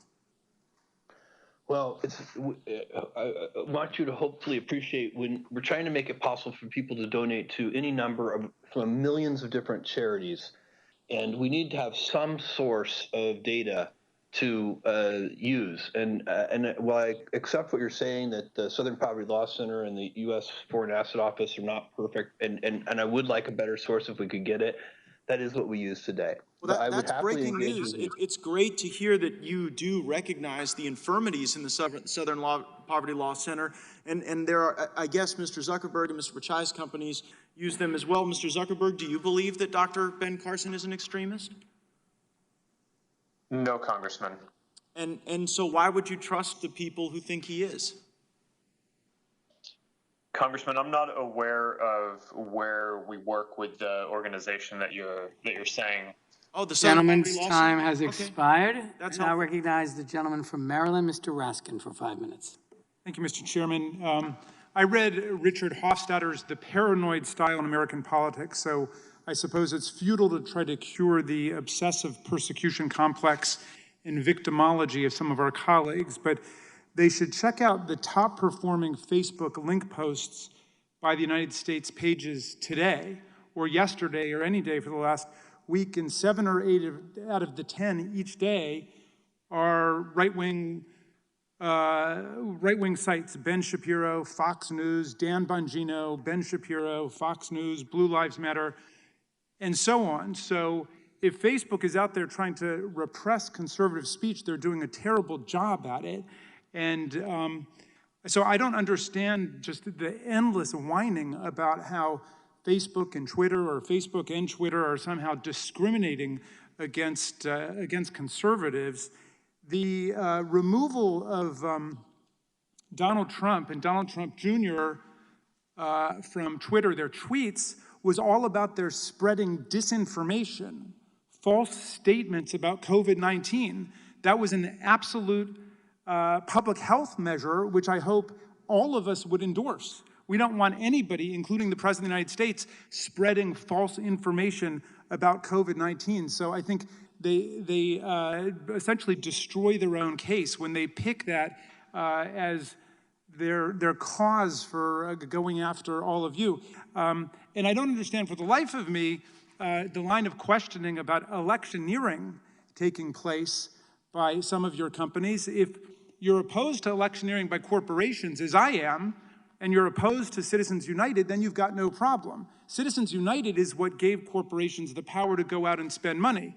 And if you don't like the way that some companies are spending money, then either start your own company or tell them what's wrong with it. But the idea that electioneering is something you're opposed to just strikes me as completely inconsistent with the history and the facts. So I want to go to Mr. Cook, if we could. But first, a quick question. Are any of your companies benefit corporations, and is that something you've considered doing? Is there any one of you that have thought about becoming a B Corp or a benefit corporation? Okay, I take it the answer is no there. Mr. Cook, I'm hung up on this whole 30% question that several members have talked to you about, and you said sometimes it's 15%, sometimes it's 30%. Can you explain when it's 15 and when it's 30 and why it's 15 sometimes and why it's 30? Sure. Thank you for the question, Congressman. In 84% of the time, it's 0. 16% of the time, it's 15 or 30. In the case of it's 15 if it's in the second year of a subscription. Okay, so you just graduate from your first year, you're taking no toll, essentially. The second year, it's 15, and then it's 30 after that. Is that right? No. If it's a subscription product, it's 30% in the first year, and then it drops to 15 in the second year and every year thereafter. I gotcha. Okay. Well, what troubles me is just what one businesswoman told me when I was looking at this, which is she said, I pay around 25% of my income to Uncle Sam, to the government, and then I pay 30% of my income to Apple, and so I get half of it, and it's very hard to make ends meet. And I just wonder, look, all of you are in business and all of you are tremendously successful at what you do. And obviously this model has worked for you. But the question is, does this model actually squeeze out the next generation of entrepreneurs? And is it an unjust arrangement because you're, the 10,000-pound gorilla and they're just trying to get started? No, I don't think so. In fact, keep in mind we've gone from 500 apps to 1.7 million. And so there's a lot of apps on the store, and a lot of people are making a very good living from it. And you've said that, forgive me for interrupting, but you've said that several times. But that, to me, might just underscore the monopoly nature of your business, that everybody's got to go through you. There's really no alternative. And so, I don't blame you for taking them all, but that doesn't mean that the terms that are being dictated are in fact fair terms. So how would you defend substantively that bargain? That whether you look at it from a customer point of view or a developer point of view, there are enormous choices out there. If you're a developer, you can write for Android, you can write for Windows, you can write for Xbox or PlayStation. If you're a customer and you don't like the setup, the curated experience of the App Store, you can buy a Samsung. Okay, I appreciate that. Forgive me for cutting you off. I've got one more final question for Mr. Zuckerberg. You spend a lot of your time speaking to our conservative colleagues who have this persecution complex that you're somehow going after them. Will you have time to meet with this broad coalition of civil rights groups that are engaged in a boycott because of what they think is the proliferation of hate speech and Holocaust revisionism and other affiliated topics on Facebook? Congressman, yes, I already have taken the time to meet with them. I think that the topics that they're pushing on are important. On a lot of the goals, we agree. These are issues around fighting hate that we have focused on for years, and we are committed to continuing to improve the way that our company works and just continually getting better on these issues. I appreciate that, and I will tell them of your answer. Thank you. Thank you, Mr. Zuckerberg. I now recognize the gentleman from Ohio, Mr. Jordan, for 5 minutes. Thank you, Mr. Chairman. Mr. Cook, is the cancel culture mob dangerous? It's something I'm not all the way up to speed on, but if you're talking about where somebody with a different point of view talks and they're canceled, I don't think that's good. I think it's good for people to hear different points of view and decide for themselves. Yeah, I agree with that. I want to just reference a letter. Barry Weiss, who resigned as an editor at the New York Times, she wrote a letter explaining why she resigned. And I'll just read 3 sentences for all of you, actually. She says, first of all, my own forays into wrongthink made me the subject of constant bullying by my colleagues who disagree with my views. She then says later in the letter, everyone lives in fear of the digital Thunderdome. The online venom is excused so long as it is directed at the proper targets. And those targets aren't just conservative. In fact, Ms. Weiss is actually center-left. She's not conservative. The targets are anyone who disagrees with the mob. Are the rest of you concerned about the cancel culture mob and what it's up to? Mr. Pichai? Congressman, I'm sorry, I had momentary difficulty hearing. But, you know, we've built platforms which allow for freedom of expression, and we take pride in the fact that across our platforms, including YouTube, there are more diverse voices than ever before. It is something we are committed to. I'm just saying, I'm concerned about it. And again, I'm concerned about it not just because conservatives get attacked. I'm concerned when anyone gets attacked for expressing a viewpoint. I thought we had a First Amendment, and yet they constantly get attacked. How about you, Mr. Zuckerberg?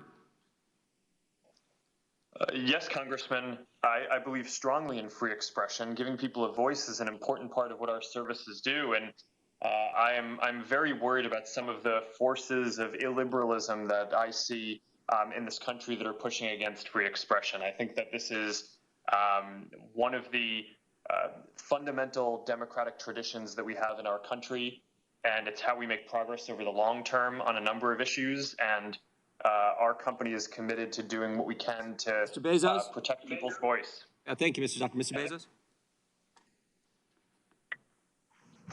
Bezos? Yes, sir. I am concerned in general about that. And what I find a little discouraging is that it appears to me that social media is a nuanced destruction machine. And I don't think that's helpful for a democracy. You agree with the term she used, Ms. Weiss used, digital Thunderdome? I see that, yes. Yeah, I see it too. And I guess my point is you were four pretty important guys leading four of the most important companies on the planet, and it would sure be helpful if you spoke out against this.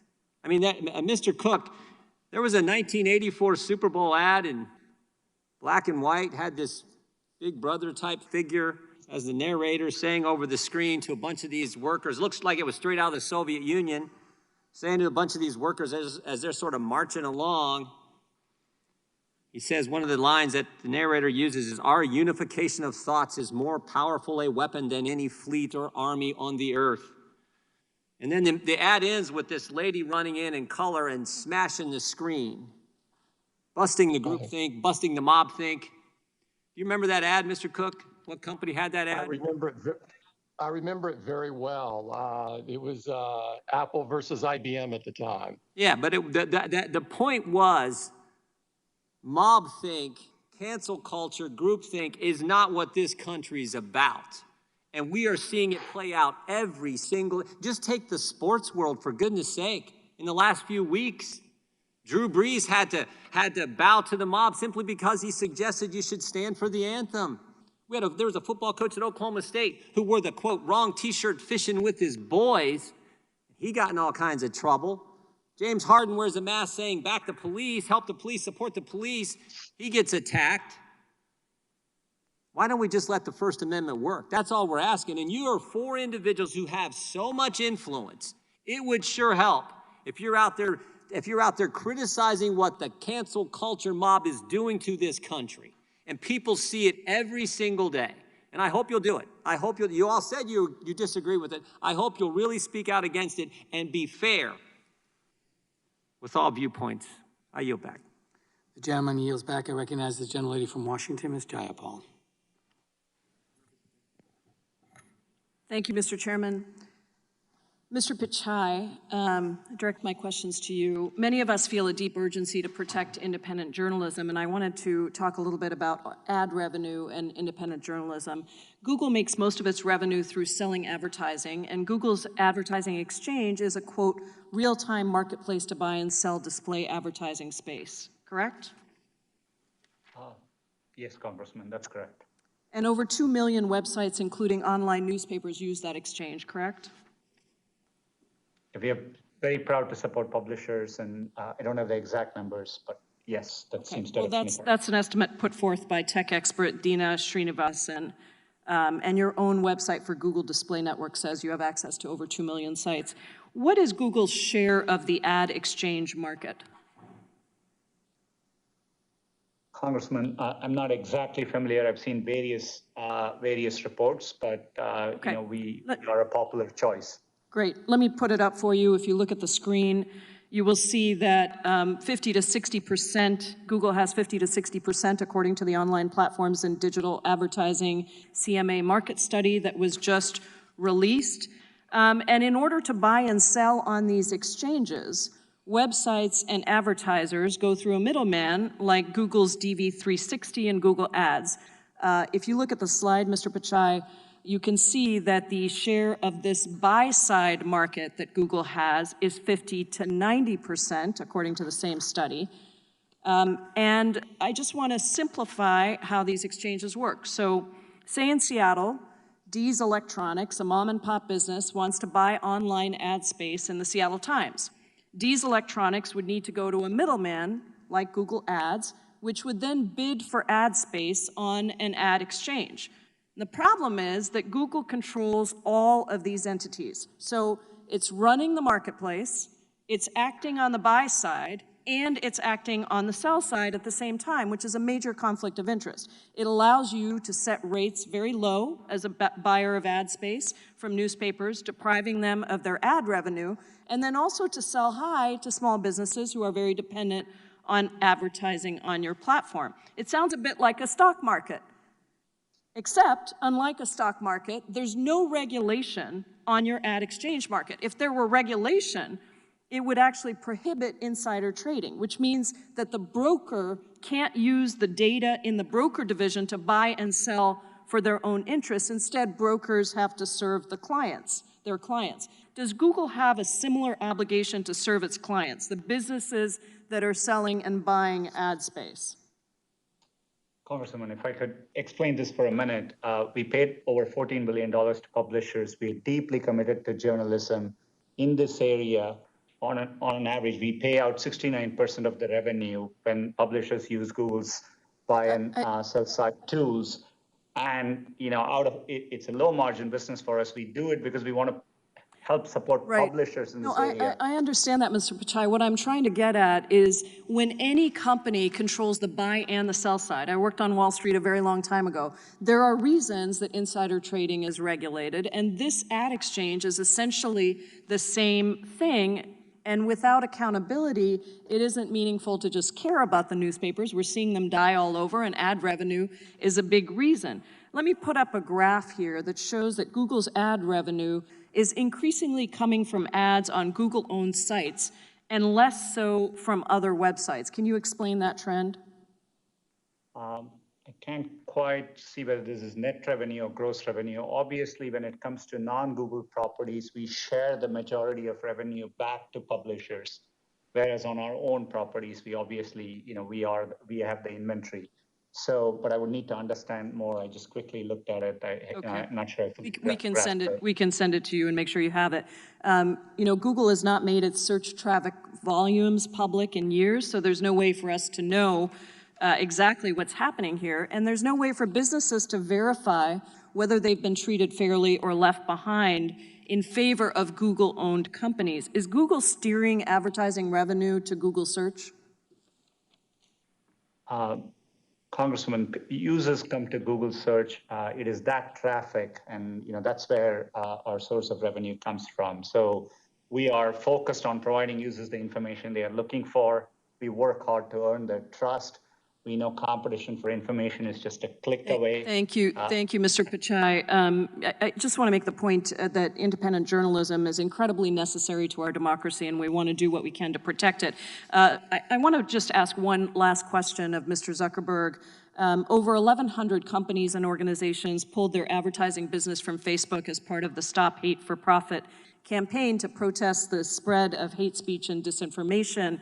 But you had a staff meeting earlier this month where you told employees we're not going to change our policies or approach because of a threat to any % of our revenue. My guess is all these advertisers will be back on the platform soon enough. Mr. Zuckerberg, are you so big that you don't care how you're impacted by a major boycott of 1,100 advertisers?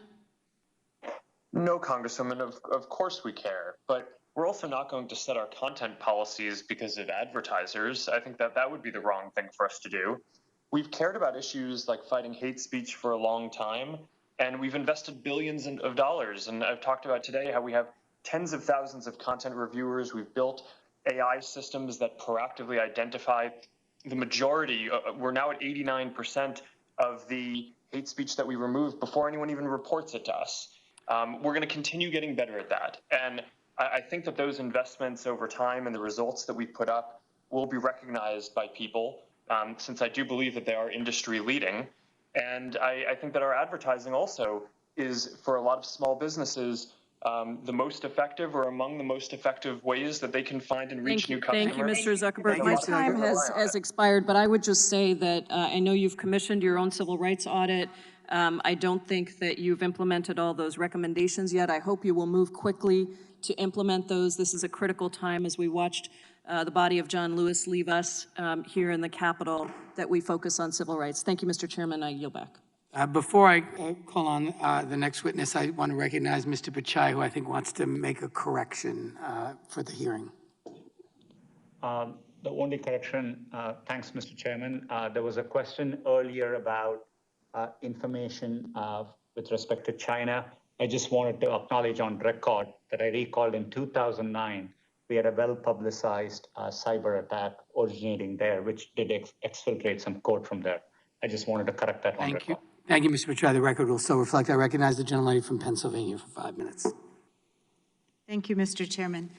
In March 2020, Amazon announced that it was going to start delaying shipments of non-essential products in order to better serve customers and meet need while helping to ensure the safety of their warehouse workers.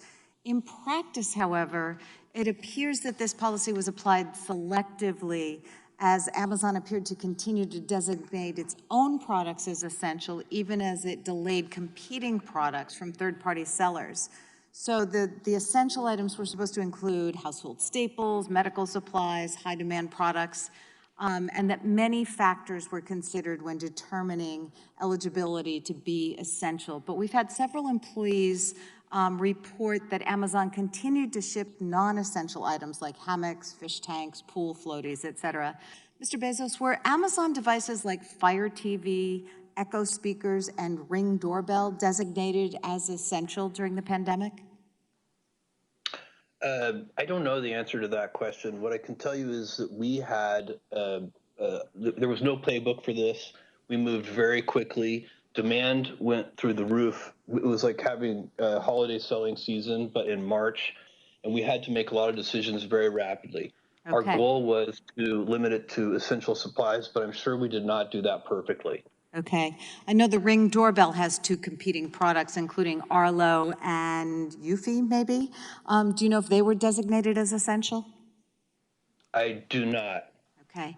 Are you able to testify to Congress today whether Amazon's profit factor was a factor in giving an essential classification distinction? No, not to my knowledge. We were working to achieve 2 objectives. One was to get essential products to customers, and the second was to keep our frontline employees safe.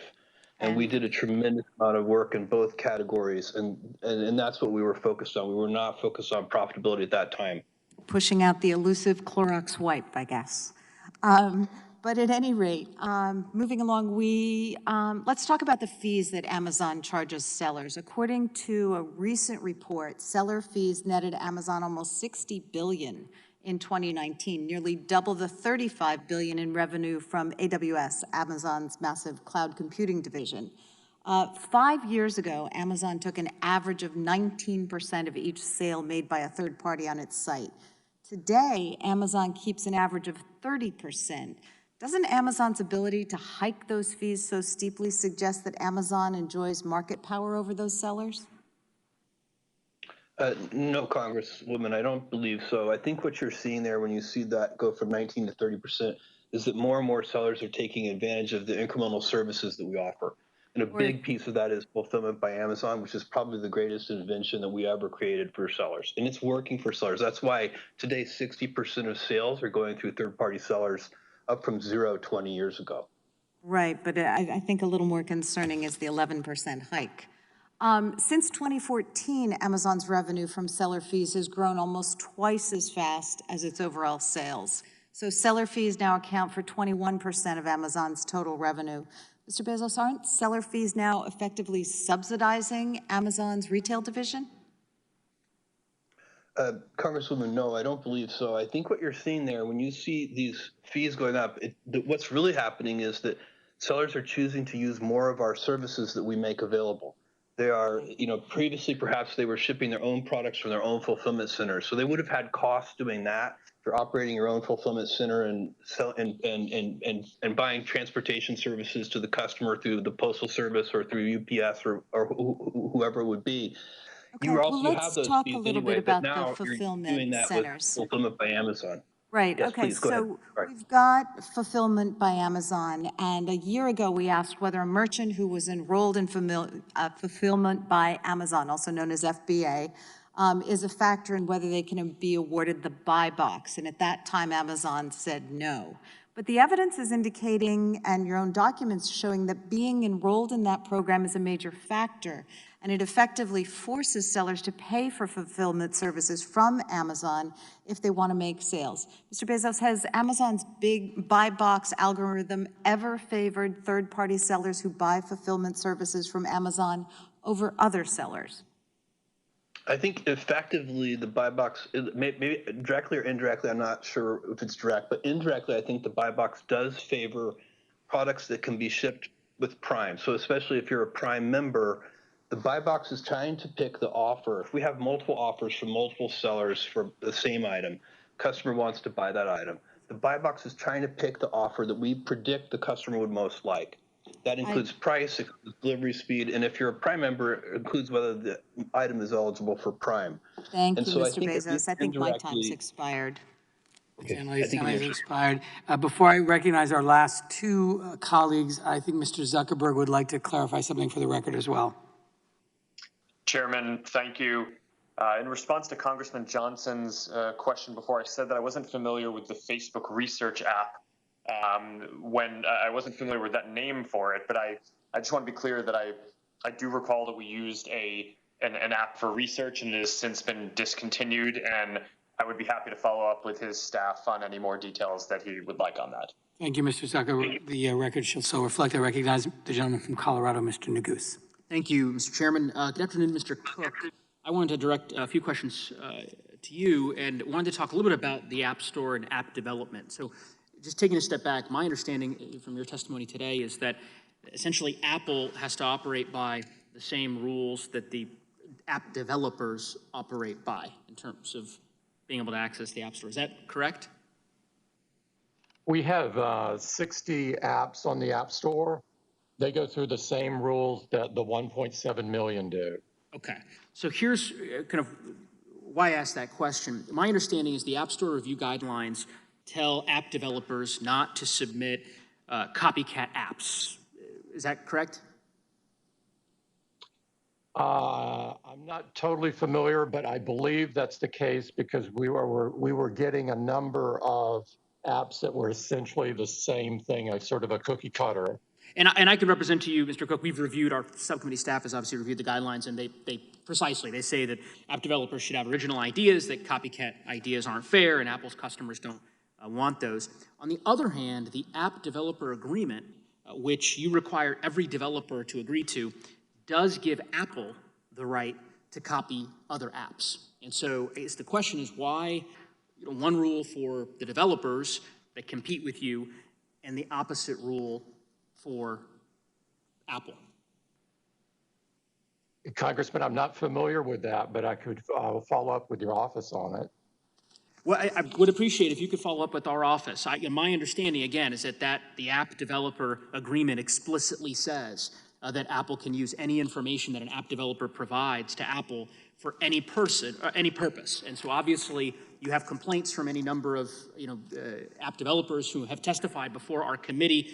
As I said, represent the state of Colorado. We heard from a company called Tile, which said that Apple had access to confidential information about the apps distributed by the App Store. And given that, juxtaposed against this language in the exclusive agreement, you can understand why we would have concerns about anti-competitive conduct. Yeah, Congressman, we run the App Store to help developers, not hurt them. We respect innovation. It's what our company is built on. We would never steal somebody's IP.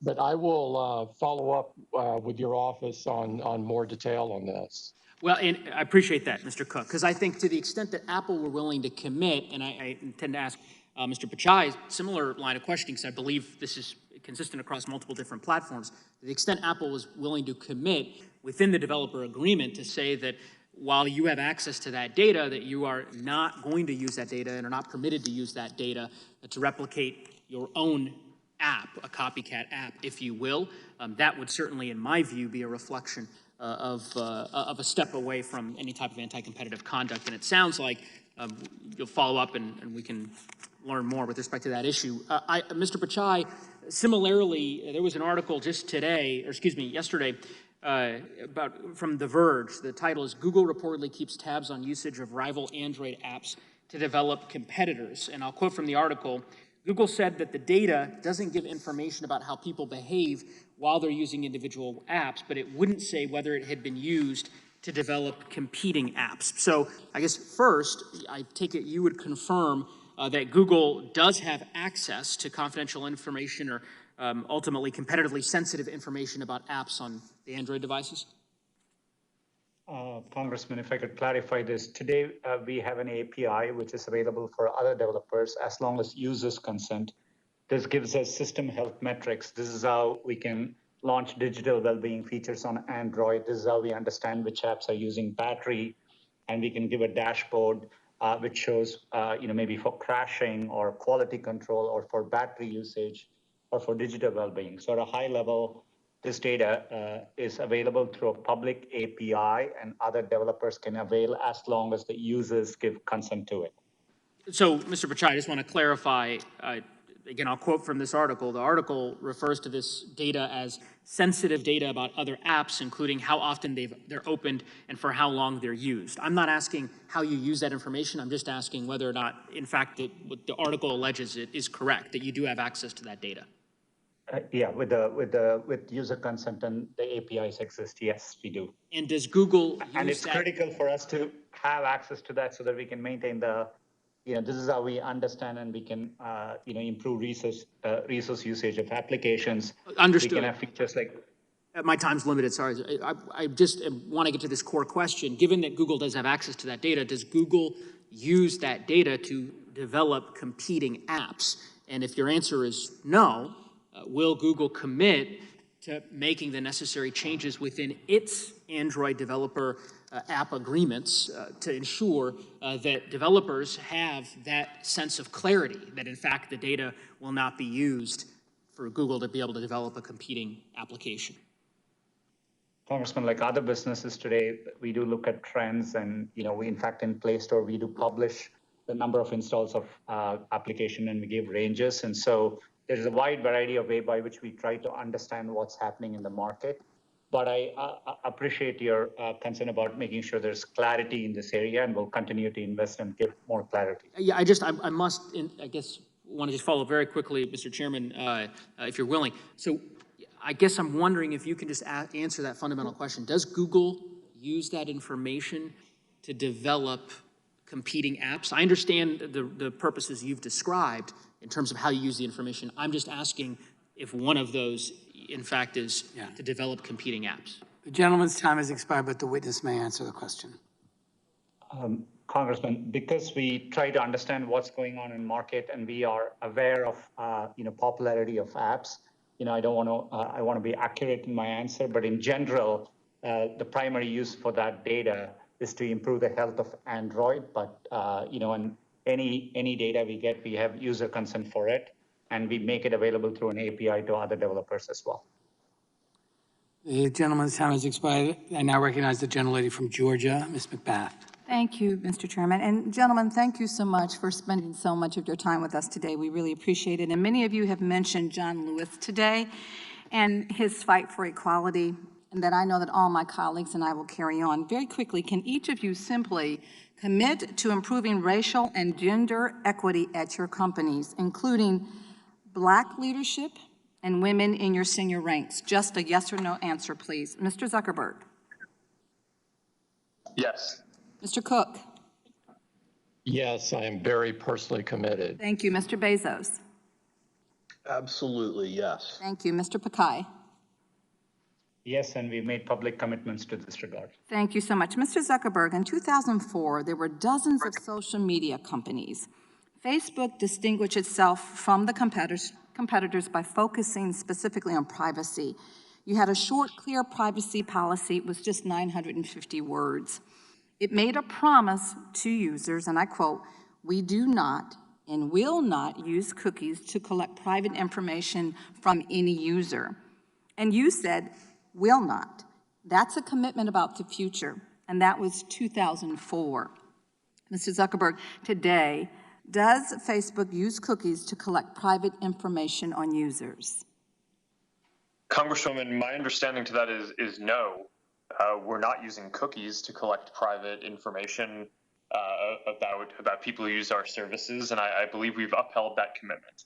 Okay, thank you. So, Mr. Zuckerberg, do you think that your company would be as successful if it had started with today's cookie policy in place?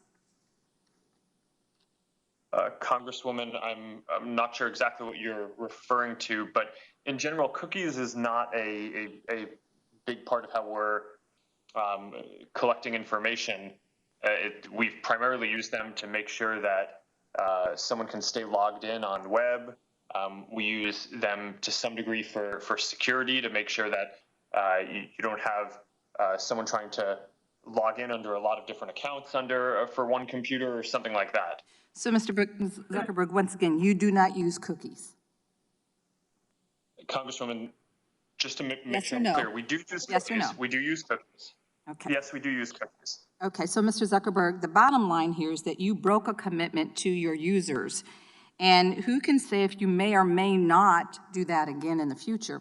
The reality is that Facebook's market power grew and Facebook sacrificed its users' policy. Mr. Bezos, my colleagues have touched on counterfeit goods, and I share their concerns very deeply. I'm also concerned about stolen goods. Mr. Bezos, are stolen goods sold on Amazon? Congresswoman, not to my knowledge, although there are more than 1 million sellers, and so I'm sure that there have been stolen goods stolen on Amazon. Really, Mr. Bezos? I'm sorry? There's not? You don't believe that there is? That surprises me. No, I just said with over 1 million sellers, I'm sure that it has happened. But certainly, I don't think it's a large part of what we're selling. Okay, so Mr. Bezos, basically then you're saying yes. I guess so. Okay, so I want to ask you about information that you require from sellers to prevent the sale of stolen goods. Do you require a real name and address, yes or no? For sellers? Once again, do you require a real name and address from sellers? I believe we do. But let me get back to your office with I'd rather give you the accurate answer, but I think we do. Right. And I'm aware that you are. So, yes, you do require a name and address. Do you require a phone number, yes or no? I don't know if it's required. I think we often have it, but I don't know. So briefly then, how do you verify that each of these pieces of information is accurate? I don't know the answer to your question. So you don't know how many people work on verifying seller verification before the seller is allowed to sell on Amazon? No, Congresswoman, I don't. Okay, then I'm going to ask you, sir, will you commit to reporting all sales of stolen and counterfeit goods to law enforcement and to victims to track large-scale offenders engaged in organized retail crime? To the degree that we're aware of it, we will certainly pursue it. In fact, I would. Sir, can you just make a blanket commitment? Can you just make a blanket commitment, whether you're aware of it or not? A blanket commitment to what? Sorry, Congresswoman, I'm trying to be helpful. Reporting all sales of stolen and counterfeit goods to law enforcement and to victims to track large-scale offenders engaged in organized retail crime. I see no reason why, if we're aware of stolen goods, we wouldn't report it. We would want the correct law enforcement authorities to be involved. Okay, thank you so much. I yield back. my time. Thank the gentlelady for yielding back. I want to thank the witnesses for their testimony today and my colleagues on both sides of the aisle. I also want to acknowledge the extraordinary work of our team, led by Slade Bond, Lena Kahn, Amanda Lewis, Phil Barenbrook, Anna Leinhardt, and Joe Venoy, who have done an extraordinary job throughout this investigation and in preparation for our hearing today. Today, we had the opportunity to hear from the decision makers at 4 of the most powerful companies in the world. This hearing has made one fact clear to me. These companies, as they exist today, have monopoly power. Some need to be broken up. All need to be properly regulated and held accountable. We need to ensure the antitrust laws first written more than a century ago work in the digital age. When these laws were written, the monopolists were men named Rockefeller and Carnegie. Their control of the marketplace allowed them to do whatever it took to crush independent businesses and expand their own power. Well, the names have changed, but the story is the same. Today, the men are named Zuckerberg, Cook, Pichai, and Bezos. Once again, their control of the marketplace allows them to do whatever it takes to crush independent business and expand their own power. This must end. This subcommittee will next publish a report on the findings of our investigation. We will propose solutions to the problems before us. As a great American Supreme Court Justice Louis Brandeis once said, we must make our choice. We may have democracy, or we may have wealth concentrated in the hands of a few, but we can't have both. This concludes today's hearing. Thank you again to our witnesses for attending. Without objection, all members will have 5 legislative days to submit additional written questions for the witnesses or additional materials for the record. And without objection, this hearing is adjourned.